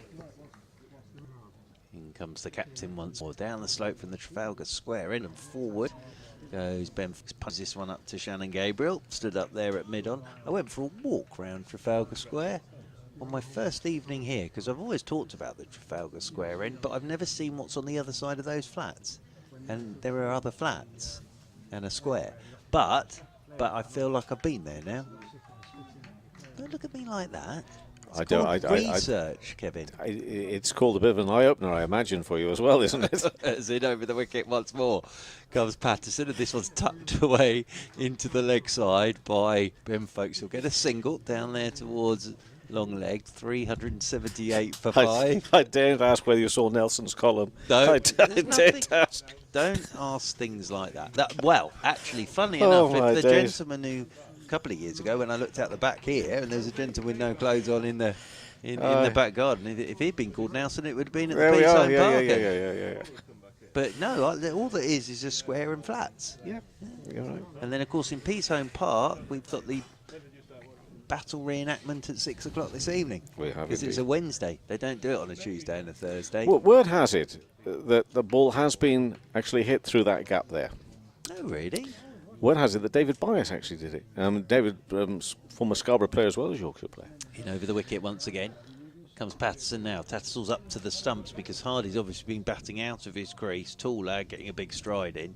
So now he's back into his crease. I take it there wasn't a flat there. He didn't hit it that hard that the entire thing collapsed. And now that's the bias gap. And should they have international matches back here or some big games at all, it is reckoned, although of course it would have to go to full council, but it's reckoned the council will actually close half of Trafalgar Square off at that end and have all the TV tracks and things like that. As in over the wicket once again comes Patterson. He's bowled Hardy. There you go. Now he's got Hardy back into his crease with Tattersall stood up, and Hardy hasn't got as far forward as he was previously with Tattersall stood up, and he's looked for the big drive. He's bowled very nice looking 46, but there's a wicket. 378 for 6, and well, it's a second bowling point for Yorkshire, but Tattersall up to the stumps there, just put Hardy back inside his crease, and he wasn't able to get as far forward as he was, and that one was the one that nipped back. He looked for the drive, and it's well bowled by Steve Patterson, but a very nice innings that from Aaron Hardy of 46. 378 for 6. I noticed Patterson actually then stood himself in the crease, and because there have been, I mean, that one that was left from Folkes, which, as you say, perhaps was left on the length of it, but at the same time, a bit of good fortune with that. So clearly that ball is doing something out there, and he just looked there to think, right, well, what's the spot? What's the area I'm trying to look for here to get that ball to move? Well, every time a wicket goes, you just think to yourself, this game just moving along nicely into what could still, with still plenty of cricket to come today, let alone a whole day tomorrow. It's got quite an intriguing look to it right now. Without a doubt, and I think I just said it, Yorkshire need a wicket about now, and they've just got one. James Carr's going to come in my place. Brilliant, thank you, Kevin Howes. Lovely to have Mr. Howes with us today, of course. James Carr moving into my left, and Jamie Overton marching out there into the middle. So 378 for 6. Surrey, of course, Yorkshire that 521. James, I was just saying there to Kev, Yorkshire needed a wicket, they've just got one. Yeah, that last half an hour I've just watched, it just felt like it was half volleys through extra cover and clips like for Britain. You know, they went at a real good lick, that last partnership, and good timing for a wicket, half an hour before the tea interval, and maybe a couple more, and just the crowd on the edge of the seat thinking about a result. First ball for Overton. Patterson's into him, back inside edge. He's just getting this ball off a good length to nip. And that's inside edge and away for 4. And, well, Jamie Overton would have had his heart in his mouth there for a second, but away for 4 it goes. Great over again from the captain. It's been a super spell, this. 382 for 6. Thank you to Kate. Aaron Hardy's 46 off 49 balls in 101 minutes, no, 61 minutes, which is an hour and 1 minute. 8 fours and 1 6. But I still think, James, that both sides here will still feel very much in the game at the moment. Yeah, I mean, I don't know if it's just being a Yorkshire resident now and working for the club, that I just felt the only result, if there was to be a win, was with Yorkshire, with the runs on the board. But you're spot on, if Surrey get past that totally, it just changes the pendulum. At 382 for 6, I would say that Yorkshire in the descendancy here, but Jamie Overton's just walked out to bat, and he scored a beautiful 90-odd at Headingley just a couple of weeks ago on Test debut, and yes, I'm quite excited to be in this seat now with Jamie out there batting. And we've got Matthew Waite continuing from the P-Zone Park end, and he's up past the umpire, and Folkes is equal to that as he pushes that one into the leg side for no run. Yeah. There's just a bit of a bounce about Yorkshire again now, isn't there? There is, and I think what the new ball did was, it's always fun, the new ball, isn't it? Because it got some wickets, but it got some runs as well, and it just moved it on a bit. And I think the nearer that Surrey get to that 5-2-1, from a Surrey perspective, the more interesting the game gets. Yorkshire, I think, it runs on the board, as you say, and any sort of lead's a good lead. Yes, as Matthew Waite's in and fell back into his crease to the defence to cover fields that one. But Surrey will also sort of say to themselves, listen, we had Yorkshire 125 for 5 in the first innings. Lyth and Tattersall batted brilliantly. One of the best partnerships I've seen in a long, long time. I said to you, best 100 I've seen against Surrey from Adam Lythe this season.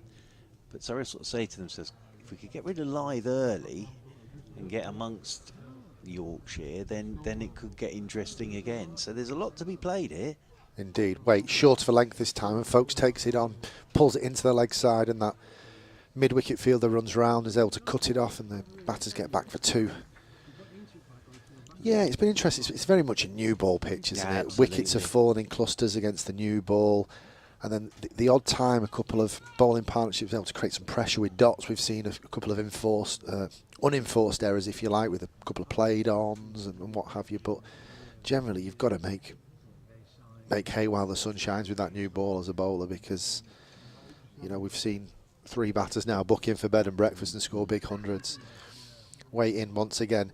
Nice away swinger there. There's a gentle appeal, but Ben Folkes has got nowhere near that one, and there's no run.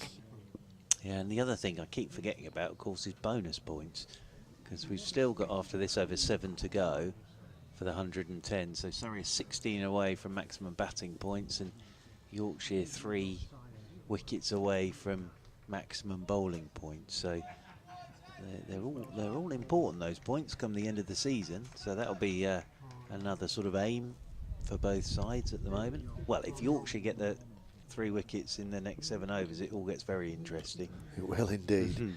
As Matthew Waite is up past the umpire, right arm over the wicket, gentle swing away again. Folkes this time just pushes it into the offside, and there's no run. Who's that doing a bit of warming up in the slip cord? And is that Adam Lythe? Adam Lythe, fancy a bit of off spin before tea? Or he's just showing everybody what would happen if he did bowl his off spin there. Well, he's been known to bowl a bit, in particular in white ball cricket. Absolutely. I thought Aaron Hardy batted nicely. Very easy on the eye. First time I've seen him in red ball, and he, as I say, he came in with a really good reputation. Wait, once again, right arm over the wicket, swung very out the arm, that one, and Folkes was able to leave it very early. Yeah, I thought he was very easy on the eye. He played some beautiful drives, on the up, and very Australian way of playing, at top of the bounce, and yeah, it's moved Surrey from that low 300 score to almost 400 pretty quickly. As a coach, just to explain to people, because I mentioned that Tattersall came up to the stumps because Hardy had been getting a massive stride in, using all his height to get that front foot down, and there were a couple of LBW shouts and the ball nipping back. But from a batter's point of view, what does that do when the keeper comes up? You're obviously so worried about your back foot, aren't you, that you go back deeper into the crease, don't you? Well, I think Kevin nailed it, actually. It enabled Stephen Patterson to bowl a little bit fuller, which brought the stumps into play. In over the wicket again comes Patterson. Oh, now that's a good shout on Overton. Height again, I think, will be the issue here. It looks very good from here, but umpire Lungley hasn't really given anything in this game so far, and Overton pushing forward again. He's just got it to nip back at Jamie Overton, but the only thing I can think is height. Yeah, and again, the wicketkeeper's come back again, so Patterson's maybe bowling a half a yard shorter than the ball that he bowled Hardy with. So again, height and just lengths. Ultimately you've got to find that top half of the bail, and you've got to find that part on the pitch. He's in again, and that's shorter, and that just hops at Jamie Overton. So it gets Patterson to go a bit further up, but from a batter's point of view, as I say, Hardy was batting out of his crease, so he was just getting as far forward as he could. But if you go back into your crease, then you're so nervous about Tattersall behind the stumps, aren't you? You don't actually get quite as far forward as you probably would. Yeah, well, I think that, but you're very conscious of that back foot having to stay on the ground, that you end up potentially pushing your hands out in front of yourself, and then missing the ball ultimately. As in comes Patterson once again, and this is a shorter length delivery that is just turned into the leg side by Jamie Overton, and Overton goes jogging down to the non-strikers. Then they'll pick up another single. On to 5 goes Overton, 385 for 6. No, I thought it was a good bit of cricket from Yorkshire, that it really was. But Aaron Hardy, very impressive first knock for Surrey, as Ben Folkes comes back onto strike on 33. It's been a typical 33 runs this so far from Ben Folkes as Patterson is into him, and Folkes is forward and plays this as if it's come back into him a touch. Comes off a thickish inside edge. They'll take a single, and that'll be one more to the total. 386 for 6, and Folkes moves on to 34. I said to Jonathan as well, having seen Surrey this season, one of their major strengths has been their running between the wickets as well. They really are positive between the wickets. Well, I heard you talking about the timings and the testings they do over 22 yards, and ironically we were doing that with the women yesterday, yeah. mid-season check-in. Is in over the wicket again. Oh, it is Patterson now. Jamie Overton's took his front foot outside the leg stump, swung the bat at that. That's flown off an outside edge and whistled off down towards third man. I think he's looking to just give himself some room and punch through extra cover, but that one's flown off the edge, whistles down to the boundary rope. Overton moves on to 9, 390 for 6. Overton's not looked quite as fluent as he did with Johnny Bairstow in that impressive partnership at Headingley a couple of weeks ago, but he's not gonna waste any time, is Jamie Overton, is he? Yeah, he's always positive with the bat, Jamie Overton. He's, well, obviously got picked for England, and you saw that 97, but he's been in pretty good nick throughout the season for Surrey in the Championship. As over the wicket once again comes Patterson to him, and he's forward and plays this one straight back up the pitch, and there is no run. Beckenham was the really impressive innings from Jamie Overton, because he sort of, people were saying he was a night watchman, but he wasn't really. He just came in, and Jamie Overton in that game, 93 off 92 balls with 10 fours and 3 sixes, and he's made contributions really throughout the summer with the bat in both forms of the game. Previously to that, 59 against Northamptonshire. But yeah, that 93 was a very, very good innings. He is a genuine number 8, oh, isn't he? he? Absolutely. They're worth their weight in gold when you're 350 for 6 and you've got someone else that you can bat with. And you know, everyone's got a responsibility with the bat, and if your tail can get you another 100 or so runs, it's ideal. Matthew Waite to continue then from the Peas-on Park end, and he bowls that nagging length, that little away swinger, and Folkes didn't particularly like that one as it reared up and hit the maker's name of his bat, and he's now doing a bit of gardening and having a look at that spot. I've noticed Folkes has done a lot of gardening in the last 20 or so minutes, and we have had a couple of balls who have just misbehaved a little bit, and that might just be in the minds of the batters now, and be very encouraging for Yorkshire if they can get a few more wickets and create a lead with that.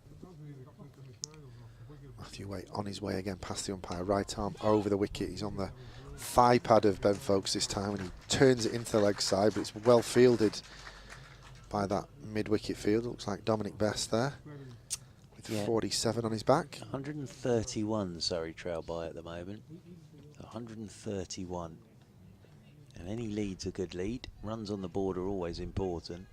The other thing to mention, though, is that Surrey have gone past 300 again in their first innings. I sort of wrote down all their first innings scores this season, and their lowest so far is 308 against Somerset in a game they won. Waite over the wicket, full of length this time. It induces the drive from Folkes. He's not timed it perfectly, and cover fielder will be able to slide round and cut off no more runs other than the single. Yeah. So 308 is their lowest score in the first innings. So against Warwickshire 428 for 8 declared, Hampshire 467, Somerset 308, Gloucestershire 603, Northamptonshire 401, Kent 671 for 9 declared, Somerset 382, Kent 673 for 7.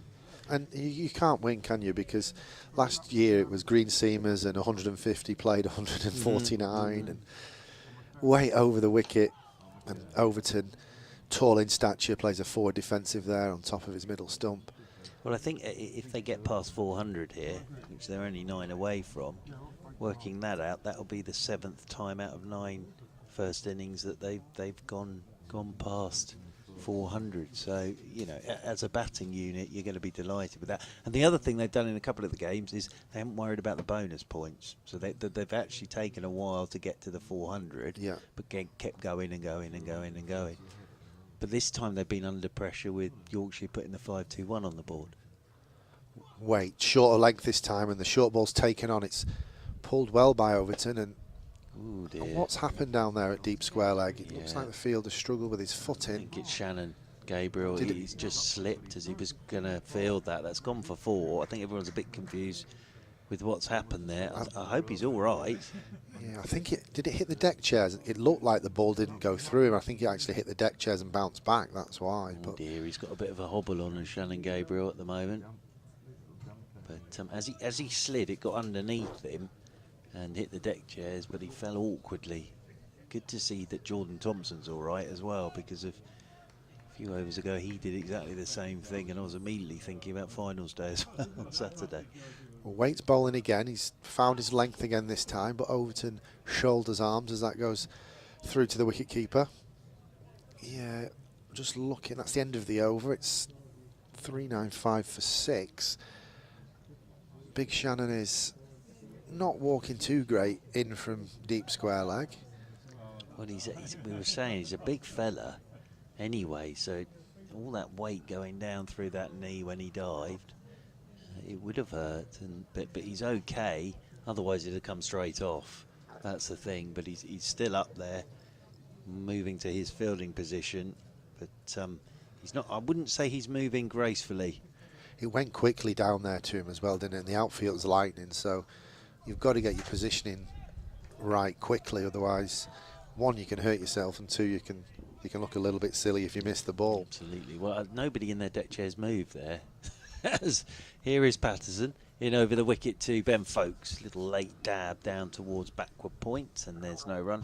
Patterson continuing to operate from the Trafalgar Square end of the ground. Tea room, there's a few people sat there under the umbrellas, which are now up because this morning it was a bit windy and breezy, and it blew the advertising hoardings down in front of us.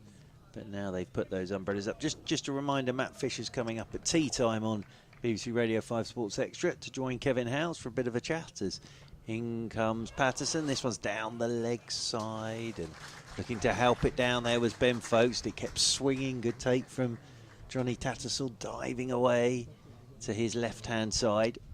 But it has been a breezy old day today. It has. I mean, the temperature's lovely. It's a very thin layer of cloud in the sky, lots of blue. But that breeze just neutralises things a little bit. I don't know about you, Churchy, but I don't particularly like it too hot, but I'm being a typical Brit there, maybe. As in over the wicket comes Patterson, and this one's turned leg side by Ben Folkes out there towards mid-wicket. I do enjoy the sun, I have to admit. You've got a lovely colour to your face. I've got my very, Blanc Irish ancestry. Well, there's that, and I've spent far too much time in this. I always say this, but I'm actually only 24 years of age, but if you spend too much time in the sun, this is what happens to you. As over the wicket once again comes Patterson.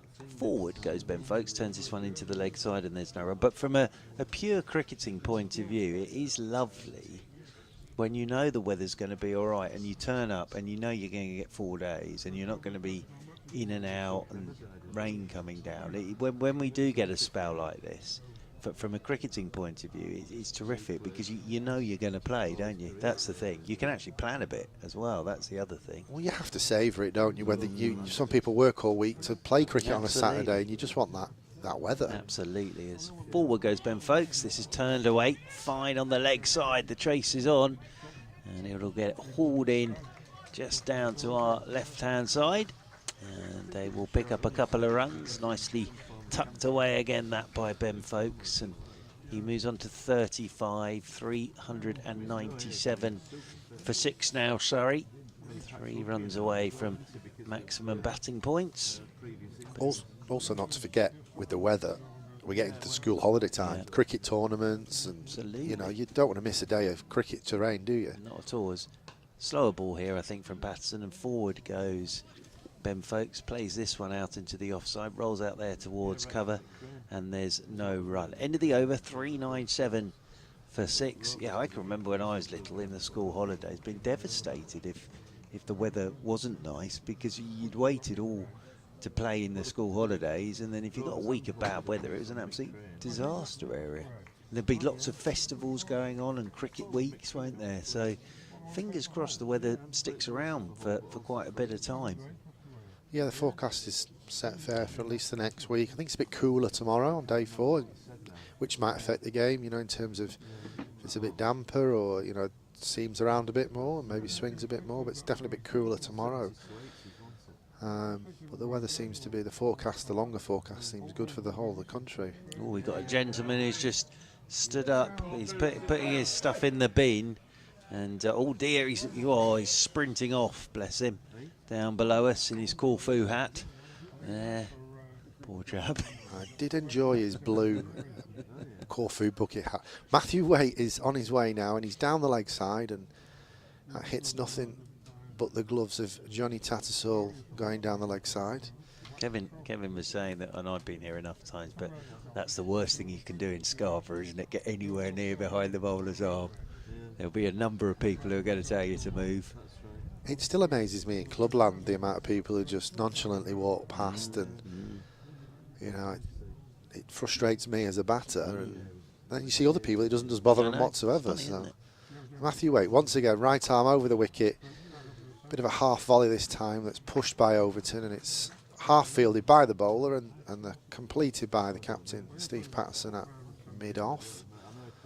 My mum told me a lovely story when she used to go and watch Dad in their early days of marriage as a bit of support, but she sort of didn't really know a lot about cricket, and Dad was batting and she wanted to get the best view, so she took her chair and understandably stuck herself right behind the bowler's arm in front of the side screen, and Dad had to stop the game to ask, could you just move please, could you just move? But knowing Dad, he didn't do it in a very polite manner, to be honest with you, but understandable. Wanted to get the best view of the ground, sit right behind the bowler's arm in your deck chair. But yes, here, if you do stray towards the side screen at the wrong moment, oh dear, you certainly get told. At the modern stadia now, the major test venues, you can be right above the side screen in the gods, and you've got this great vantage point, and the players don't even notice you're there. But in these smaller, more, you know, kind of intimate grounds, that's it certainly is a problem. Waits in, and Overton's flicked that one off his pads, and Shannon Gabriel takes this one down at that deep backward square leg, a bit cleaner than the previous ball he fielded down there. I've got a question for you, sir.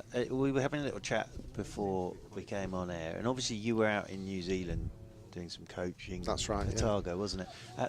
And we're seeing that now with sort of this whole McCullum thing coming in. And how did you find it out there in New Zealand? Because I always think a lot of good stuff in cricket starts in New Zealand for some reason. It does indeed, and I'll come back to that as Waite bowls over the wicket, and folks just stabs at that one outside the off stump on the back foot, but it's no run. I think culturally, sport, outdoor life, outdoor living is very much part of their fabric, and I think mateship, teamship, kind of sense of belonging is a big part of everything they do. It's kind of their DNA with the Fern and the All Blacks and the Black Caps and the Tall Blacks and, you know, the All Whites, you know, all these brands that represent the Fern. And it's a big part of their culture.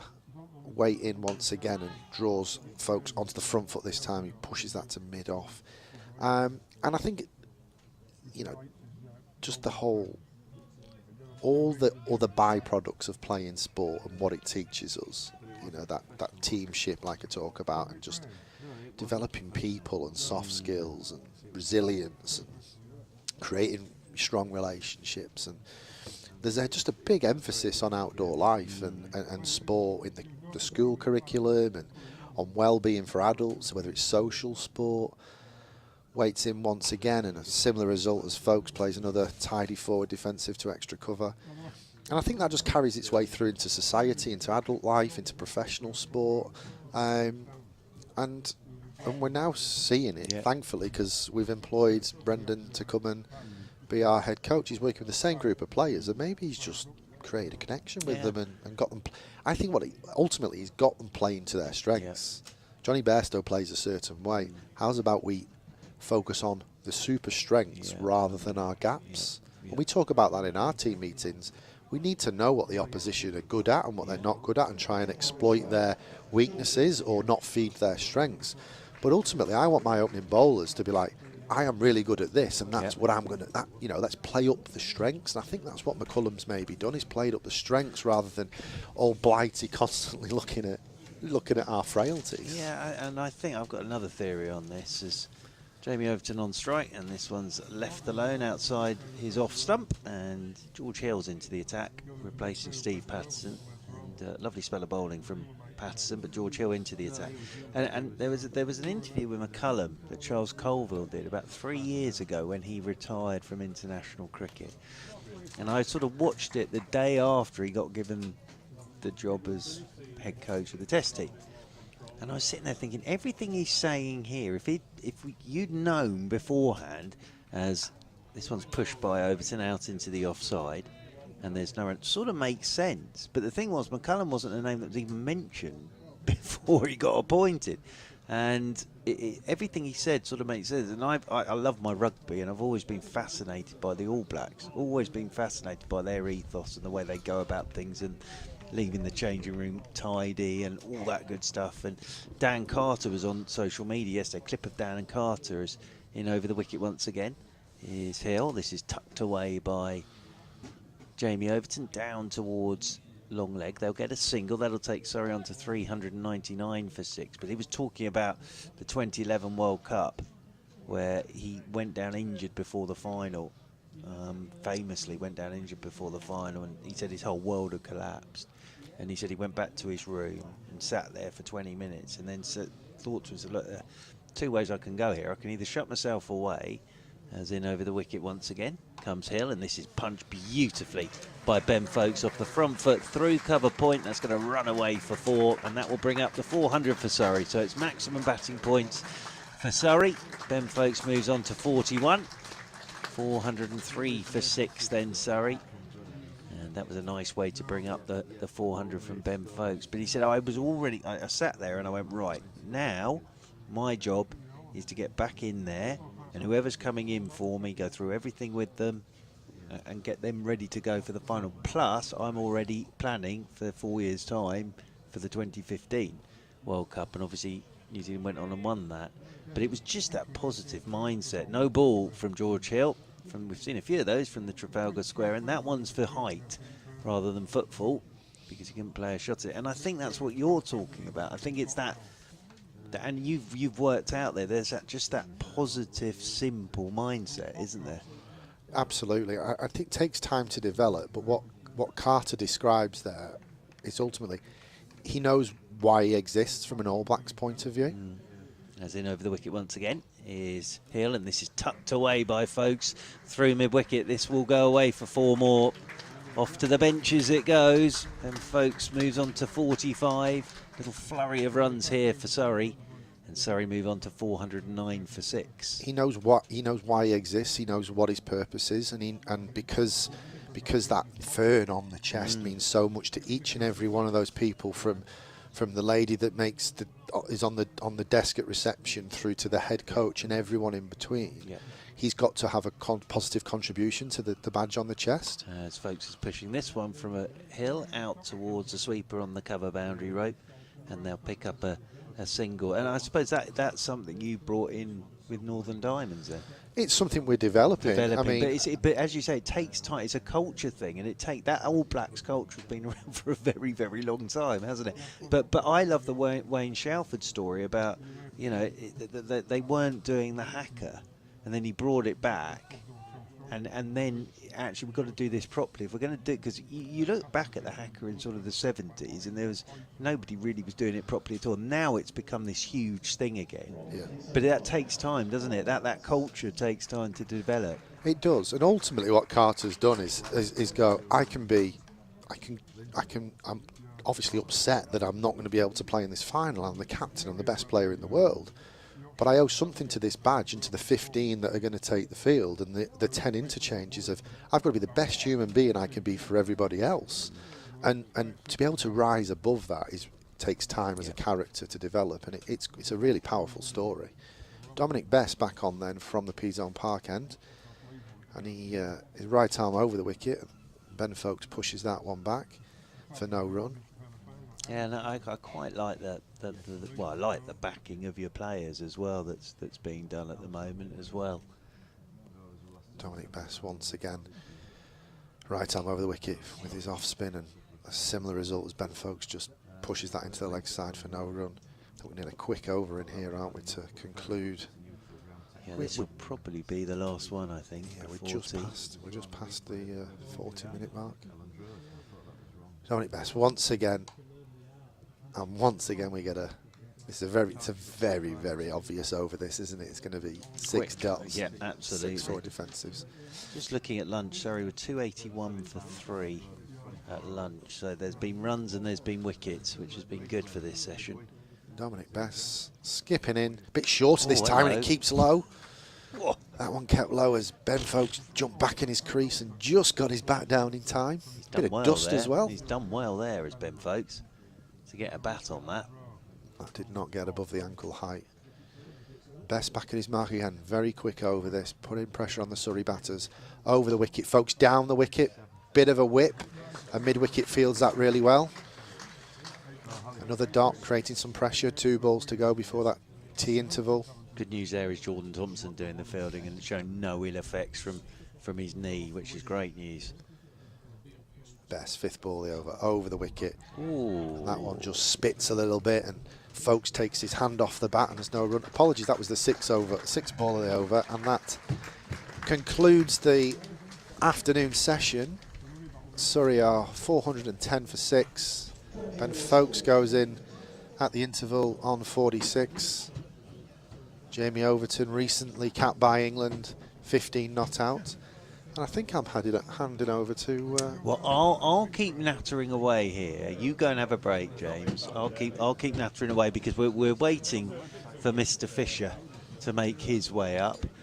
So yes, I'll just sum up here, and then Kevin Howes will pick up. So tea break, 410 for 6.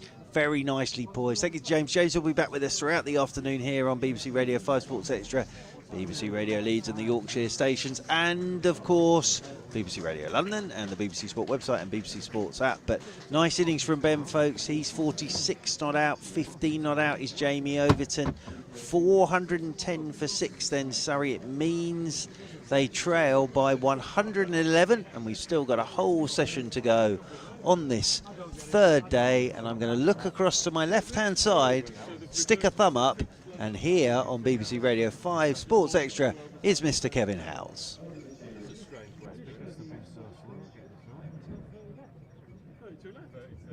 Unless they decided the session would be too long. Well, the last session's going to be too long. Yeah, you've still got to bowl 10 overs in a session, whether you do it now or later. The last 2 hours since lunch, they've only bowled 26 overs. 26 overs in 2 hours. Actually, not the umpires have made it up themselves. So I'll probably see you in a couple of weeks. Yeah. Maybe they do.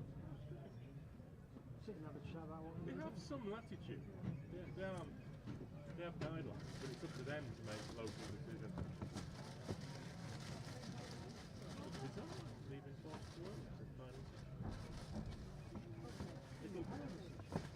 it'll be 6:30 to 7. It'll be 7 again.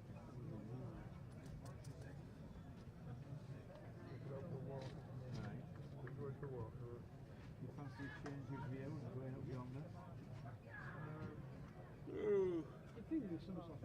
I'm just thinking about if it's a bit chilly up there in the sun. No, nowhere near. The air temperature's a lot better. Even yesterday evening got really warm. As I was walking back. Yeah, walking back after I left the pub last night. It got really humid. When I got back to my hotel room was really warm. And the window had been open all day. I thought I was going to be a bit chilly. Aye, okay.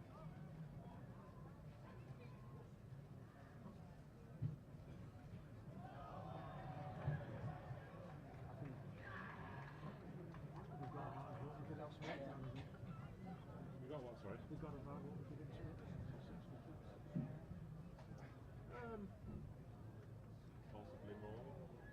didn't expect to hit 75 today by now.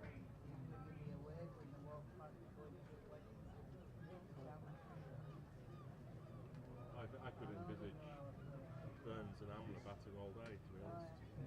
I had visions of them both being 200 back ended today. Burns got slower and slower. Well, he did last night, didn't he? Last hour he did hardly any scoring.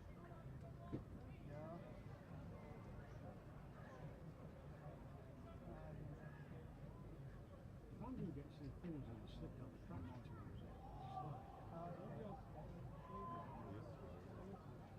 Not even that old. He said before, but He's only just turned 60. he doesn't look at that, does he? No, he does. He doesn't look unhealthy. He moves He on. looks older than 60. He looks older than 62 or 61. He's quite sprightly. 60s, when you say sprightly. Well, 60s are young. Yeah. Really. Should be sprightly.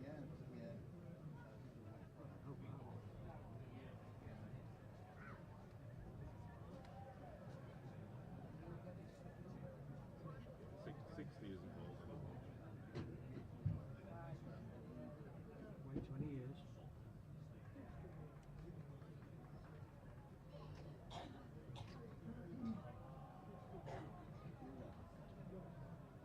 You believe it?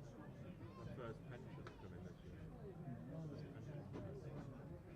Can't believe it. Yeah, no. Cannot believe it. And yet you don't feel like it's your pension. Those things you get a Feel pension. like I'm 23. Yeah.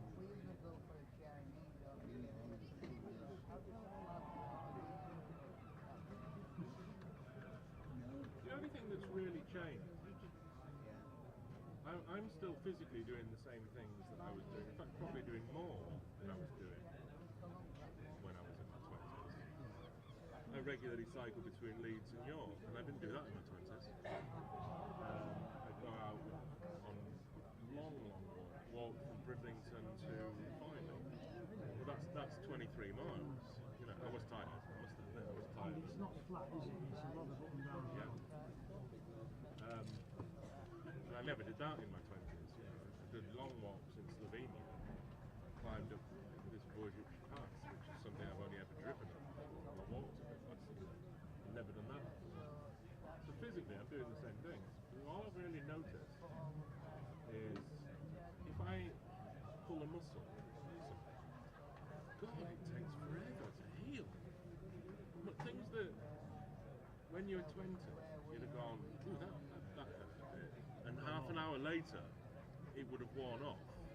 And that's sat there 6 weeks later and I've still got a twinge, you know. It just takes so long to heal these real minor little sprains. Second? Muscular things are probably, you know.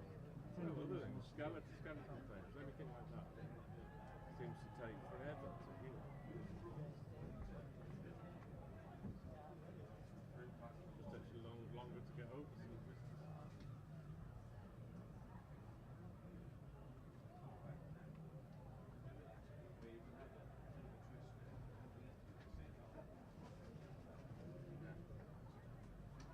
On the other hand, I'm eating a lot better than I ever used to do. I'm eating far better. I've never eaten better in my life. That's fantastic. Has got no desire to improve it?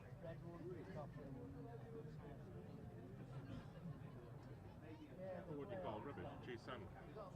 No, I love something going back to bars,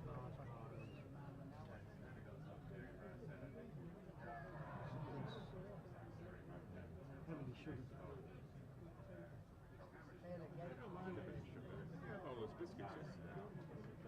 That's Day true. before yesterday, yeah. That's true, but that'll be it. Yeah, I tend to be of the view, a little of everything in moderation tends to be my view. Mr. And McCall. I eat chocolate every day. Diane and I have a routine. We have 1 square of dark chocolate with our coffee because it's good for you. It's supposed to be good for you. So we have 3 coffees a day. We have coffee half an hour after every meal.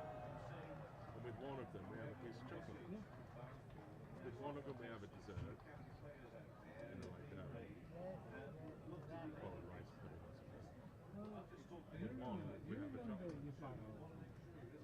actually needs a variety of different amino acids, different proteins to make the amino acids. Because each one's got different percentage. Yeah. They're saying now you have to, the ideal diet is 5 a day, 5 portions of different fruit and veg a day. Over the week, you have to eat 30 different plant foods. So you can't eat the same 5 6 times on the trot. I'm nowhere near. They say it's to do with your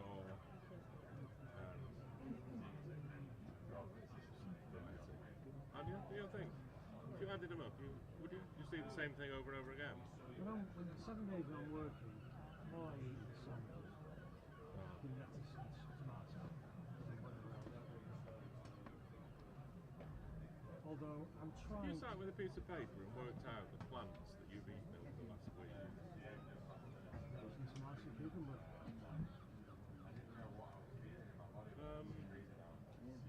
We had peas. You had chips. Well, actually, no, I did cook for Sunday. I had a huge Sunday. Before I came here, I had a huge sprouts, carrots, cauliflower, turnip, runner beans, potato. Deliberately, everything I can get my hands on. Mine's poor and crooked. If I went back a week,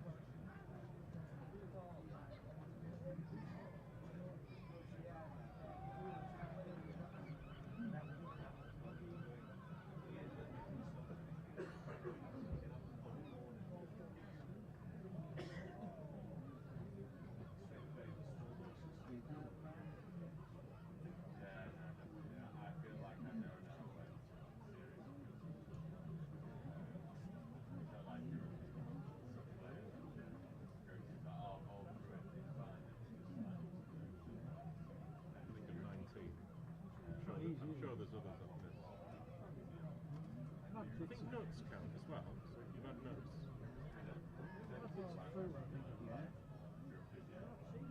There's one thing I don't eat much of is fruit. Quite a lot of bananas. I don't eat anywhere near enough of it.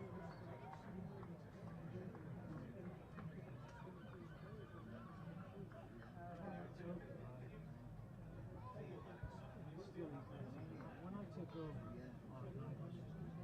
the bin before the first 4 years full of now it's nice, but all scratching packets and crisps. All this person eats is biscuits and scratching.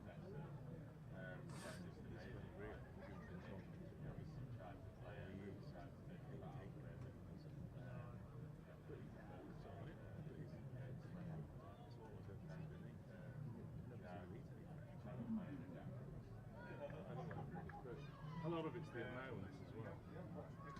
Yeah, I eat more, better than I ever have. A lot less meat, loads of, well not loads, but the right amount of fish, loads of beans, lentils. It's never eaten better.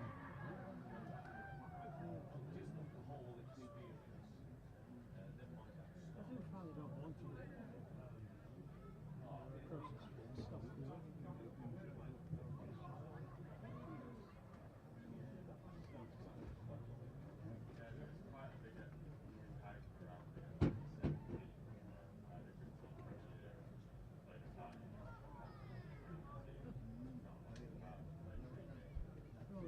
Three backflips, landed on feet for the first and just missed the third. What bloody hell did you do that? through these schools, is it? Yeah, it's quite a con line. Yeah,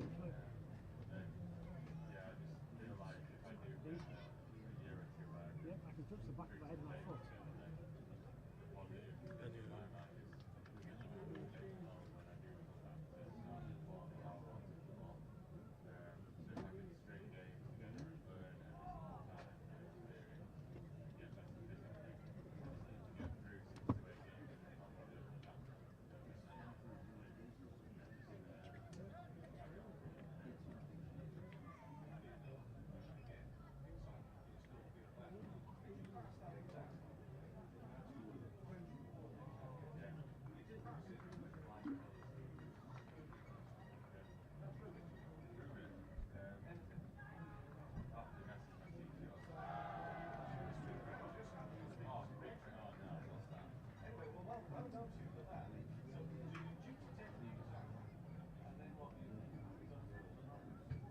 Ladies and gentlemen, play is due to resume in about 5 minutes' time, so we can begin making way off the outfield. That would be much appreciated. Thank you very much.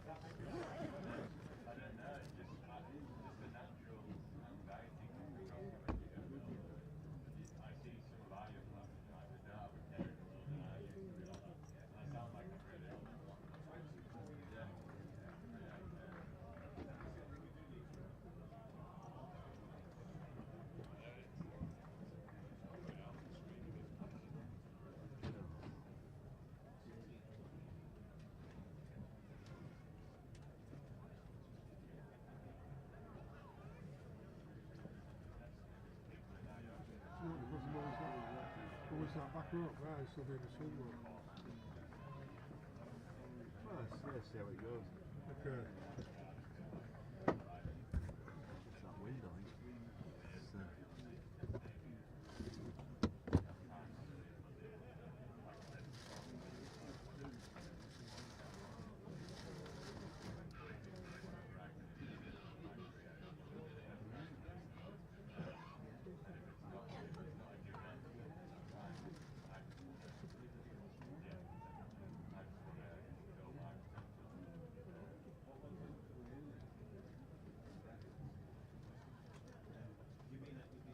Young for that back row up to the pump.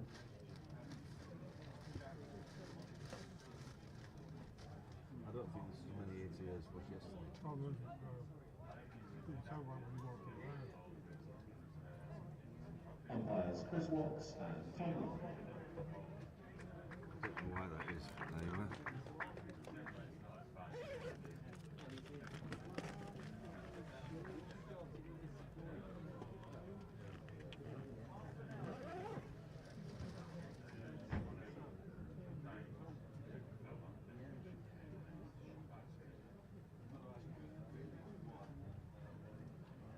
So how many overs is there? 42? Yeah, they've got it right, yeah. They've bowled 109, haven't they? They started on 53. Yeah. So that's 56 they've bowled. Yeah. They've got to bowl 98. So that's 42 overs they've got to bowl. Yeah. Stephen Patterson leading out Yorkshire. Ben Carroll's and changing over to them, continuing the batting for Surrey.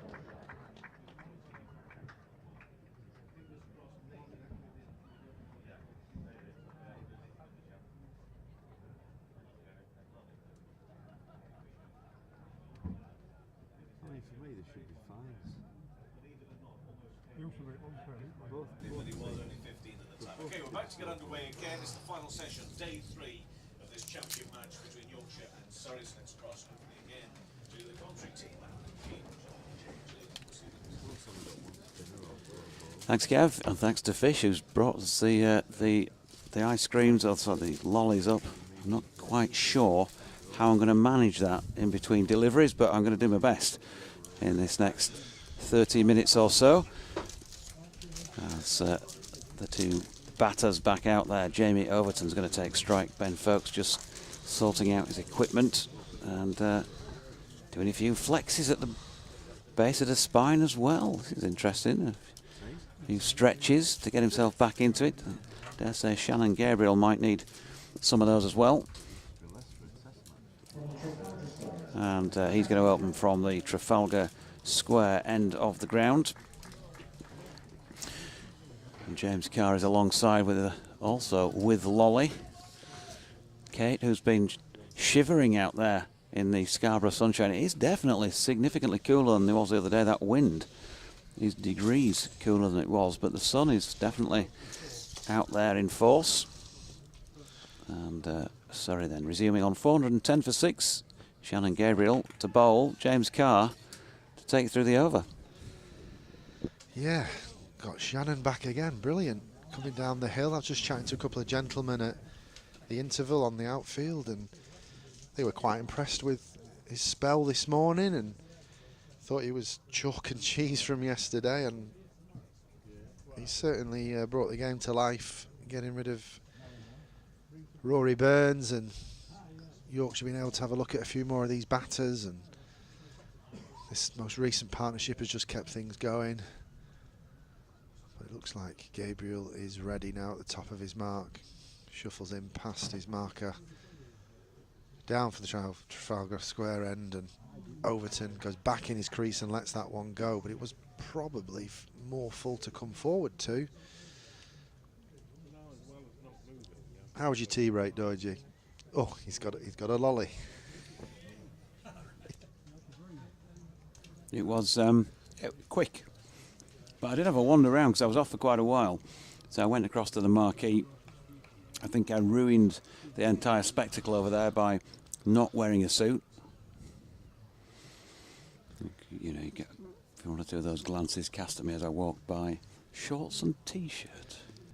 Gabriel once again, right arm over the wicket, full in length this time to Overton, who pushes it past a fledgling mid-on, and they're going to come back for 2. Good hand on that, but it doesn't stem the flow of runs. Shorts and t-shirt. Arlott used to commentate in a cravat, 3-piece suit. I think there's a climate for that, isn't there? But it's certainly not today. I think shorts and t-shirts the way to go. And that floppy hat or that bucket hat. Saw some good varying club colours being shown on the outfield at half-time. Did a bit of fielding, a few tennis balls, a few swing balls. Shannon Gabriel once again down the hill from the Trafalgar Square and right arm over the wicket. That's short of a length again there, and Overton tries to kind of half short arm jab that, but it doesn't go anywhere, and Shannon Gabriel fields off his own bowling. Yeah, thanks to Bill Musto, who bought me half a lemonade on the president's account. There was a bit of fun about that. Half a lemonade, very good. Was the other half? Well, it began with L. Yeah, it's good weather for a nice, refreshing drink for sure.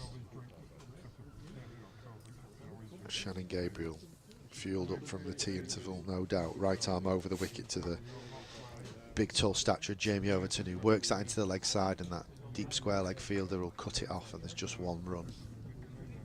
What is the perfect drink in this weather? Anything that you're buying, I think. Well, okay, fair enough. Soda water it is then. Anytime a Yorkie can get a drink out of a lanky, that'll do me. There's plenty of drink in that tap there. You can have for now.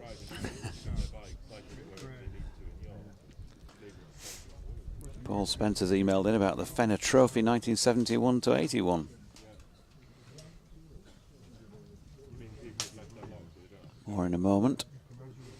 There's a little bit of a conflab here between over 100 yards and deep square leg moving and fine leg just changing his angle as Gabriel's in once again, this time to Ben Folkes, who jumps back in his crease and dinks it to mid-on. So Paul says, listening to the commentary reminded me of the Fenner Trophy. A bit of an end-of-season Scarborough jolly, it seems, to the almost 60-year-old me now, but between 71 and 81 it seemed pretty important. A 14 knockout over 3 days. Then became the Asda Trophy and the Tetley Cup and endured until 1996. The Tilken Trophy was played earlier in the season too, along similar lines, but at Harrogate that was played from 76 to 92 and seemed equally important. Wasn't just modern day fixture list that was packing in matches, says Paul in Todmorden. Gabriel down the hill once again, right arm over the wicket. Short and wide this time, and Folkes has a flash at that, and there's a gentle inquiry from the slips cordon, and that concludes the end of the over. Surrey a 4-1-3 for 6. Folkes in the 40s, 46 not out. Overton on to 18 now. And Paul goes on. And Surrey won the 1991 Tilken Trophy at Harrogate and lost in the 78 final to the White Rose. Thanks for those, Paul. Remember those trophies. Don Best going to bowl from the P-Zone Park end, and speaking of the different ends on the pitch here, Shannon Gabriel's spells, thanks to Kate. She's posted the following. At the Trafalgar Square end, he bowled 4 overs for 26 first up, then 4 overs for 18 in his second spell from there, 5 overs for 7 from this end, the P-Zone Park end, then 4 overs, 1 for 14 last time we saw him at the Trafalgar Square end, so 17 overs he's bowled in this Surrey innings so far. First ball of the over here from Bess to Jamie Overton was pushed back to the bowler, and there was no run. He's certainly grown into those spells, hasn't he? Yeah, Bess again. Swept here, missed though, and a big appeal for LBW. Did he get some bat on it into his pad? And umpire showing no interest. I've got to say, by the way, earlier I was in the press room right behind the bowler's arm. Right behind the batter's. The batter, as Stephen Patterson bowled from the Trafalgar Square, and there was a big shout for LBW, which looked a very good one. Bess in, that's been smashed away over long on. Thank you very much. Just one plonk of the foot down the pitch from Overton, and that is 6 runs. And Bess with a double teapot has a lingering look back at the old Somerset teammate. But it'll say 6 more on the board to him. 24 now and 419 for 6. From our fine leg angle, we thought that LBW appeal just looked high, but obviously we're blinded by being a fine leg.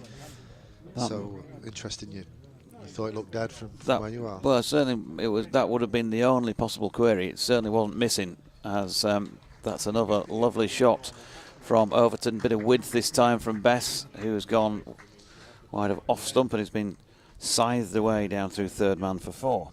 Ian Clark says Yorkshire Riddings over 60s versus Derbyshire over 60s. Afternoon, gents. I'd like to express our thanks to Street House CC for their hospitality in staging the fixture yesterday and for their fabulous tea. Talking to the locals, it seems that in 2020 no cricket was played at Street House and several players did leave. Hope their recruitment drive is successful and they get back to their former strength. Scores to come in a moment from that, because Bess is skipping his way in, Overton skipping his way down the pitch, but driving it to Patterson at mid-off. So he says, just for the record, Derbyshire over 60s, 249 for 5, beat Yorkshire Riddings 60s, 216 all out. That's Ian in Brailsford in Derbyshire. Thanks for that. Congrats to Derbyshire on the win. Another bogey side then for Yorkshire from Derbyshire. They can't seem to beat them, as the final ball of the over is pushed into the onside, and there was no run. Stuart McArdle says Gabriel's no ball, therefore cost Yorkshire exactly 50 further runs, and now Folkes, who's now in, is no mug with the bat, nor is Jacks. Switched on 5 live extra at 11, only to receive the coverage of the Origin. Yep, that was true. We didn't expect that we'd be on this morning, and I think we mentioned that yesterday, that we'll be talking afternoon and evening sessions at best. Andy from Cottingham has also mailed in, says now then Doidge and Baldy. Who's that about? Baldy? Is that because you were referring to It's pretty harsh, isn't it? a sparse patch? Pretty harsh, that. More in a moment from your email, Andy, because here's James talking us through Shannon Gabriel. And here's Shannon Gabriel, right arm over the wicket, and Folks works that one into the leg side as that short mid-on has to run round and cut the ball off. So he says, sat here fishing and melting in the sunshine, the pain being tempered by the excellent commentary. More importantly, how is the SSSO performing today? Hope he's in full control of the rope. Didn't realise you were a freelance commentator and not employed by BBC Radio. Shameful. No, just the way things are in this industry, isn't it? Thanks for your words, and here is my headgear update. Burgundy floppy kookaburra hat. I rate that. Yeah, we quite like that, Andy. That's good. And here is Shannon Gabriel, who wears the burgundy of the West Indies. That was short, and it's pulled down to fine leg, and it just bounced in front of the fielder there, and he just hurried him up, and it's gone for 4. That looked nasty, Jonathan. Awkward, wasn't it? Yeah, one of those, if he goes down for it and that kicks off the pitch, he might have a couple of teeth missing about now. And I suppose if you're being hypercritical, you just say, you turn your head out of the way and you get your body in the way of it and hope it hits you. Or maybe you hope it doesn't hit you. And I think it was the latter for Matthew Wade, and it's bounced awkwardly past him, hasn't it? Yeah, well, Overton's going to take it on. He gets on with it at the slowest of times, doesn't he? But he's certainly come out after tea with a bit more intent and probably trying to just get that scoreboard moving at a lick to try and hurry this game on and try and create a result. And Gabriel goes short again, and what are we going to get from the umpire here? It's beat everything. He's given byes. Overton took it on. Looked like a deflection, but it might have just been that shape off the pitch and out the hand of Gabriel, and Tattersall goes flying across the leg side and it beats everything. Yeah, just a poor delivery, wasn't it?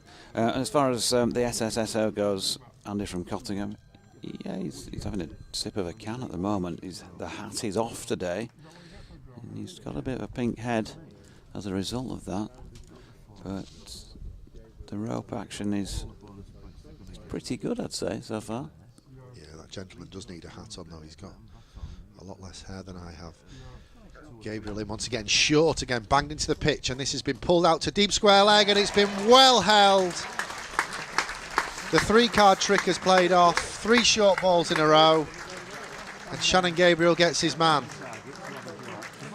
Yeah, and a good Gordon Thompson, because he was on the boundary as the ball was struck, and it's one of those where he probably wanted to just step back a pace to make it easier for himself, but then checked behind him, and yeah, he's reeled that one in, just leaning back slightly, but managed to keep his balance. So excellent piece of fielding, and as you say, he's got his man. Persistence paid off in that respect, and Overton gone. Caught Thompson, bowled Gabriel for 32, 432 for 7. I think we've got a game on here. There was a bit of afters there as well. I think Gabriel might have just sent the big Englishman on his way, and there's been a bit of needle since the interval, trying to get on with the game, trying to create a result, and that's what we want. We want some result cricket here, don't we? So I think this is going to be a really, really exciting evening session. I have to say, by the way, Jordan Thompson taking that catch, his dad's out on holiday, some far-flung place. He's absolutely loaded, is Steve, and he's got loads. He's on a boat, so it's a yacht somewhere, private yacht, something like that. He sent me a horrible photograph of him topless on this boat drinking beer. I think there should be laws against this, James. Drinking beer in the sunshine, topless, yeah, absolutely. It's photographs of somebody drinking beer topless on a yacht or whatever it is. Well, we wouldn't do it, would we? No. We won't be doing it. Wouldn't even think about anything like that. We certainly won't be doing it this evening. Bringing disgrace on Yorkshire to the wider world. Jamie Overton then faced 28 deliveries for his 32, and he hit 5 times 4 and 1 times 6. And his wicket fell at 4:12 in the afternoon, and after 111.4 overs of this Surrey first innings. So by my calculation, that looks like Conor McCurr that's come out to bat? It is Tom Laws, Is number it? 30. Oh, number 30. Yep. I stand corrected. Conor McCurr, number 3, still to come. Well, what is for sure is it's Shannon Gabriel from the Trafalgar Square end, down the hill and past the umpire now to the new batter, and he digs that one in, and it's well negotiated with a back foot defensive. We've got a short leg in place now, and the ball bounces well in front of short leg, but certainly in the game. Tom Law's just taking a moment there and walking all the way out to square leg, and now walking all the way back in and scratching his mark. The game is poised here, isn't it? I've just got another message from Said Thompson saying jealousy gets you nowhere. You think you'd have better things to do than listen to this on his yacht, wouldn't you? Maybe not. As Shannon Gabriel is in over the wicket, and Laws is very compact there and just pushes the ball back down the field. And that concludes another wicket over for Shannon Gabriel. A wicket maiden, in fact. No, it wasn't. There was a 4, wasn't there, that went through the fielder. Yeah, Matthew Waite was the man. A nice moment, actually, just before tea. I'd had a wander around the ground. I've got to say that when they decide they're going to make some improvements to the broadcast facilities, why not just shift us to the other end, because you've got a great view. That's felt like you're the closest to the players that you could possibly be, bang opposite, more or less, where we are, under the little awning roof that's coming down, that sort of area. Will be spot on. Dominic Bess coming in, and he's flicked to leg by Folkes. There is a man out in the distance doing the fielding. It's George Hill, and they get through for 1. So yeah, the nice moment as I got right around and I was coming back to the popular side, the top side, a couple of little boys on the front bench, and they were a little bit embarrassed and reluctant about asking Matthew Waite for the autograph, and they were looking at him and he was looking at them, and in between deliveries, and Dad's going, go on, just ask him. And he kind of put his hand out as if to say, do you want to give me a book? And they were still too embarrassed to ask, but went across, and yeah, in between deliveries he signed a cap and a book. As Bess's next delivery is a dot. That's another. I know you can get autographs at any ground, but it's much easier at places like this, and you get right up to close to the players on the boundary edge. There's no advertising board between you and them at that part of the ground. As Bess is pushed into the offside this time by Laws, who's yet to get off the mark. It's just the best part about it. I mean, I know it costs a lot of money and operational and logistical costs, but it's such an intimate community feel, isn't it, when you bring it to the outgrounds? Yeah, Bess again floats one up, and that's pushed into the offside once more by Laws. There's no run. I remember coming when my eldest James would be, I don't know, 5, 6, 7 years of age, something like that. Yorkshire versus Worcestershire, before I was doing this job. Bess is in and using his feet this time. Laws drives into the offside, no run. And in those days, Gareth Batty, of course, is here now as head coach of Surrey, was playing for Worcestershire. And, sort of having known the family from younger days, any chance of a few autographs sort of thing. And, yeah, he obliged with the entire Worcestershire dressing room, I think it was, as that's pushed back for the final ball of the over. And that just sort of delights the kids, and that's what keeps them interested, isn't it? Those things, you don't forget that. 433 for 7. I've mentioned before on broadcasts, I remember my first championship game watching at Headingley, Yorkshire against Hampshire, and still got the autograph book with the Trevor Jestys of this world, who was playing for Hampshire at the time, and David Turner, people like that. Gordon Greenwich was playing. I don't know if I got his autograph or not, can't remember now. I should remember that, shouldn't I? I think Headingley now, the modern Headingley, is a very good viewing ground as well, so you can still feel quite intimate at Headingley and get close to the pitch or be on top of the pitch if you're in the higher stands. But I just love the club feel of being at Scarborough. It's such a great feel. Gabriel's in to start another over, and he's short and wide this time, and Folkes punches that through cover point, and that will take him to a very deserved 50. The Surrey man raising his bat, acknowledging the crowd. Very measured innings by Ben Folkes. Typical, classic innings from folks there. Yeah, 107 deliveries, I think. Kate will probably be handing us a note to confirm. 6 fours, 7 fours in it with that one to bring it up. Yeah, he's just played like a batter. His first 10 runs, he took a little bit of time, but since then, every time you look at his scoreboard, it's just, he's 5 more. He's into the 20s, into the 30s. It's been a very well-paced innings by the England wicket-keeper. Gabriel composed himself, and he's on his way once again from the Trafalgar Square end, right arm over the wicket, and he's just a little bit wide of the mark again, and folks this time dabs it into that cover point region for just the single. I'm just going to have to stop here a moment because I've got to do a quick update for BBC Tees, for which I'll need some notes, which is always good, isn't it? That'll be something like this.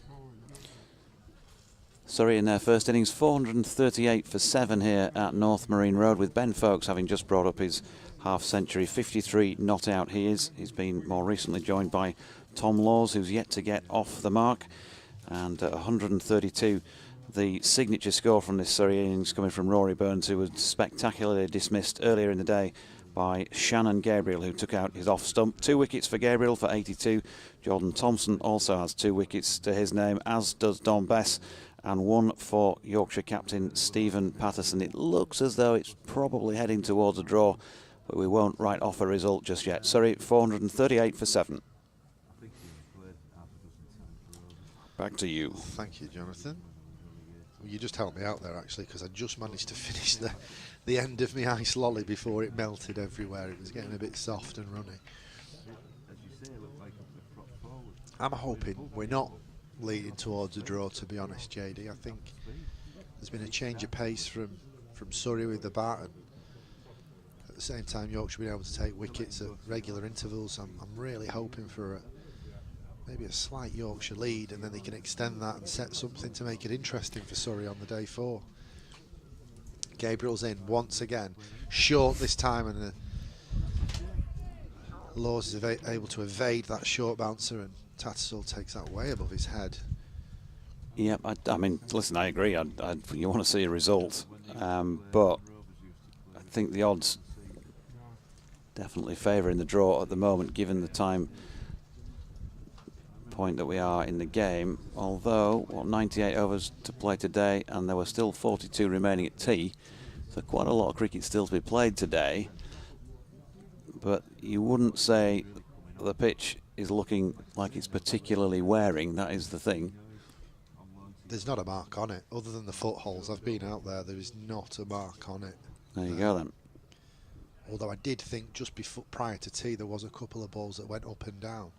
Gabriel in once again, full of length this time, and that's pushed by Laws down the ground. It's not going to go for 4. It was just a slightly hard push of a forward defensive, but they're going to get back for 2. And it's a no ball as well, so they'll get 3 in total. Yeah, there wasn't a mark on it, and but then Bess got the odd one to just keep low before tea, and Stephen Patterson got a few to just grip a little bit, and but it was pretty tennis bally, that it wasn't kind of shooting through the surface. But I'm hopeful that maybe something happens to that surface that can provide us with a result, or at least entertain us till 6:55 tomorrow night. Because I'm sure you want to be here as well at 6:55, JD. I do, yeah. I've only got to drive to Edgbaston on Friday, ready for some finals on Saturday. Gabriel's on his way, change of ploy. We've now got a leg slip in place, but he goes full with that one, and Laws flashes at that, but there's no contact. He goes straight through to the wicket keeper. Just rubbing sun cream off my arms there. I hate sun cream. It's loathe. I know you need to put it on, but I don't like it. And I'm going to stick my jumper on, and I don't like it when you've got sun cream against your jumper on. No, it's just one of them phobias I've got. Well, the temperature has dropped, hasn't it? The breeze is coming through. It's not as bright as it was earlier. Doesn't necessarily mean the ball's going to doesn't necessarily mean the ball's going to swing much or do anything, especially when it gets cooler like this. Gabriel up and over the wicket. This time he's full of length, and Laws looks very organised, to be fair, as a number 9 batter. And that concludes the end of that Shannon Gabriel over. Surrey now 4-4-2 for 7. I thought you were going to say that concludes our business for today, gentlemen, as if you were at one of your Northern Diamonds, you know, top meetings sort of thing, in the suits there, the stripy suits. I can see that, James Carr. That concludes our business for the day, gentlemen. Super smashing great, marvellous. We were from Accrington. Don Bess then from the Beeshorn Park end. And he floats that up, and that's flicked off his legs by Ben Folkes. Will Luxton is round at backward of square leg to do the fielding, and they're through for another 1 run. Yeah, a little on the chilly side. 1 or 2 coats have gone on now. Still some hardy souls in shorts and t-shirt. What's up with you? Oh, now then, Bess flicked into the leg side, this time by Tom Laws, and James Wharton was hit by the ball, I think, at short leg. I think he got something on it, and it was aerial. Pretty harsh to call it a genuine bona fide chance, because it was travelling. Just a moment of interest for Bess then, he was in again, and this time it's deflected aerially backward of square with softer hands. Had that one gone in Wharton's direction, then you might have expected him to catch that. Yeah, indeed. So a bit of interest for Bess. Laws waits and Bess in again, pushing forward out into the offside. Tattersall round from the back of the stumps to clean up. Jordan Thompson just wings his arms around, just notifying the skipper that he's ready when required. Bess floats another one up, gets that. I'm not quite sure what he was trying to do with that, but I don't think the execution was what he was intending, which was slanted well down the leg side. I don't think Laws was expecting it either, because he was losing his balance away to the offside. Dot ball. Bess has it back in his hand again and comes in once more, drags this down a little bit. James Wharton. He's a comedy figure there at short leg at the moment. He bent double, and I think the ball might have donked him on the top of the helmet after the bounce. Everybody's okay and having a laugh about it. End of the over. 442 for 7. BBC West Yorkshire Sport at gmail.com is the email address. I'll have an update for BBC Radio Leeds to do in about 5 minutes or so. Just as a heads up on that front. And you can also get in touch on at Jonathan Doidge and at Back and Across and at, he said, looking down the tweets, trying to remember James's address without having to ask him again, but I can't find any. I don't really use Twitter that much, to be honest. I don't stress about that. Shannon Gabriel then at the top of his mark. The sun's come back out, but the breeze remains. He's on his way up past the umpire, right arm over the wicket, and it's fuller length and whipped away off the legs of Ben Folkes for a single to that deep square leg fielder. Gabriel bowled a no ball in the previous over, and I was just reliably informed it's 2 runs for a no ball these days, just in case anyone does start texting in to. Oh, why did you say 1? No, I said 1, yeah, but, you know, forgetting the women's game still, it's 1. Tim Brown has tweeted in about, with respect to Matthew Fisher, been a big miss this summer, along with Ben Code. I don't think any Yorkshire supporter would disagree with that. Mr. Brown. We've still got that leg slip in place for Gabriel, so I wonder if that's a bit of a bluff, as he's in right arm over the wicket, and Laws is compact and pushes that through extra cover, and they're able to get back for 2 there. It looked just like a dink into the offside, but the ball ran away, and the fielder had to come round and do a bit of a roll and a tumble to stop that. It does slope away that way quickly as well, doesn't it? So. I've got a Twitter follow from Ian Normington. Would that be the same Ian Normington who was on the photograph that Mr. Rowe sent earlier from the 1979 Jolum Airedale and Wharfdale, Joel final winning side. Neil Dutton says, really don't think Shannon Gabriel has enjoyed his week in Scarbados. He's certainly grown into the game, and looks like he's better for having a few miles on the clock now as he comes up past the umpire, right arm over the wicket, and he gets that one to bite off the surface, and Laws plays and misses as Tattersall takes that cleanly behind the stumps. The Yorkshire fellas are working profusely on that ball. Try and get something out of it. Extract something out the surface. Get the ball to move through the air. Skipper Patterson at mid-on, just rolling his arms over again. Stretching those shoulders out.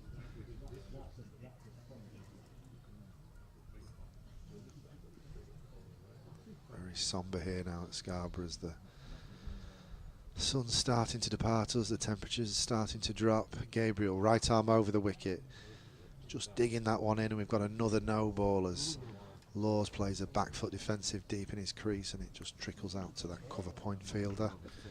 So that's 2 more to the total. Don't miss a trick, you dear.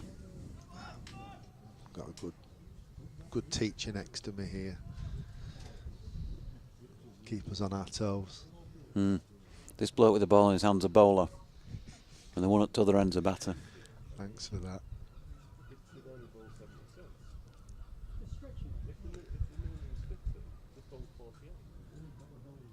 Shannon Gabriel down the hill, right arm up over the wicket, and that's a lovely drive from Laws through that vacant cover point area, and the fielder chases it and does a really good job pulling that back.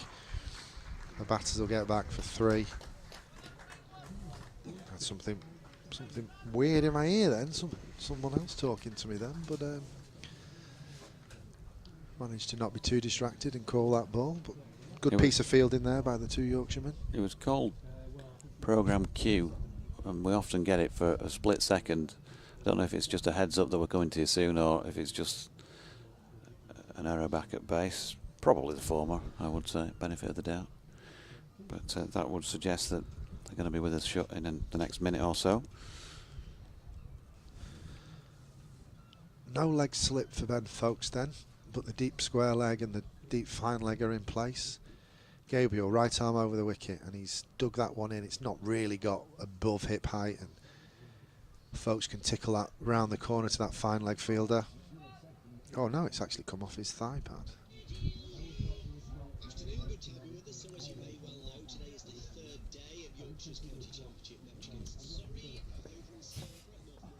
Update time for BBC Radio Leeds. It's cooling down, I've got to say. The sun's been out all day, but the breeze is a little cooler than it has been.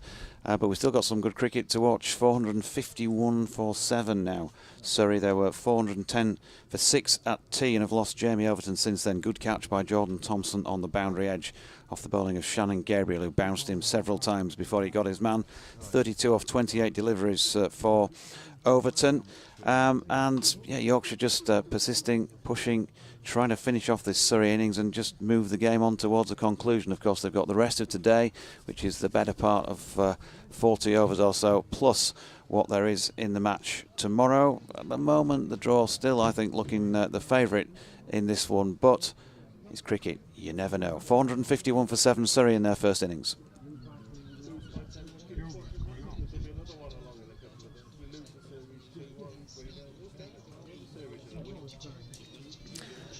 There we go. It's going to be Don Best from the Pease Home Park end of the ground, with still James Wharton, short leg under the helmet, Adam Lythe at slip, got George Hill in at point, Jordan Thompson at a shortish cover, Shannon Gabriel, he's going to take a breather by the looks of things in the pavilion, having bowled a little spell. Patterson at mid-off as the first ball by Bess is just pushed out squarish on the offside by the batter, who at this end facing is Ben Folkes. There's also a straight mid-wicket. There's a long on Matthew Waite on the boundary edge. deep backward square leg.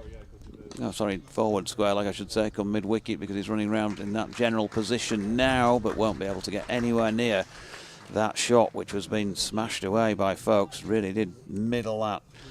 He went zinging away down to the west stand boundary for 4. Yeah, Gabriel, just before he went to that update with Radio Leeds, looked to have lost his run-up in those last 2 balls of his spell. And I'm now wondering if it's maybe a tweak of the hamstring. I've just seen him go under the balcony there and hold in the back of his hamstring, so hope all is well. Here's Bess, use of feet by Folkes, who flicks that one to Will Frayne, who's at that straight mid-wicket. The one man I didn't get to mention in that round of fielders was Will Luxton, who is that 45 degrees backward of square on a 1 and walking in, as does Bess, to deliver this latest delivery. And there is some turn. Folkes makes a little bit of a meal of this one, playing across the line, and it's him. Looks as though it's going comfortably down leg, even though he hadn't really made any advance out of his crease. Bess again. This time Folkes gets a delivery just wide of off stump, and he's forward and flicking that one back past a frustrated bowler because he couldn't get his hand on that to save a run, and it's a single out to Matthew Waite at long on. A few gulls around. We're going to get to that time of day, what, in about an hour, where they really will be circling. There'll be a few out there on the pitch, just getting warmed up for tea as Bess is in. Thick inside edge this time by Laws, and Luxton has to come round from that 45 degree position to square on to field, and they're through for another run. 458 for 7, 8 of them now to Tom Laws, and 60 of them to the man who's batting so well out there, Ben Folkes. I said I'd give a mention as well today to Sean Atkinson, who messaged me last night, somewhere way down the list of emails now, who was laughing at my. I was talking yesterday about Lytham St Anne's Beach and building racecourses out of sand, digging a ditch for the the Grand National fences and piling the sand up in front of the ditch. Of course, they were only about 6 inches high, and having a bit of competitive sibling rivalry, dashing around there back in the day. Did you have to have a passport to go there? Anyway, Jordan Thompson to replace Shannon Gabriel, and he's bowled that one right on the heels of Laws, and he turns that round the corner for a single. Yeah, they didn't understand what we were saying because we didn't say thegs and thosses. We were saying eggs and osses.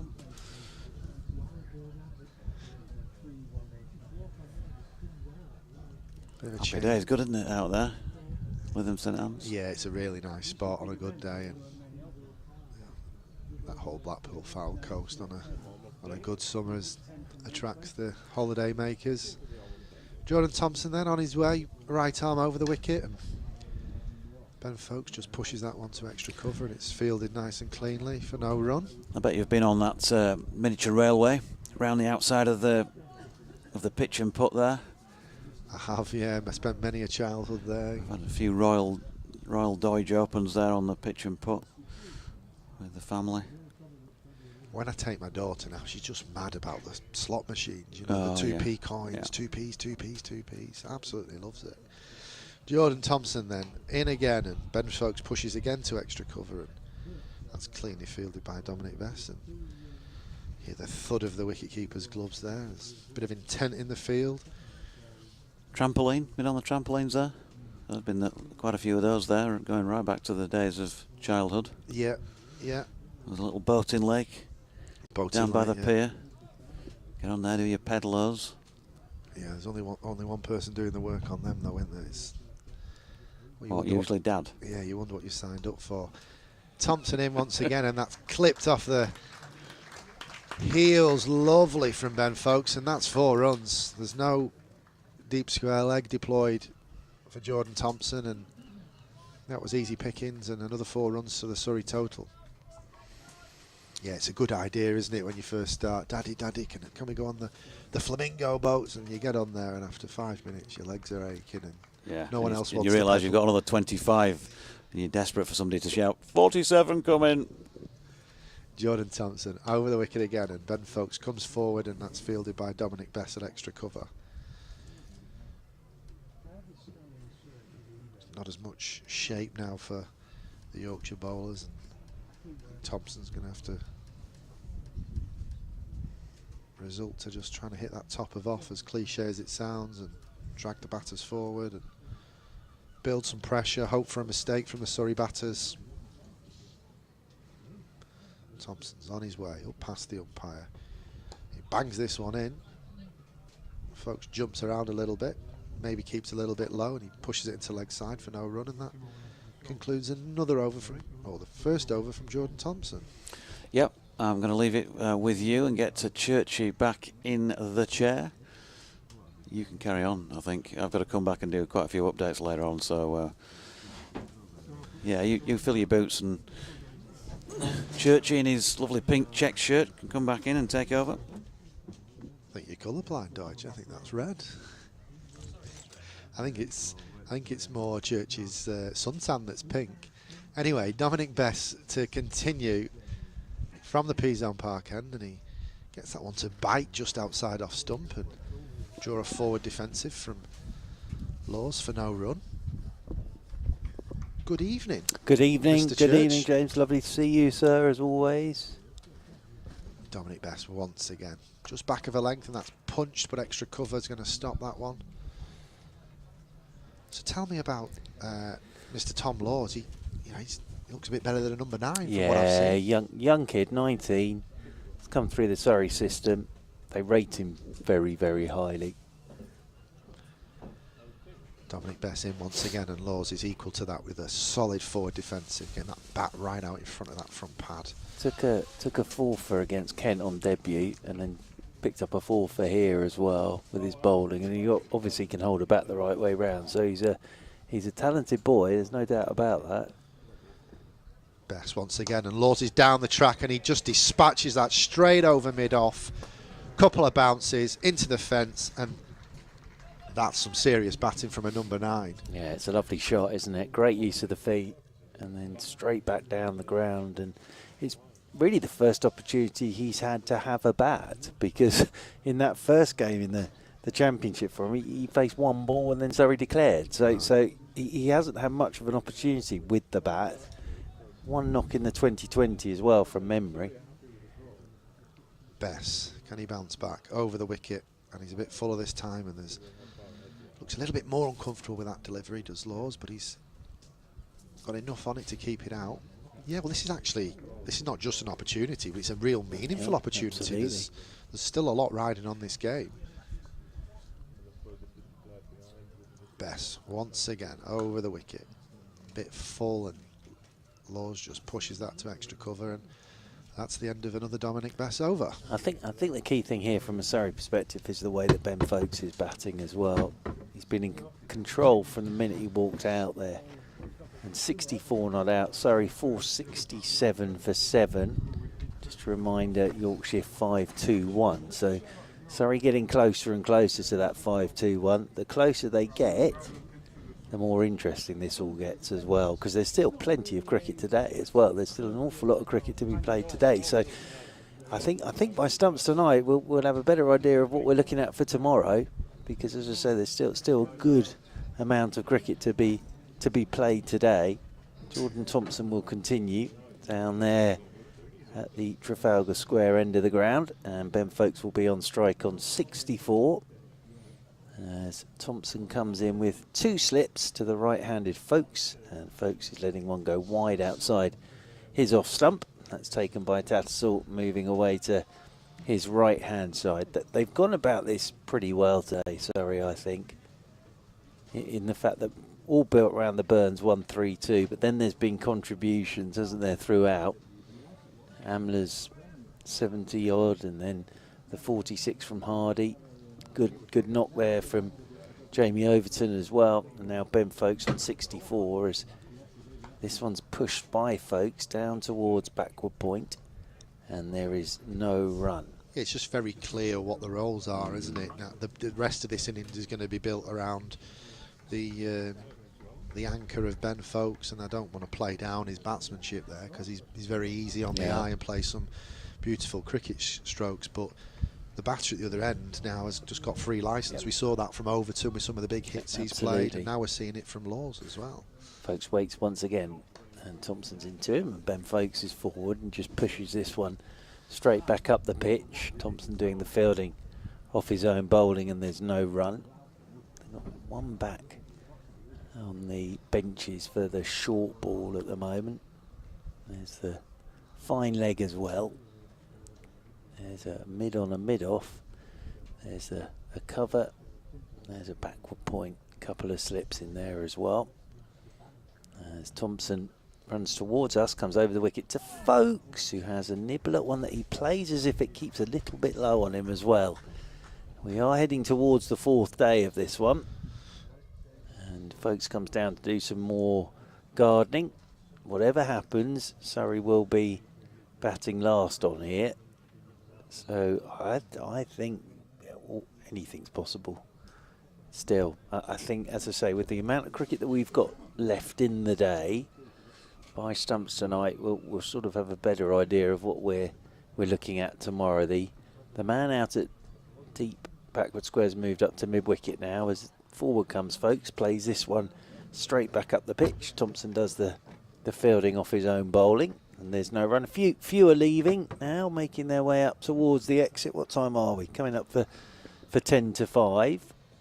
So a few are making their way off for trains or the 5 o'clock dinner situation, or 5:30 or 6 o'clock.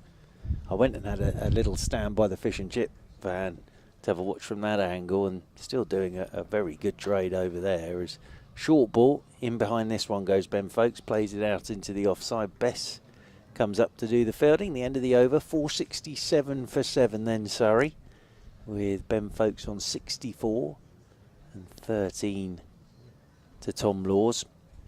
And Dom Bess will continue from this Peatone Park end of the ground. I've been watching Dom Bess very, very closely because I really rate Dom Bess. And you can see he's been bowling a lot of overs, which is what Dom Bess needs to be doing.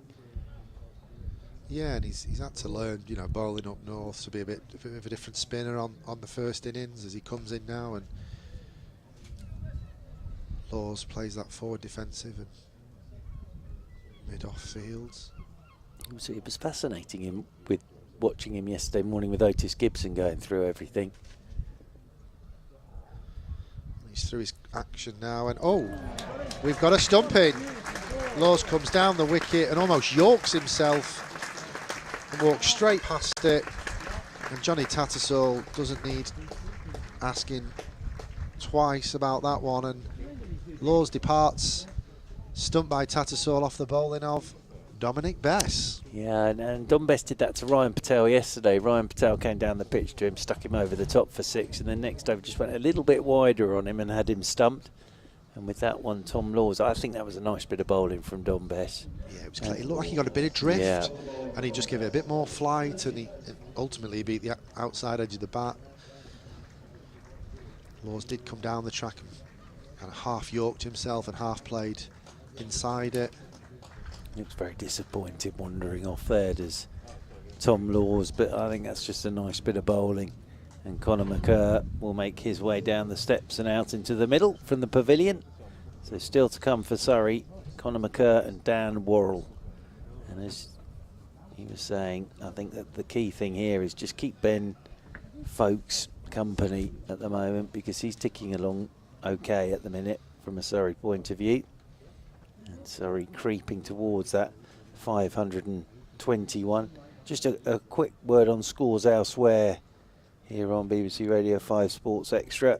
Essex have already beaten Gloucestershire by 9 wickets. Simon Harmer, another 13-wicket game for Simon Harmer. That's 26 in the last 2 for him. Warwickshire in their second innings, 164 for 6 against Hampshire, so that's a lead of just 11 against Hampshire. Northamptonshire in their second innings against Kent, 167 for 3. So that's a lead of 135. Lancashire 487 for 4 in reply to Somerset's 446 all out. Just have a quick look at that, see if Mr. Verdi's in the game. Not as yet, but Roloff van der Merwe with 3 wickets there for Somerset. Verdi none for 81 so far, on loan for this game. Derbyshire 265 for 4 in their second innings against Durham. So that's a lead now of 248. Glamorgan, great position, 365 for 4 against Notts in their second innings, lead by 398. Dominic Bess is back with us, right arm over the wicket to the new batter. Oh, and he's punched that to that short leg fielder, and he's not able to grab hold of it. That would have been a great result to go bang bang.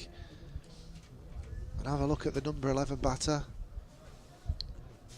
Bit of bounce for Dom Bess. Will Jackson will be having a watch of that as well, because we're coming in towards second innings territory now. Bess on his way again, encouraged by that last delivery over the wicket, and McCurr stays deep in his crease again there, asking for a bit of trouble maybe, if it's going to keep low and then one's going to spit.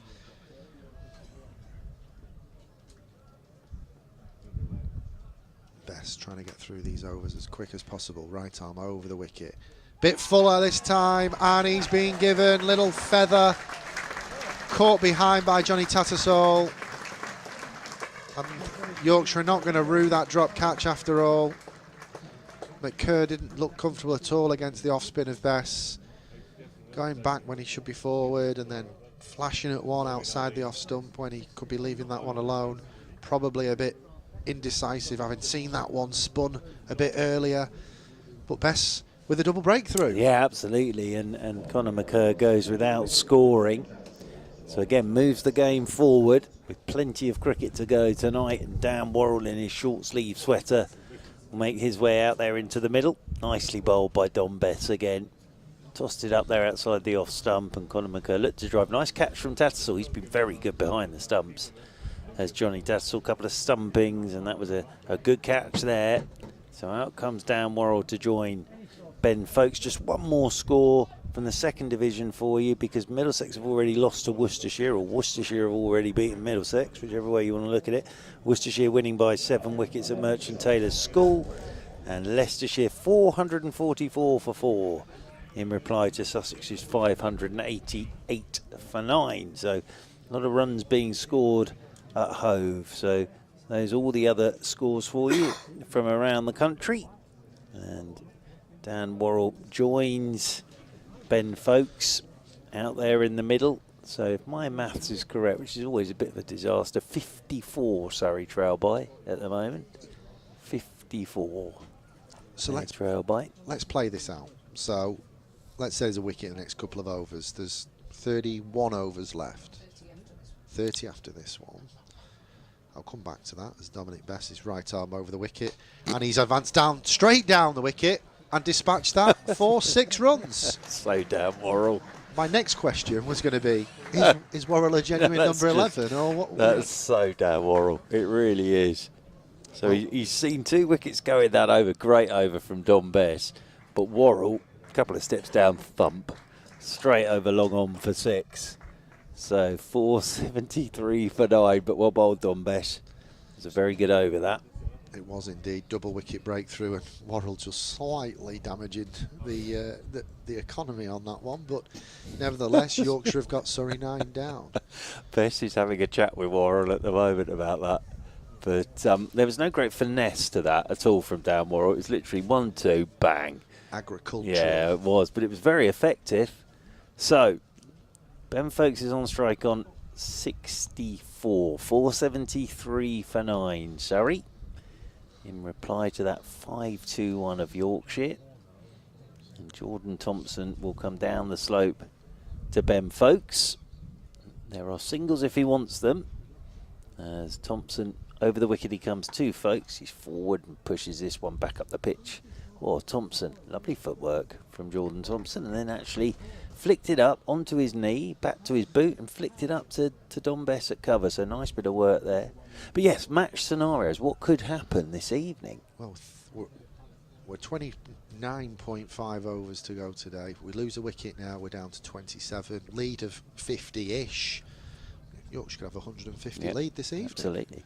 As in over the wicket once again comes Thompson, and this one's tucked away by Folkes, and he won't take the single. So Ben Folkes decides to keep strike. There's my dear friend in his ill-fitting singlet for the first time today. We haven't seen him as yet, but there he is, still wearing his ill-fitting singlet that he's worn every single day.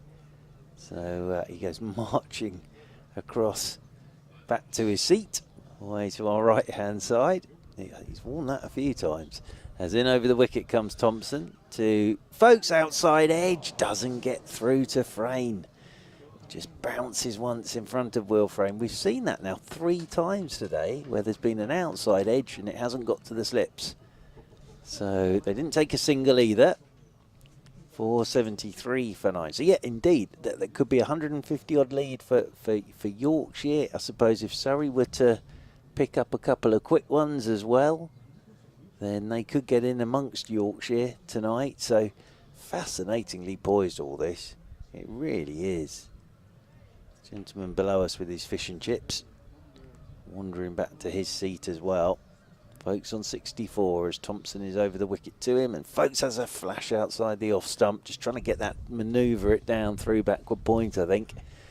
And it goes past his edge and taken by Tattersall, moving away to his right hand side. Yeah, I was probably being a bit blinkered there. Yorkshire lead of 150, but equally Surrey could go bang bang, and it's, you know, a 75 or 100 lead, but 5 wickets, wickets down. What interests me is it's quite an inexperienced Yorkshire batting lineup, as this one's whipped leg side by Ben Folkes, and he'll just take the single, I think, here. So he's on strike for the start of the next over. 1 ball to come, I think, here from Thompson for Worrell to face, because Yorkshire were 125 for 5 on that first day. And then Lyth is absolutely key again in the second innings. He really is. Absolutely key. Stood in there at the moment at second slip. I guess the one thing going for Yorkshire is it's 20 odd overs at the end of the day. Yeah, it's actually time to bat, isn't it? Yeah. Rather than a little sort of 8 overs would be horrible, but 20 odd overs is a proper time to have a bit of a bat. As in over the wicket once again comes Thompson, and Worrell punches beautifully off the back foot, but won't take the single out there towards the sweeper on the cover rope, because every run is vital, but he wants to leave Ben Folkes on strike. End of the over. 474 for 9 then, Surrey. And 47 they trail by now. And 65 to Ben Folkes, 6 to Dan Worrell. But that's what I think is interesting. Anything's possible, I think. Yes, indeed. And another thing that's going for the Surrey side is it's been a new ball pitch to take wickets with. So to have that 20 or so over burst at Yorkshire this evening might extract some wickets out of the surface. Equally, Yorkshire can come out in one-day mode, and it's, who knows what they're talking about in the dressing room, that's for sure. Dominic Best to continue then from the Peace-on Park end, and Folkes is down the wicket, and he's whipped that into the leg side, and it's been fielded by long on, and they don't take the single. They don't take any runs there. I think at one point. Thompson 25 overs, 5 maidens, 2 for 94. Shannon Gabriel 21 overs, 3 maidens, 2 for 95. Stephen Patterson 25 overs, 4 maidens, 1 for 82. Matthew Waite 17 overs, 4 maidens, none for 62. And then in addition to Bess, there was George Hill 6 overs for 31. That wraps up the stats, I think, just about for that Surrey first innings. Just to say, Ben Folkes 86 not out from 159 deliveries, including 12 fours and 1 6. And the last man out, despite what it said on a website or two, was Dan Worrell, stumped by Johnny Tattersall off Bess for 26 off 19. So some matches, things just go for you, and some they don't. Jonathan Tattersall 180 not out, and then look down the dismissals column, and he took a catch, that of Jamie Smith off Dominic Bess earlier. He took a catch to dismiss Colin McCurr first ball, and then 2 stumpings as well. It's been a cracking game for him so far, and who knows what part he'll have to play with both bat and gloves in what remains of this match. But Yorkshire's 2 opening batters out there for a second time. George Hill will want to do a lot better than he was able to in the first innings, because of course he was out the last ball of the first over of Yorkshire's first innings without scoring. And then the other fella, well, he managed just the 183, and he's going to take strike. And to take you through the first over, BBC Radio London's Mark Church. Thank you very much. And it's going to be Dan Worrell from the Trafalgar Square end of the ground, coming into the left-handed Adam Lythe. Lead of 6 for Yorkshire in the first ball. Lythe is letting go on or about his off-stump, goodish length. Just watch Surrey in their warm-up. I think they fancy these 20 overs. They were out there very quickly, the bowlers, going through their warm-up routines. Then Rory Burns got them in a huddle. But just the 6 runs, and that was a very important last wicket partnership between Dan Worrell and Ben Folkes. When McCurr went, that was 4, 6, 7 for 9. They got them up to 5-1-5 as Worrell is into Lythe. Lythe's forward, covers up, pushes this one out towards cover point, and there is no run. We saw Tom Laws take the new ball for Surrey in the first innings.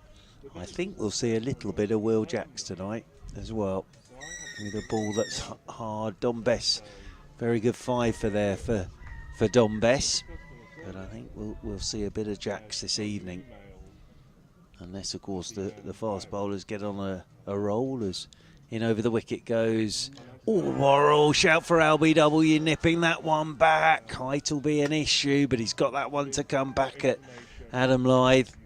Lythe was jumping, rolled away behind him, picked up by Ben Folkes, tumbling away to his left-hand side. In many ways, Yorkshire want this to be a quiet 20 overs. Surrey would like a busy 20 overs. There's a gentleman there walking along with his own plate of biscuits. It's very nice. Yeah, Yorkshire maybe 50 without loss after 20. They'll be quite happy with that, wouldn't they? As in over the wicket again comes Worrell, and it's the first runs. Adam Lythe just tucking this off his hip, and it's whistling off down to the boundary rope for 4. So Lythe's off the mark with the boundary, and that lead moves on to 10. So 4 without loss in this second innings. Yorkshire in the first over, but it's all set up very nicely for tomorrow. It really is. I wasn't convinced when I kept getting told on my way here, and when I walked in, this will be a draw. As Dan Worrell is over the wicket to Lythe, who's pushing forward inside edge, past his stumps, down towards deep backward square. He was pushing a bit away from his body there. Whereas Adam Lythe, and he's practicing letting the ball go, because in the first innings he wouldn't have played at that one. And there he just had a push at it, a little away from his body, thick inside edge, and it brings Hill on to strike for the first time. Worrell did get him in the first innings, caught in the slip cordon. So the right-handed George Hill now with that bat raised waits for Dan Worrell to come over the wicket to him, and Hill is getting a ball that pops on him a touch. He's looking to work that, I think, leg side square, and it just hopped at him, and it rolls away into the leg side. End of the first over, 5 without loss. Yorkshire, they lead Surrey by 11. Yeah, unusually for George Hill, it just looked like he pushed it that a little bit more firmly than normal, because he's very much a take it late, right under the eyes and soft hands type of a player, as we saw to great effect when he got that 151 at Northampton earlier in the season. Adam Lythe and he just having a chat about what they think to things out there after that first over. They were out there the very first over of the match together, but already by this point George Hill was on his way back to the pavilion. Aaron Hardy is going to open the bowling from the Peasholm Park end. Number 15 on his back. A couple of looseners to Hashim Amla, who's going to be positioned at mid-on under the sun hat, the floppy. 2 slips and a gully they've gone with here to Hardy. And he just lobs up that shiny new cherry from one hand to the other. Makes his way away from our commentary position then. Adam Lythe solidly behind that pushing back to the bowler. I've never had 183, so I wouldn't know what it feels like, but when you've got that in a match, I mean, why is it that players get a massive score in one innings and then often don't in the other? Is that mental relaxation? Is it just that they've found a good ball second time? There'll be many reasons, I guess.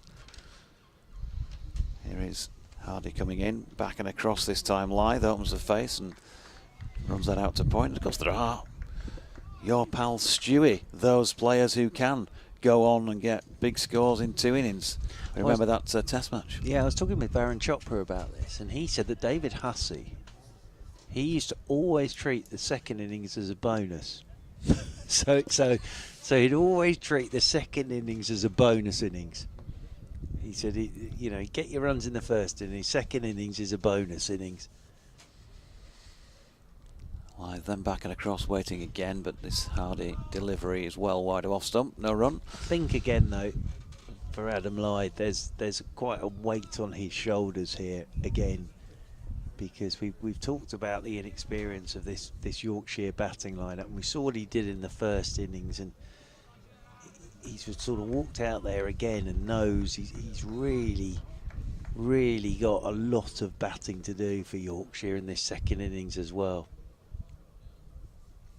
Hardy in again, and that straightens things up. A little bit of in-dip towards the lefty, who pushes out into the offside. Laws in his big white floppy doing the fielding. There's just a light smattering of speckies now away on top of the west stand. I've got to say, we're feeling the wind with a little bit of cover around us, but up there in that elevated position, it will be a little bit parky, as we say around these parts. I didn't bring any socks either for this trip. Bit of a concern. Here's Hardy again, and that one just kicks off the pitch, and Adam Lyth has to take his bottom hand away and manages to successfully play it into the offside with a little bit of control. Mr. Doige, that's why Surrey getting to within 6 is important, because this will start happening more and more as the game goes on. That one just hopped off a length. So by getting close now, Surrey, this pitch tomorrow will do a bit more, I think. Hardy again to Lyth, wide of his off stump though, and it's an easy leave to complete the second over then, with Adam Lyth on 5, Yorkshire on 5, and no wickets for Surrey just yet, but it's already looking interesting. And as you said, Churchy, Yorkshire will want it to be a quiet 20. Very much the opposite. If Surrey can take 3 or 4 with them in this 20, there will be cock-a-hoop tonight. Yeah, and I think, let's just say Surrey have been 100 behind. That's a completely different ball game. And those runs very valuable from Dan Worrell with Ben Folkes at the end, because 4, 6, 7 for 9, they were still trailing by 50 at that point, over 50. They got it down to 6. Here is Worrell then to Hill, and Hill, good leave from Hill. Worrell's getting this right up there as well. Surrey bowled okay in that first session on the first day, and they had Yorkshire 125 for 5. So they'll be looking to sort of get in amongst Yorkshire tonight if they can. I'm just keeping a little eye on Keaton Jennings as well, because he was approaching 300. As Keaton Jennings, as Worrell is into Hill, and Hill's letting this one go outside his off stump. I should have been keeping my eye on my phone, because I've missed a call from BBC Radio York, which suggests they've been trying to get an update from me. Sorry, chaps. I was blathering on during the previous over. do not worry at all. But how's Mr. Jennings going there then? 293. Ooh. As over the wicket once again comes down Worrell. And Hill's had a nibble outside his off stump. It's a wafty old shot, that, and it's bounced and beaten the edge, and a bit of a nervy shot, that, understandably, because he's on a pair here. He's a very good young player, George Hill, but you know when you see somebody regularly, and if there is an area that the opposition probably started to have a look at on the videos when they've watched him bat. He will just, for somebody who plays so straight, he will just have a flick at those that he probably shouldn't do, just outside off stump. Worrell is over the wicket to Hill, and Hill's covering up, pushing this one out into the offside, and there is no run there as Conor McCurr comes up to do the fielding, whips the ball in straight over the top of the stumps. Mr. Deutsch will take over because he's got an update to do with a phone cue. Phone cue with a bit of Rod Stewart as well. Oh. Guess the track. Rod the Mod. I saw Rod during the Queen's Jubilee celebrations doing a bit of a number or two. Wake up Churchy, I think I've got something to say to you. Here's Worrell in, and that's dropped into the offside by George Hill out to cover. Fired back in, there's no run. Do a bit of talking on the back of this. We're just getting to that back end bit where he says, Maggie, I wish I'd never seen your face. That's coming next. Ah. I don't want to tell you what's coming next, really, but I just did. Oh, there, yeah. Oh, well, sort of imagine it in my head now. As Worrell turns at the end of his run. Sweatband on his left wrist, in he comes, right arm over. George Hill has been struck in front, but that is not out. It was not the most confident shout, but there was a bit of togetherness about the appeal by Surrey. Don Bess, hero with the ball, having a little wander down beneath our commentary position. Time for that update then.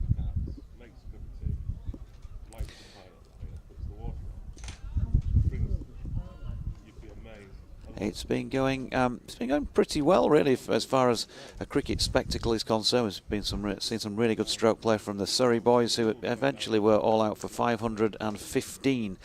Last man standing, Ben Folkes, was 86 not out. We already saw Rory Burns make 132 earlier in the day, and other good contributions as well from Aaron Hardy with 46 and Jamie Overton with 32. Dominic Best finished with 5 for 126 from his 35 overs, so well done to him with the ball. Jordan Thompson, Shannon Gabriel both got a couple of wickets each as well, and one for Stephen Patterson. So Yorkshire had a 6-run lead at the end of first innings, and they're out there at the moment just tentatively starting their second. The ball is doing a little bit, the new ball for Surrey, and could be some testing times in the what's probably going to be about an hour and a quarter of the play left today. Adam Lyth is not out on 5, and Yorkshire second time around of 5 without loss, leading by 11 runs.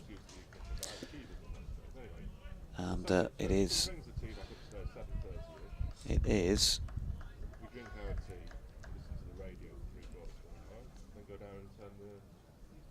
What is it, Mr. Deutsch? I'm waiting. I'm really on tenterhooks here to find out what it is. Me too. It is Aaron Hardy. Oh, I from see. His piece of Yes, that was a dot. And he's bowling to Adam Lyth with 2 slips in place and that gully, and he's got an easy leave to one outside off stump. We might get the battle again tonight then.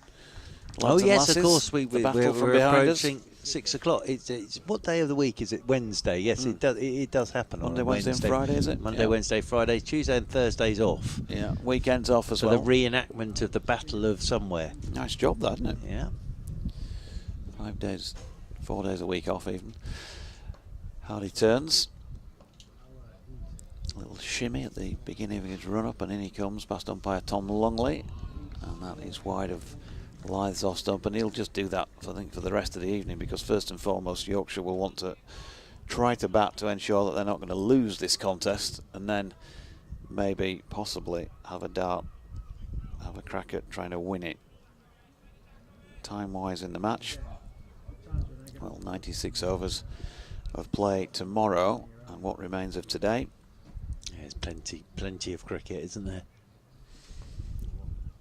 Just been dispatched out to the square leg boundaries in front of square, but Hardy doesn't drop the short one in. He's not too happy with himself there for hanging another one wide of off stump. Bit of energy being wasted here. Adam Lyth is not doing too much of the energy wastage at the moment. He's just had a little amble out of his crease, done a little bit of gardening, And a quick look at who's stayed behind to watch this Yorkshire second innings on the popular side, and now he takes his guard again. High back lift, and in comes Hardy. And that's a good delivery. That's a very good delivery from Aaron Hardy. This time he got it right. And I think Adam Lythe's probably having a little bit of a smile at him as he smiles at the batter, because that, well, it had Adam Lythe anchored on the crease and beat the outside edge and swung even more after it had passed the bat through to the gloves of Folkes. Lythe survives. Yorkshire remain 5 without loss. Oh dear. That was very, very close. Very, very close to that outside edge. Cracking delivery from Aaron Hardy. Here is Dan Worrell then from the Trafalgar Square end of the ground, and he's into George Hill, and Hill's playing this one down in front of him. Lost it for a second, couldn't find it, and then saw the ball just rolling out into the offside, and there is no run. So the lead is 11. 5 without loss, Yorkshire. It's a good start this from Worrell and Hardy. Very tight start. Worrell's doing a bit of work with his studs on his boot at the moment. A bit of dirt in there. Might need those studs tightening up. The umpires have got all bits and pieces in their pockets these days. They really have a lot of...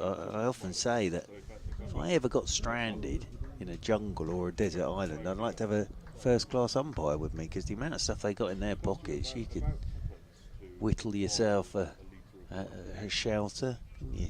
They'd have a light meter for you. They've got everything in there. Some scissors, cut your hair. Sewing kit. Obviously. Sewing kit, obviously. Always a sewing kit in your room, isn't it? Oh, yes. Why? Who actually does any sewing while they're in a hotel? As in over the wicket once again is Worrell, and Hill's off the mark and off the pair because he's pushed forward outside edge, played it okay, went straight down, flies away past a diving Ryan Patel to the third man boundary rope for 4. So George Hill's up and running. He'll feel a bit better about everything. He's on to 4, and Yorkshire moving on to 9 without loss. I bring my ironing with me sometimes.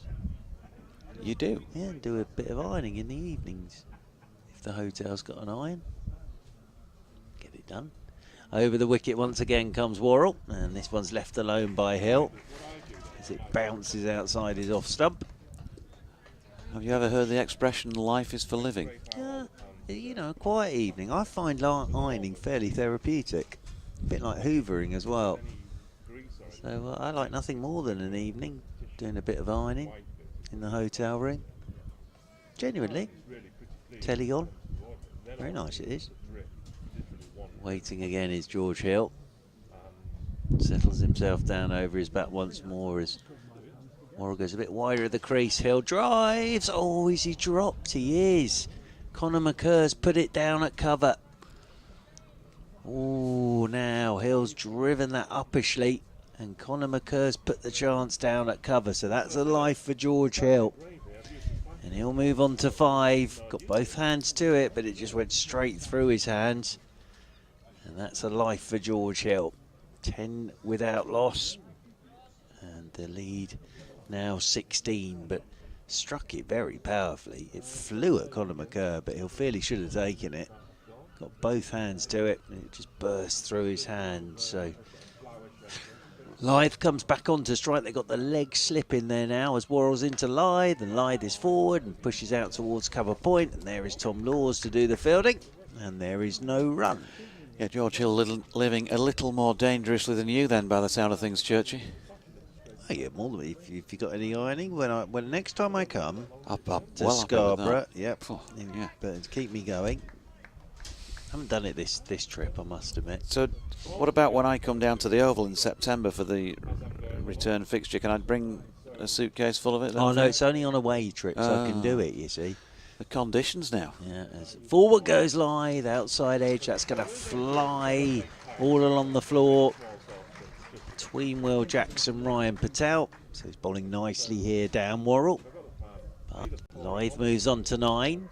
Yorkshire move on to 14 without loss, and that lead moves on to 20. I thought he played that nicely, didn't he? Adam Lythe just opened the face and let the ball do the work. So, yeah, they are living a little on on the dangerous side. For a moment when George Hill struck that, you wondered if it was crashed into the deck and looped up for a sort of crowd catch, but no, the definite body reaction of the fielder was that he'd put it down, because we got the double teapot and that resigned look at the Scarborough turf. Wasn't too much disquiet among the troops though, was there really? They just got on with it, interestingly, but they've created an opportunity there, and they'll be happy at least for that. Here's Hardy bowling to Hill. 3 slips in place, and he's punched this one to mid-wicket. It has been fielded there by Tom Laws, but again, that was just aerial from George Hill, and it's a little bit out of character in terms of how he plays the game. So maybe just struggling at the moment. Just for a second, I thought himself in. He'd chip that straight to Tom Laws in there at mid-wicket, but it bounced just in front of him. Yeah, and Rory Burns now having a think about a change in the field. He's going to bring Ryan Patel out from that 3rd slip. He's going to get Ryan Patel in there catching on the leg side, I think, because we've seen a couple of times there he's gone up-ish, so he's got a man catching, got 2 men catching in that sort of mid-wicket region now. So I expect him to bowl this straight, if that's what he's aiming for. He's got the 2 slips still if he challenges the outside edge. There's a 3rd man, cover mid-on, mid-off, and a long leg. Hardy is in, and that's punched then. It's always the way, isn't it? Brings the 2 men in, then he bowls in one about off stump, but it's just punched straight to the fielder at cover. Yeah, Hardy given the new ball though. It's been a tight start from Hardy and Worrell. It really has. And as I say, Surrey looked like they fancied it in their warm-up. They were out there very quickly to get through their warm-up. Doesn't quite have the same ring as Worrell and Hardy, does it? Hardy and Worrell. Hardy bowling, and George Hill gives it the straight blade. There was obviously a little bit of jag about that because it's come off the outside edge and travelled all the way up towards Worrell, deep backward point for a single. George Hill is on 6, Adam Lyth on 9. We'll have an update in about 10 minutes for BBC Radio Leeds. You can still get in touch, BBC West Yorkshire Sport at gmail.com, or of course on at Back and Across for Churchy, at Jonathan Doidge for yours truly. Quite a lot gone. Pleased to hear the attendance, the rough attendance figures for the first few days here, as Hardy is in and Adam Lyth works off his legs out to Worrell at deep backward square for a single. Not sure the precise figures, but more than 3,000 in on day 1. More than 3,000 in on day 1, and more than that yesterday. Still not 4,000, but more than the first day's 3,000 on day 2. That's the highest crowd figure so far. And then they reckon around about the 2,000 mark for today. Brilliant. So still upwards north of 8,000 spectators watching Championship cricket. And George Hill pushing solidly forward to this latest Hardy delivery. And with the prospect still of something tomorrow. Oh, without a doubt, definitely. Tomorrow's going to be really interesting, I think. Well done to Keaton Jennings. People have been listening to that on BBC Radio 5 Sports Extra. Got to his 300. As Keaton Jennings back with us now here in Scarborough. But well batted, Keaton Jennings. Brilliant. Very good player. As Hardy is in and bowling here to Hill. He was watching one go by past the off stump, and there's no run. Says, I thought you had Guy Garvey in the com box with you. One day like this a year, etc, etc. Yeah, I think I mentioned that myself actually a little bit earlier when he was in. He's got that sort of Guy Garvey type Lancastrian twang. Bury, I think, isn't he? Guy Garvey and elbow.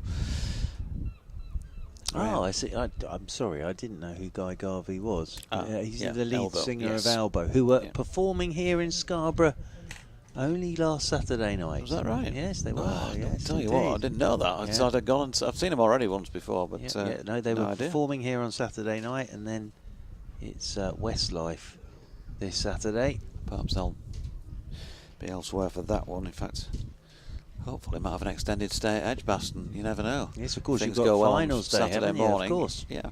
Absolutely. So it's going to be Dan Worrell from the Trafalgar Square end of the ground. Adam Lyth will be on strike. George Hill has had a life dropped by Conor McCurr as Worrell is over the wicket to Lyth. Lyth's forward, solid looking shot out towards Tom Laws, sweeping out there on that cover boundary rope. So that will move this lead now on to 23, 17 without loss. Just a reminder, Surrey all out for 515. Ben Folkes, lovely innings of 86 not out. Rory Burns 132. Ashley Amla as well, played very, very nicely this morning, but Surrey got it to within 6 runs. Amla making 79 earlier on this morning. Now in the second innings, Yorkshire as Worrell is into Hill, and Hill's forward and outside edge, and that flies off down to the third man boundary rope for 4. Again, it's all along the floor, but Worrell will be encouraged by the fact that he's found that edge of Hill's bat again, but it's 4 more to Hill. He moves on to 10, and Yorkshire move on to 21 without loss. Sun's come out again. We've had a bit of cloud cover. We've got a very strong breeze going across the ground. It's not the warmest. As in over the wicket once again goes Worrell to Hill, and Hill covers up, pushes away into the offside. Won't get a run on this occasion as Conor McCurr comes round to do the fielding. Graham Sandiland says enjoying the comms in Scotland whilst having COVID. Oh dear. Oh dear. Well, nice to be in Scotland. There's Mr. Shannon Gabriel having a bit of a wander down below us. Picked up the wicket of Rory Burns today. Don Bess with 5 for 126 for Yorkshire as Worrell is into Hill, and Hill drives again, and it almost looks like he's going to go around that front pad, and that squirts out to Conor McCurr at cover, and there's no run. And the way he's moving, Shannon Gabriel, you kind of want to dash down there with a canister of 3-in-1 to just oil those joints. Yes. Other oil lubricants are available, I'm sure. Well, he's bowled some overs today, but he's looking a little stiff and sore there, I think it's fair to say, as he makes his way back to the Yorkshire dressing room. As Worrell is into Hill, and that's a good leave. That's come back at Hill. I don't think he was expecting that to come back as much as it did, and that has gone over the top of his off stump. Nicely bowled again, that by Dan Worrell. 21 without loss, Yorkshire. A few more spectators are making their way out of the ground down below us, heading off for their fish and chip supper or whatever it is they fancy this evening. Over the wicket once again goes Worrell, and then Hill's letting this one go outside his off stump. End of the over. Nice quiet over again for Yorkshire, and there are 13 remaining today, 7 gone. And Yorkshire are 21 without loss on this third evening with a whole day to go tomorrow. And they lead Surrey by 27. Dominic McMullen tweets, watching the stream on YouTube, question for you. How successful would Championship cricket be if it were played at outgrounds? If the game was invented all over again, would this be a better solution than playing to the empty home grounds? Cheers, Dom. Yeah, it's an interesting point of view. Really ever thought about that. Aaron Hardy bowling here to Adam Lyth, who gets one roundabout off stump and drops it into the pitch. There's no run. And you're talking to 2 commentators who, of course, are primarily based at test grounds.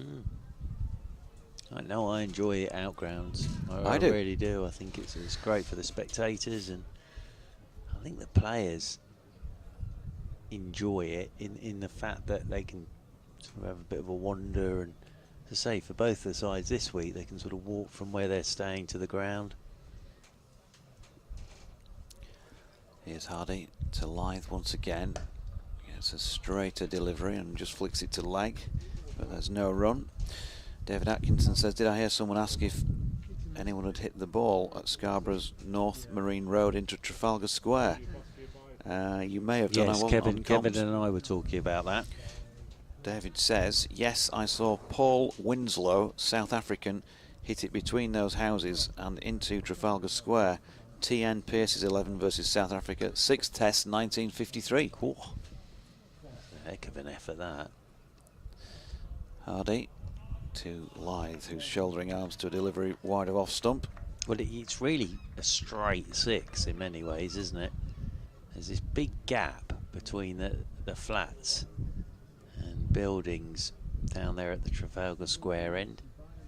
And you can see all the other flats on the other side of the square. I wonder why they didn't put one there, why there's a gap. I did go for a walk around there the other night. I failed to see the reasoning behind that. Was there a sign there? You'd be used to that mind the gap sign, wouldn't you? Yes, well, we'll be back on the tube now. Dot ball there. Tom Joyner Union's messages about the streaming. I'm going to be like a parent here and just say, how many times do I have to tell you? The streaming is nothing to do with the BBC commentators, apart from the fact that our voices are laid over the pictures. Oh dear. Go and stand in the corner, Tom. Hardy, meanwhile, round the wicket now to Lyth, who is forced to play this one into the offside. Laws doing the fielding in the covers, no run. Got a graphic of Worrell and Hardy from Martin. And Rhiannon says, evening JD, been listening to today's play from the office, wishing I was watching in Scarborough. Let's hope these opening batters get settled before the close of play. Yeah, you and plenty of others, Rhiannon Blake. As Hardy turns at the end of his run, leaving the Peashone Park end behind. And Lyth has another easy leave. Malcolm Code says, really enjoyed the last 3 days. Think tomorrow may be interesting. Following the action from Bodmin, Cornwall. Loving the banter between us all. Ah, Bodmin's lovely. Never been part of the world. I've never been to Cornwall. Yeah, it's very nice, Cornwall. It's very nice. And yeah, well, lovely to have you listening in as well there. Yeah, you can see quite a few of the spectators now have sort of moved from over the marquee side of the ground back over to the benches to our left as we sit, because you're in the sun there. As Dan Worrell from the Trafalgar Square end is coming into Hill, and Hill sways inside a short one that is taken by Ben Folkes off his toes. No ball from Dan Worrell. That's our first one, again from the Trafalgar Square end. We've had a few in this game, 23 without loss. This is a photograph that Steve Thompson, Jordan's dad, sent me in earlier from his holidays, topless with a can in his hand on some sort of vessel on water. Very nice. I think it's terrible, don't you?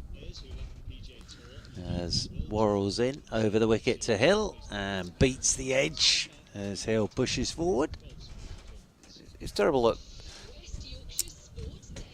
you know, these parents, these pushy parents, get their sons into professional sport just so they can get capped, get extra dosh, and then send the parents on holiday. Well, it looks like he's having a nice time. Update time for BBC Radio Leeds.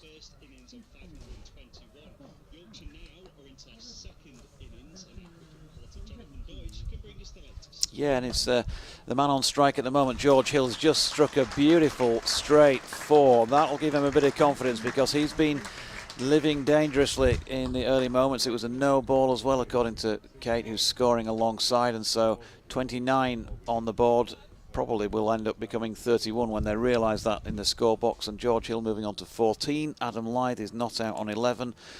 No major alarms. Nobody's. Oh, in fact, no, there was a major alarm, wasn't there? Because George Hill, in fact, picked one up when he was batting with his back to us at his Peashone Park end and was dropped out at point. He struck it pretty firmly, but the fielder couldn't take it in. And having just driven straight, he's now played a beautiful shot through extra cover. So starting to get going, young George Hill, onto 18 for him. Just to wrap up what happened in the Surrey innings, eventually all out for 515. They couldn't get Ben Foakes out, Yorkshire. He was 86 not out. Very well played as well from 159 deliveries, 12 fours and a 6. And they carried a 6-run lead with them into this second innings. 5 for 126 for Don Bess. 2 wickets each for Shannon Gabriel and Jordan Thompson. And 1 for Stephen Patterson. And as I say, just that one dropped catch. But Hill now starting to get going. And Yorkshire 33 without loss in their second innings, leading by 39. Worrell in again, and that one's left alone by Hill. Outside his off stump. A couple of lovely shots in this over, the on drive and then that punch away through the covers from George Hill. He'll be feeling a bit more into all of this now. On to 18. Lead now has moved on to 39 for Yorkshire. Spins the bat in his hands, does George Hill. Tall lad, right-handed. Bat raised in the air as Worrell's in to him. He looks for the Yorker and Hill's got bat on that. Plays it up towards Hashim Amla, who stood up there at mid-on under his customary white floppy sun hat. Doesn't really matter what the weather's like. Hashim Amla will be wearing his white floppy sun hat. He stood up there at mid-on at the moment, watching away. 79 with the bat today for him. Hill ready once more as Worrell is over the wicket to him, and he's covering up and pushing straight back down the ground again. And Amla's there to do the fielding. And there is no run. Tom Laws might be worth a go tonight. He's picked wickets up in this game. 4 for Tom Laws. He's down there at the moment at long leg. Waits again does George Hill as over the wicket goes Worrell to him, and Hill's punching off the back foot straight out to Conor McCurr, who's doing the fielding, whips the ball into the gloves of Ben Foakes. The end of the over. So 11 left today. That's 9 gone of this Yorkshire second innings. And 33 without loss then. Yorkshire lead by 39 on this third evening here on BBC Radio 5 Sports Extra, BBC Radio Leeds and the Yorkshire stations, and BBC Radio London. You know the weather's all right for tomorrow as well. So we're going to get a full day tomorrow. Very interestingly poised, all this. Aaron Hardy from the P-Zone Park end. Round the wicket to Adam Lythe. Left-handed, of course. Bat and pad together. He pushes into the offside. And there is no run. Still got... he said checking his scorecard. 11 overs remaining today. So time for things to change. I was suggesting when Churchy said they'll want a quiet 20 overs, maybe 50 without loss would be quite enough, but the way they're going, they'll have more than that. They just want to avoid losing wickets. Here they go, 4 from Adam Lythe. Short ball, he should know much better than that from having watched Lythe bat first time around. That was a shocker. To be honest with you, Adam Lythe didn't get a hold of it as well as he often does, but it still easily had the legs to make it to the boundary through mid-wicket. Yeah, Rory Burns is signalling away to Jamie Overton to get warmed up. Getting a deep backward square out there, but Hardy was annoyed as he let that go. Knew it was too short. 37 without loss. Lythe on to 15. What will he do to change things now then? He gets Lythe to push uppishly. There were soft enough hands for it to drop a good 10 metres short of Rory Burns at mid-off, but yeah, had he gone at that hard, then it could have been interesting. Played at that again as if it just stopped on him a touch. Yeah, Adam Lythe, and then comes down to do a bit more gardening on or around that off stump. Now Surrey aren't happy with the ball, and actually umpire Lungley's looked at it and immediately gone across to umpire Watts. So Surrey not happy with the the ball at the moment. Rory Burns has wandered across as well to have a chat. Here come the cries of get on with it. Now they'll start in unison and then they'll start working their way around the ground. You almost get a big flashing sign up here at Scarborough when this happens. But Surrey aren't going to get their way on this occasion, although that was a proper chat between umpires Lungley and Watts. Rory Burns and umpire Lungley still looking at one part of the ball. And Rory Burns will now just lob it back to Aaron Hardy. So they haven't got their way on this occasion. But yeah, it'd be quicker just to put a big flashing sign up saying, get on with it. Here's Hardy then. And Lythe, a little bit of bat onto pad there. I think it was an inside nick, no ball anyway, wouldn't have mattered. So 2 more on the total. It is only 9 overs old, this ball. No balls are going to do a right old job, aren't they? They really are in this game. There's been a lot around during this game. Yep, it's not been pretty in that respect. I wonder what the running total now is. I'll have a look down the scorecards. Here is Hardy though, bowling again to Lythe, who's pushing forward with an open face. It drops into the pitch just in front of Will Jacks at second slip, who makes a diving stop. And there's no run, so there were 28 no balls in the Surrey first innings. In the Yorkshire first innings, there were 36. 36 and 28? Or is that the number of runs? Yes, it was, wasn't it? It was 18. 18 no balls, making 36 runs. Yep. And 14, so 32. Lythe shouldering arms to another Hardy delivery. 32 and 3 in this one. So 35 no balls in the match. Good effort that. 70 runs and an extra nearly an extra 6 overs of cricket due to no balls. Yeah, it's been mainly from that Trafalgar Square end of the ground. The bowlers have found it tough not to overstep the mark. No sound of the Battle of River Plate just yet. 6:15. Must be 6:30. Hardy in, driven by Lythe, well, pushed by Lythe as far as Rory Burns, and that will complete another over. And so 10 of them now gone. Lythe not out 15, George Hill not out 18, and 6 extras to boot. 39 without loss. Yorkshire that lead 45. Yep, they'll be happy with this Yorkshire. Good first 10 overs. A chance to get rid of George Hill not taken by Surrey. Lythe's looked very solid again. 15, Hill's on 18. And now we're going to get Jamie Overton from the Trafalgar Square end of the ground. There we are, there's the announcement. And he'll have a couple of slips. Ryan Patel at first, Will Jacks at second. Hardy is away at backward point.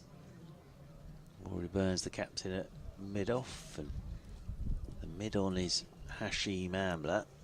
As Jamie Overton is in, his first ball to Hill outside the off stump, just back of a length, and Hill just sways inside. That has absolutely nothing to do with it whatsoever. Just having a look, I think Ben Geddes is out there because quite sure where is that. That's Conor McCurr at backward point. I wonder if Aaron Hardy's actually just gone off there, because that definitely looks like Mr. Ben Geddes out there at cover. Apologies, that's Jamie Smith out there at cover. It's been a long day as this one's left alone outside the off stump by George Hill. So Jamie Overton coming charging down that slope at the moment. I don't know where Mr. Kevin Howes has gone. No, Mr. James Carr, because I was going to get him back in the box. They've gone to have an ice cream. To give you a breather. Be very nice. Or to give me a breather. No, to give you a breather at about 6 o'clock. Waits again does George Hill. Overton is over the wicket to him, and Hill's letting him go. It's good pace on that from Jamie Overton. Hill just shoulders arms once more. Taken by folks moving away to his right-hand side. So yeah, that is Jamie Smith out there at extra cover. I've got these new glasses, which didn't cost me a huge amount of money, mainly for reading, for close-up work. But I think I need them for long distances these days as well. As he waits again, does Hill. Over the wicket comes Overton to him. Hill's forward again, pushing this one out into the offside. It is still pretty parky. Kate, bless her, she's got Very goosebumps cold, all yeah. over her thighs, and that's no disrespect to you, Churchy, but I don't think it's on account of being sat beside yourself. Wonder what he was going to say there, Kate, for a moment. After that, Might have something to do with the temperature. Turning again is Jamie Overton, comes charging in towards us, and a short one which Hill just ducks underneath. Taken again by folks away to his right. It's interesting that Jamie Overton has a variety of different follow-through lengths. That was only about halfway down the pitch, but sometimes he's put so much effort in, or he wants to rattle the batter, that he'll stride all the way down the full 22. Charges in once again, comes in over the wicket and driving his Hill. It's off a thickish edge. He wasn't in control of that, George Hill, but he'll get a single down there to Aaron Hardy.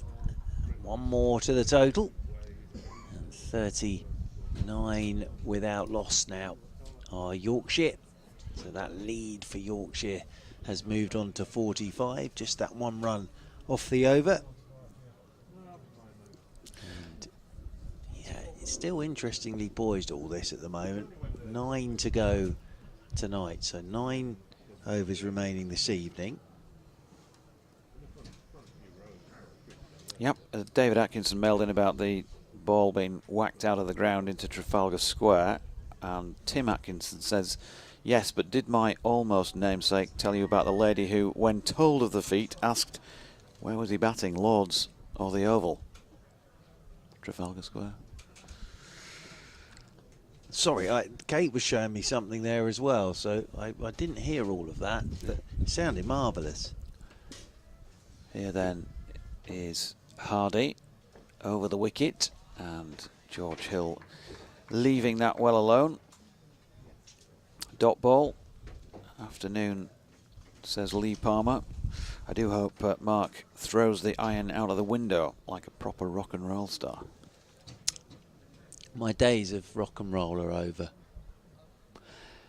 And Tom, rightly, having been chastised for putting questions to me about the streaming, has sent me a graphic of himself standing facing the corner. Won't happen again. It had better not. Hardy in and driven, pushed, I should say, by the right-handed George Hill back to the bowler. No run. Blott says, evening chaps, thanks for another cracking day's commentary. One for the evening chat, as St Andrews has made Jack Nicklaus an honorary citizen. Which cricketer or cricketers would deserve to be given the same honour by Scarborough? That's interesting, isn't it? Probably have to go and look at the honours board, I guess, and look at those sort of things, performances. Maybe skippers who brought their sides here and done the best. As George Hill watches another one by Hardy go by. It's nice for Jack Nicklaus, that though, to St Andrews. Quite right too. All starts tomorrow, doesn't it? The Open. WG Rumble Pants says, what ho chaps? Would you have predicted a 500 plus first innings score by both teams at the start of day one? Is this another case of the groundsman preparing ECB mandated flat batting track? Not so far as I'm aware, having spoken to John Dodds, who came across into the box on day one and asked if it was doing much from the streaming, and of course I had to put him straight again. Hardy's latest delivery pushed out into the offside by Hill, no run. Yeah, I think it's been a good pitch, this one. And I think tomorrow it might do a bit more as well. We've seen the odd one or two now during Surrey's innings, odd one or two that just skipped off a goodish length, bounced. Best found a bit of turn again. Hardy again. Peasholm Park end. Wide of Hills off stump and he shoulders arms. Now I'm sure that for a few reasons, apart from making it an exciting game and taking it to the 4th day, Scarborough would also want the match to go to a 4th day, because they've been hit, haven't they, by loss of fixtures back in COVID times and some difficult recent times, so they want also to see people coming in on all 4 days. Either way, it's going to be just about a full day tomorrow, I'd have thought. Here the goals come circling back end of the day as Hardy is in and driven this time by Hill to Amla at mid-off. No run, end of the over, and it's 39 without loss. Lily says hi, JD and Mark. This is a very good and interesting game. A good fifer by Don Best, dare I say it. I hope Adam Lyth and George Hill stay until the end of play.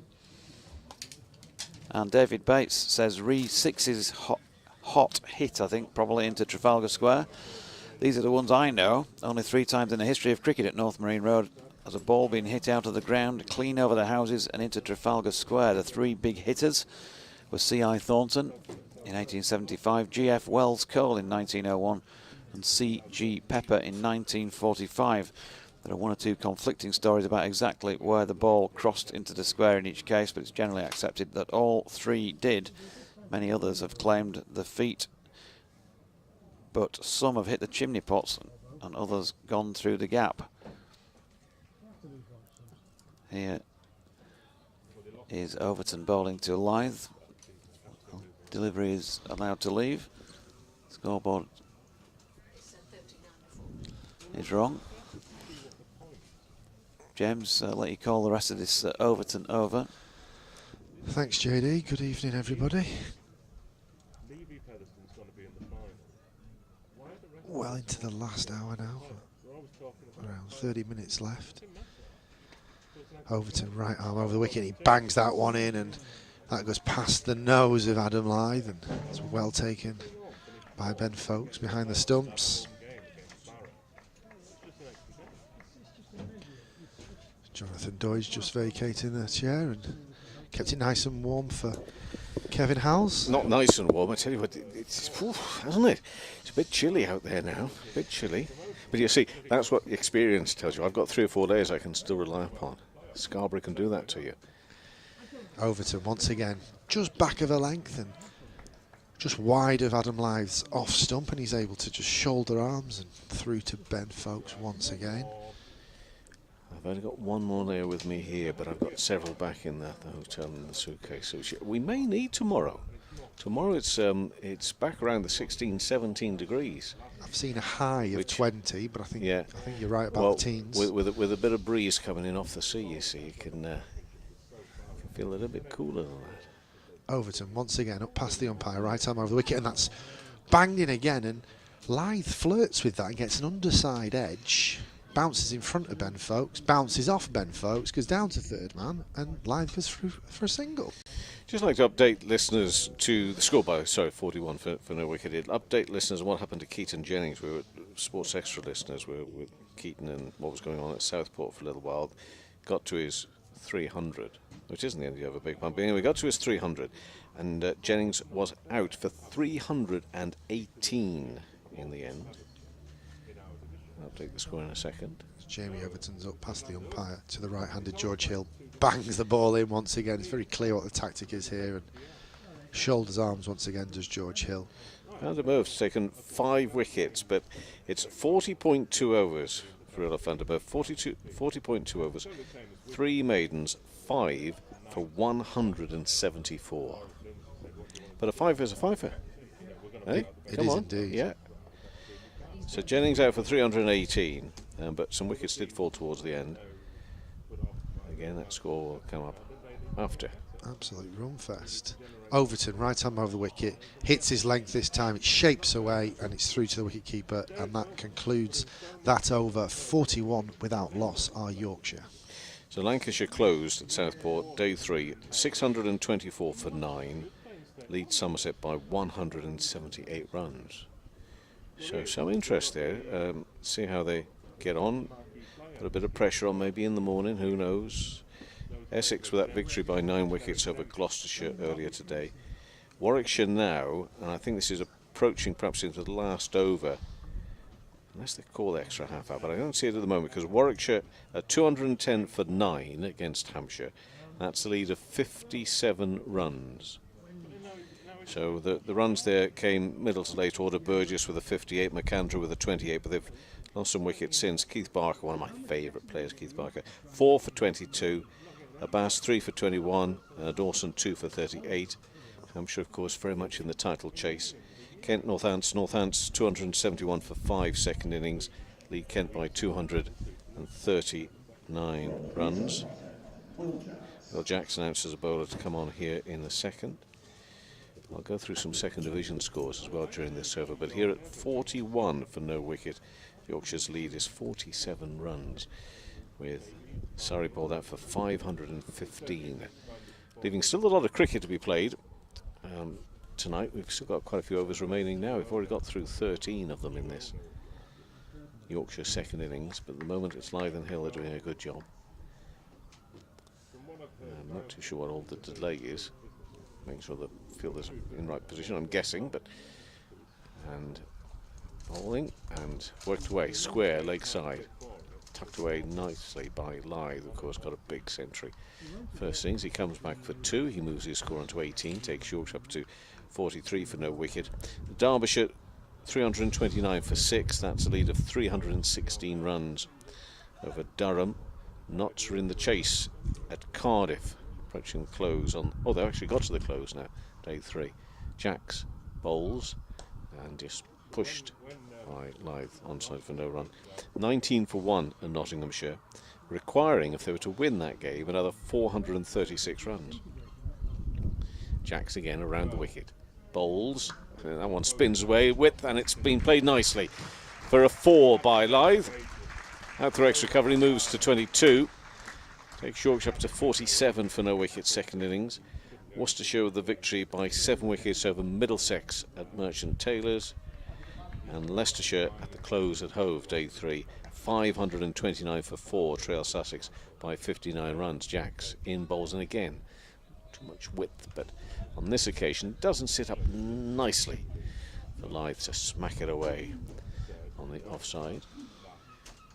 So Steve Patterson gets out of the way. He was almost called there for being behind the bowler's arm. Captain, who's been, looks as if he's been doing a little bit of exercise. Make sure he doesn't seize up, I suppose, as the afternoon, evening goes on. Following some hard work from him. And Lythe looks to cut that one, doesn't get anything on it. So 47 for no wicket now is the Yorkshire score. How many overs have we got left today? That's on my other computer. 6 remaining today. But Yorkshire now with a score of 47 for no wicket are in front by 53 runs. Doidge can come back in and see you through, but I really enjoyed our time together. That was and I'm sure it's the same for you.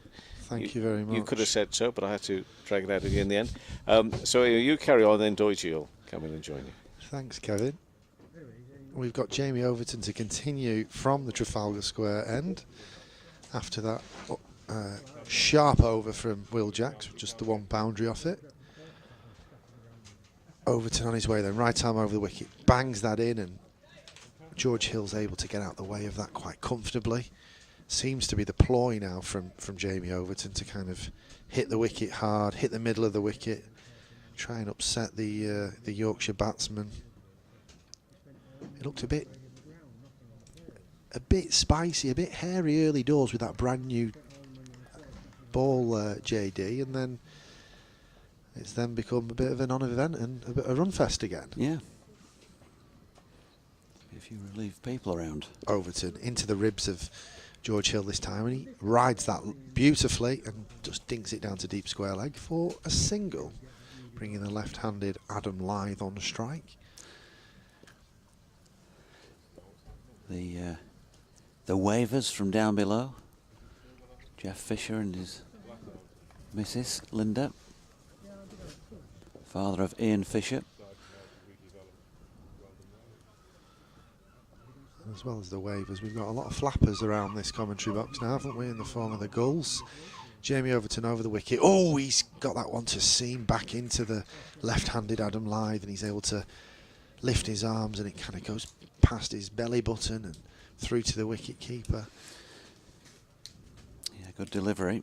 I was going to say something. I forgot. Yeah, Gwilym Lloyd, our colleague from BBC Radio Humberside.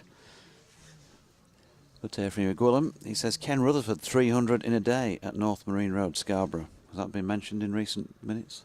It hasn't here, as Overton is full of length this time and induces a false shot from Adam Lyth, who plays and misses. There's a few oohs and ahs from the cordon of the Surrey men. No, Ken Rutherford, yeah, an Otago man actually. That I worked with his son Hamish a little bit when I was over there in Dunedin. I think he might be referring to the tweet we got earlier about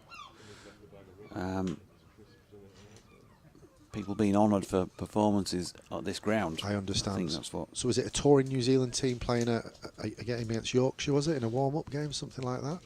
Overton's in, and this one is easily negotiated by Lyth as it goes across him and through to the keeper. There is talk of the works that they're planning to put in place with the West Stand having some form of museum, Hall of Fame type thing underneath it, and that sort of the performance. You'd expect a photograph and some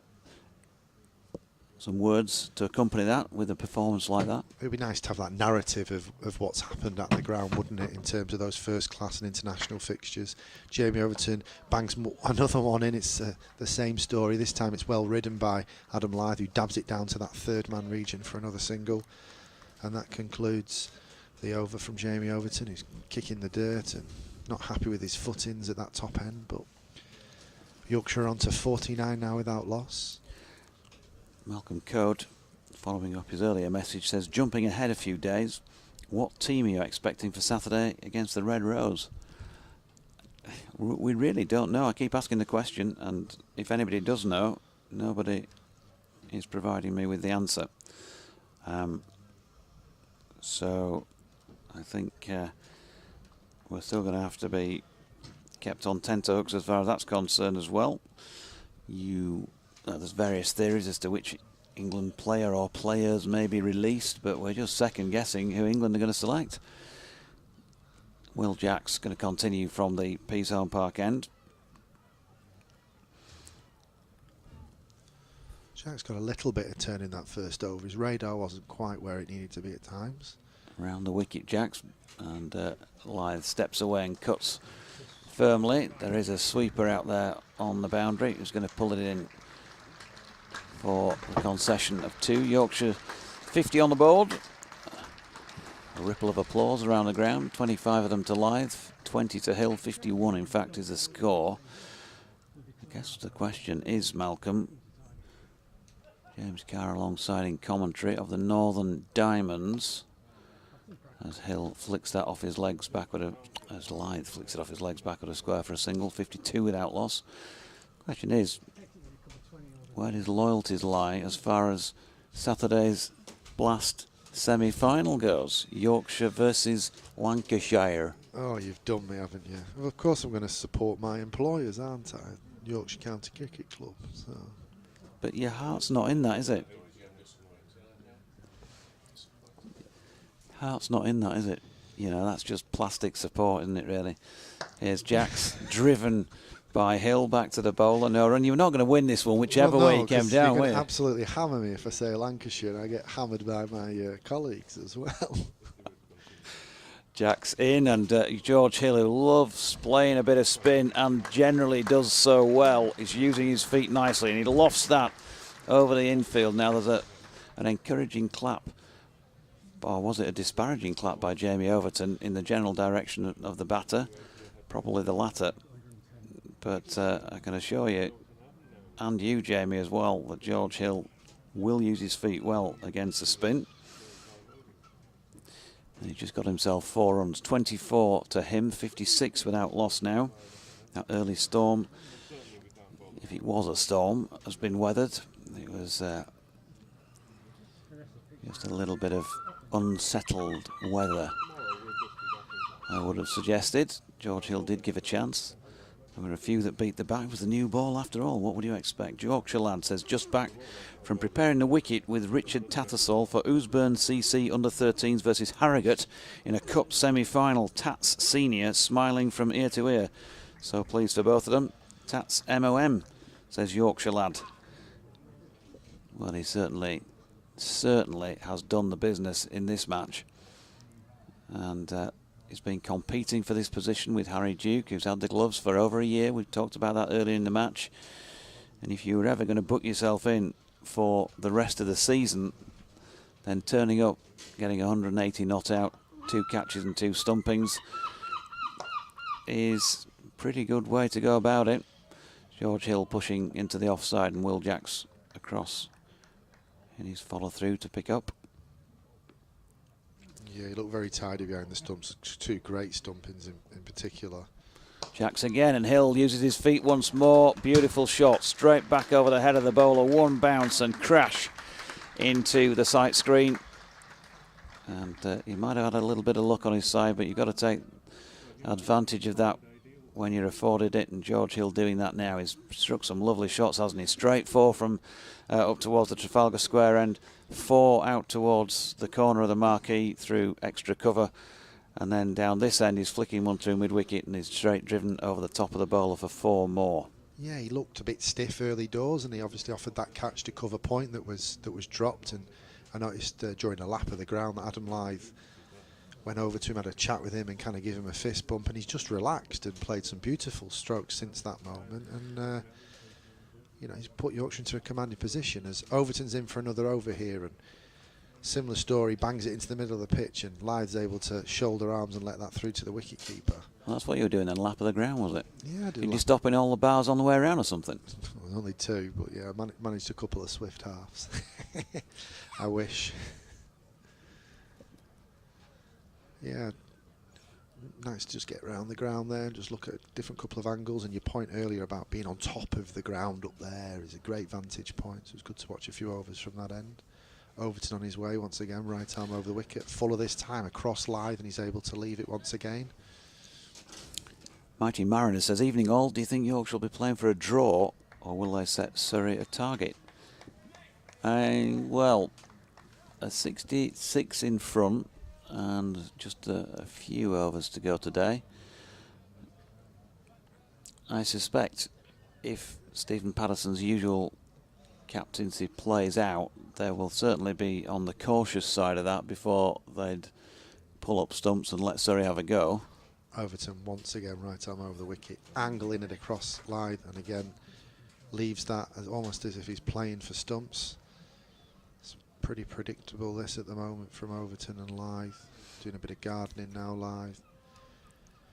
Who knows, Pato might go gung-ho. Yeah, come on boys, we'll stop at 180. We're confident we'll bowl them out for 175. 3 balls left on the 4th day. Let's go for it. You're not seeing that, are you? No. I'm not seeing that. Overton in. Oh, he's tried to bowl an in-swing in Yorker there. He's probably just gone past the stumps, beyond the stumps in terms of length, but it swung late and there's a few hands on heads, but it was more swing after the ball than after the stumps than in front of the stumps.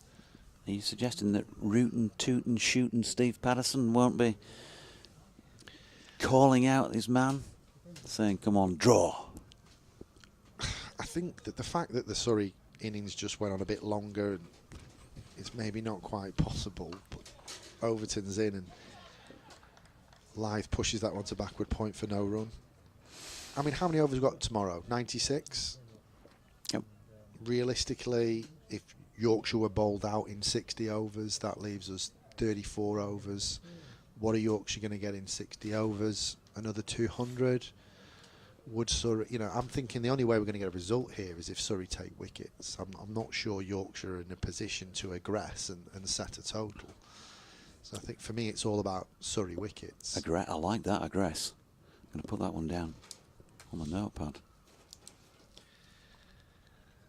Jamie Overton, right arm over the wicket, and once again, Adam Lythe, shoulders, arms at a back of a length delivery. Do you like that one, aggress? Yeah, did you learn that in one of those high-level stripy suited meetings that you're in?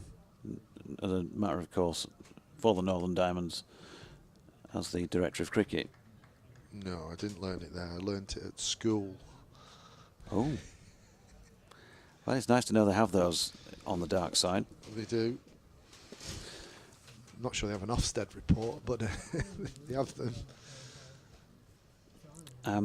Anthony Harrison asks, what's the game plan then? Set Surrey 350 tomorrow and try force a result. Draw of no use to Yorks. Well, it's of more use than a defeat, and there are still a few games to go, and they still have to play Surrey, of course, down at the Oval. But I do take your point that they're behind it in that respect, yeah. And with every passing game, it gets closer to the end of the season, and so that Surrey lead is worth a little bit more. Will Jacks is going to bowl again from the Pease-Home Park, and it's a little bit warmer in here because I learned at school if you close a door, it does help to cut out a draft. None of my colleagues seem to be with that one for the duration of the day as George Hill turns one square on the leg side. And there is no run, and Jacks is quickly back in again. Hill taking that very late and on the back foot, right over the top of it, and blocks solidly. You mean you put the wood in thole? Put wood in thole, aye. Put wood in oil, as we say, on the right side of the Pennines. As Jacks is in, leaning into that, Hill drops it out into the offside, no run. As opposed to the left side of the Pennines. Is that what you mean? Oh. No, wrong. Dark. I'm getting it from both Dark sides side. here. It's Jacks. Now then, that's a good delivery. It's a hopeful appeal. George Hill shoving the pad fair way outside the line. And Tom Longley not interested. Phil O'Rourke says thoroughly enjoying listening to it. That's the county championship match between Yorkshire and Surrey on 5 Live Sports Extra. It's of course now 5 Sports Extra. For the last 3 days, Jack's in and Hill drops it into the at the feet of short leg, no run. Yeah, he's just saying it's made hot sunny days driving his truck in Somerset almost bearable. Cheers chaps for the comms. Well, thank you very much, Phil. It's been our pleasure, and that's a pleasure to watch as well. A lovely stroke by George Hill, which he's got away backward of square leg for 4 runs. He's on to 36. Not often you see Adam Lyth outscored by many players who bat with him, because he's just so fluid and fluent, isn't he? And takes his opportunities. But George Hill, he's taken a few of those as well. 32 to him, 64 without loss, with Lyth on 26. 70 lead now for Yorkshire. Just a few overs to go this evening. What can Yorkshire declare on? What's the equation if they are to be aggressive and set a total? Jamie Overton's change of ploy now. He's going to come around the wicket, but he's just aborted that delivery. Do you mind? As he passed the umpire. To be aggressive. I prefer to aggress, actually. To aggress. Yeah, I'm really liking that. What's the equation then, Deutsche? Come on, you know these players. He's watched them day in, day out. I just think, as I say, whatever that total genuinely would be. Overton round the wicket, bangs it in. He's going to follow Lyth here, and he's just tucking him behind that. History of Pato's captaincy suggests that whatever that total would be for all those gung-ho cricket lovers at the side of the field who don't have to take responsibility for that, it'll be a good half hour or more after it, if you know what I'm saying. In game time terms, that can often be too long. It might be an hour. If he gets the opportunity, I mean, they may lose wickets. Overton around the wicket. And Adam Lyth shouldering arms. One eye on stumps now, if not both. Because the last thing, you know what would happen if he set them a target and they got it. There ain't going to be too many people around here, whatever they say right now, this moment, there ain't, as they walk out of that ground on last having lost, saying, well, I applaud him for at least having a go. There are not that many, are there? Most of them will be going, nah, I should never have done that. Make sure you don't lose first. But on this side of it, they're saying, send him a target that Surrey are going to have a go at. Atherton around the wicket to Lyth, and he's feathered a little catch to the wicketkeeper there, and he's gone. Lyth has flirted at that one. Overton's been around the wicket, swinging it into Lyth, into Lyth, into Lyth. He's just got that one to grip off the surface, an angle to the slips, And Lyth is frustrated at that. He's actually ripped his glove off his hand, so he's punched that one to the wicket-keeper. And we do have a breakthrough. 64 for 1. Adam Lyth departs. He does, yeah, and he's obviously hurt that. So it's not just a little nibble on the glove, is it? It's really hit him quite hard. It looks like the thumb's been trapped against the bat handle, probably, something like that. And so they're sending out the night watchman, Dominic Bess, after his 5 for earlier on. 64 for 1, and he's just going to try and see out this last couple of overs of the day. It's not what they wanted to see. Of course it isn't. Adam Lyth, 183 first time around, 26 in the second dig, and as so often happens, batter gets lots of runs first time around, and for whatever reason, doesn't quite happen second time around. But it's been a pretty good start to get to 64 before you've lost your first wicket, a lead of 70, and still with 9 wickets in hand. Yeah, for sure, and it's took the sting out of the Surrey attack. It's took the sting out of the new ball, and it's just got Yorkshire a little bit of a lead going into day 4. I think one thing we've not talked about in this whole equation of trying to get a result is you could set 250 and 50 overs here for Surrey. If the pitch is not offering enough assistance, that brings in, it just puts that question in the back of your mind that, again, what you're saying about the fans leaving, whatever you set, if they chase it, you're kind of the villain. And the pitch really hasn't shown us that 10 wickets can fall in 2 sessions so far. So why would you set anything anywhere near trying to get a result when it almost looks favourable for the batting side? Yep. And of course, more points for draws these days than there were at one stage. Picked up plenty of bonus points so far. Bess has took his guard. He's tapping his bat, and Overton's on his way down the hill past the umpire into the ribs of Dominic Bess, who works it into leg side through that short leg fielder under the helmet. Bounces just in front of him, but there's a few oohs and ahs, and there's no single taken to deep square leg either. So it's quite clear what the ploy is going to be here from Jamie Overton. I think he's going to be short, short, short, full, or full, full, full, short. He's got fine leg on the boundary. They've brought deep square leg in. Where's he going to go? He's going to almost like it's not a leg gully, it's more of a second short leg, but oh, and the finger has gone up by the umpire. Overton has trapped Dominic Bess in front of all 3. That one looked to keep a little bit low. Bess shuffled across his stumps and almost fell over into it, and Overton has got a double breakthrough in this over. Yorkshire is 64 for 2. Bess has to depart without scoring. Yep, it looked, I mean, the finger, the dodgy finger was raised, and even though it went not straight on, it looked, in terms of the length of the delivery and where he looked to be in front of the stumps, like a very good shout. And umpire Chris Watts, I should say, has confirmed it, and so having tried the night watchman experiment, it hasn't come off, has it? And the number 3, who was supposedly being kept back and protected until tomorrow, is actually now walking out at number 4, James Wharton. That's 64 for 2. I got a bit flustered there because they brought deep square leg in, and it wasn't a regular square leg.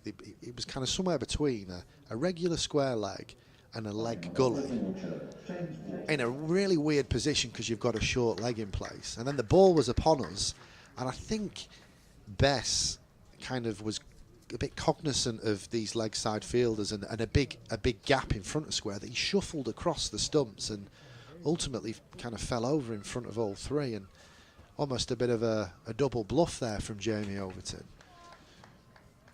Cognizant. Are you trying to get the award for the best educated Lancastrian since? You underestimate us Lankies. Jamie Overton over the wicket. Oohs and ahs there as he's on the money. Just shaping it away, and a good forward defensive by Wharton. And that concludes a double wicket over from Jamie Overton. Yorkshire are 64 for 2. The new batter, Wharton, without scoring just yet. And George Hill 32 not out. Yeah, Jack's going to continue. And George Hill, who's got ridden that little bit of luck he had earlier on, but has played largely well since then. It's not always been totally comfortable, but he does tend to look very comfortable against the twirlers, of which Will Jacks is one. And he's going to continue then. This piece on Park End. They've got a sweeper out on the cover boundary. Worrell, man under the helmet. He's probably 4 yards from the bat, as well as a slip. Rory Burns, and George Hill just pushes one out to Worrell at the foot of the popular side, where there are a smattering of people. But gradually today, they started to go a little bit earlier, didn't they? And there'd be, what do you reckon, a couple of 100 people left, something along those lines. 65 for 2. James Wharton then. He's got that tricky little period towards the end of the day that he didn't particularly want to have to see. 12th man's run on with a few helmets. We've got a short leg now, a leg gully. Big Jamie Overton under the lid there at leg gully. Short mid-wicket, forward square leg, regular mid-wicket. Bit of pressure on the young batter, who is back and flicking that out into the leg side, where Laws will do the fielding. And there is no run. And Jacks again. Wharton plays it into a similar position, this time a little further in front of square, picked up by short leg. Creates a bit of theatre at the end of the day, this, doesn't it? A few more men round the bat. Looks like we're going to get a second silly mid-wicket, or short mid-wicket, should I say. Regulation mid-wickets moved in. Oh, Helmet being brought on. Just trying to unsettle, just to drag things out, make James Wharton wait that bit longer before he can get off the field. Last over of the day's play. James thinks there's one after this. Is this the last one? Or? I think it's it is. The last one, yeah. Yeah, I thought it was. What have we got now? We've got a leg gully, a leg slip, and a short leg, all under the helmets. And here is Jackson. Wharton tries to play an attacking pull shot down on one knee. Misses out. The man at backward, just behind square, short leg, taking evasive action. Jacks again. Wharton back once more and playing a shot he's done a couple of times already. Just a little flick along the deck into the leg side. Hits the feet of one of those 3 lidded fielders. Jacks again, and Wharton flicking once more firmly into the leg side, and then it's fielded at short leg. At mid wicket, and that will complete the day's play, with Yorkshire on 65 for 2 as their overnight score. A lead of 71, 33 of those to George Hill, who's undefeated. James Wharton not out on naught. Adam Lyth for 26 and Dom Bess for naught. The 2 dismissed batsmen. We're in for an intriguing 4th and final day for 5 sports listeners. Let's get back to Kevin Howells. And for the rest of us, well, let's just wrap up the day's play by saying, as I was just saying, that we're in for an intriguing final day.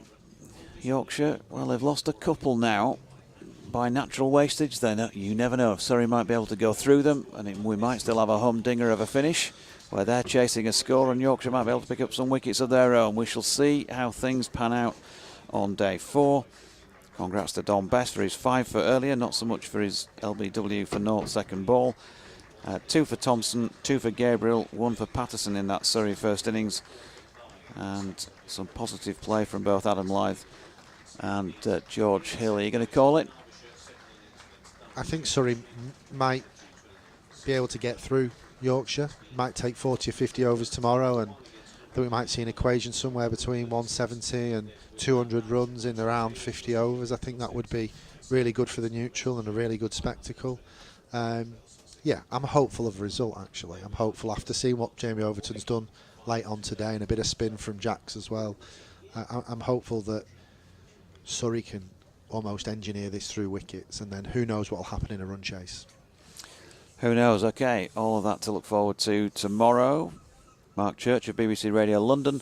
James Carr back with us tomorrow as well, as will the Duchess, Kate, and from the four of us, and thanks to Kevin Howells as well, of course, for his contributions today, from myself, Jonathan Doidge. Good evening to you from North Marine Road, Scarborough. We'll be back tomorrow morning, shortly before play resumes at 11 o'clock.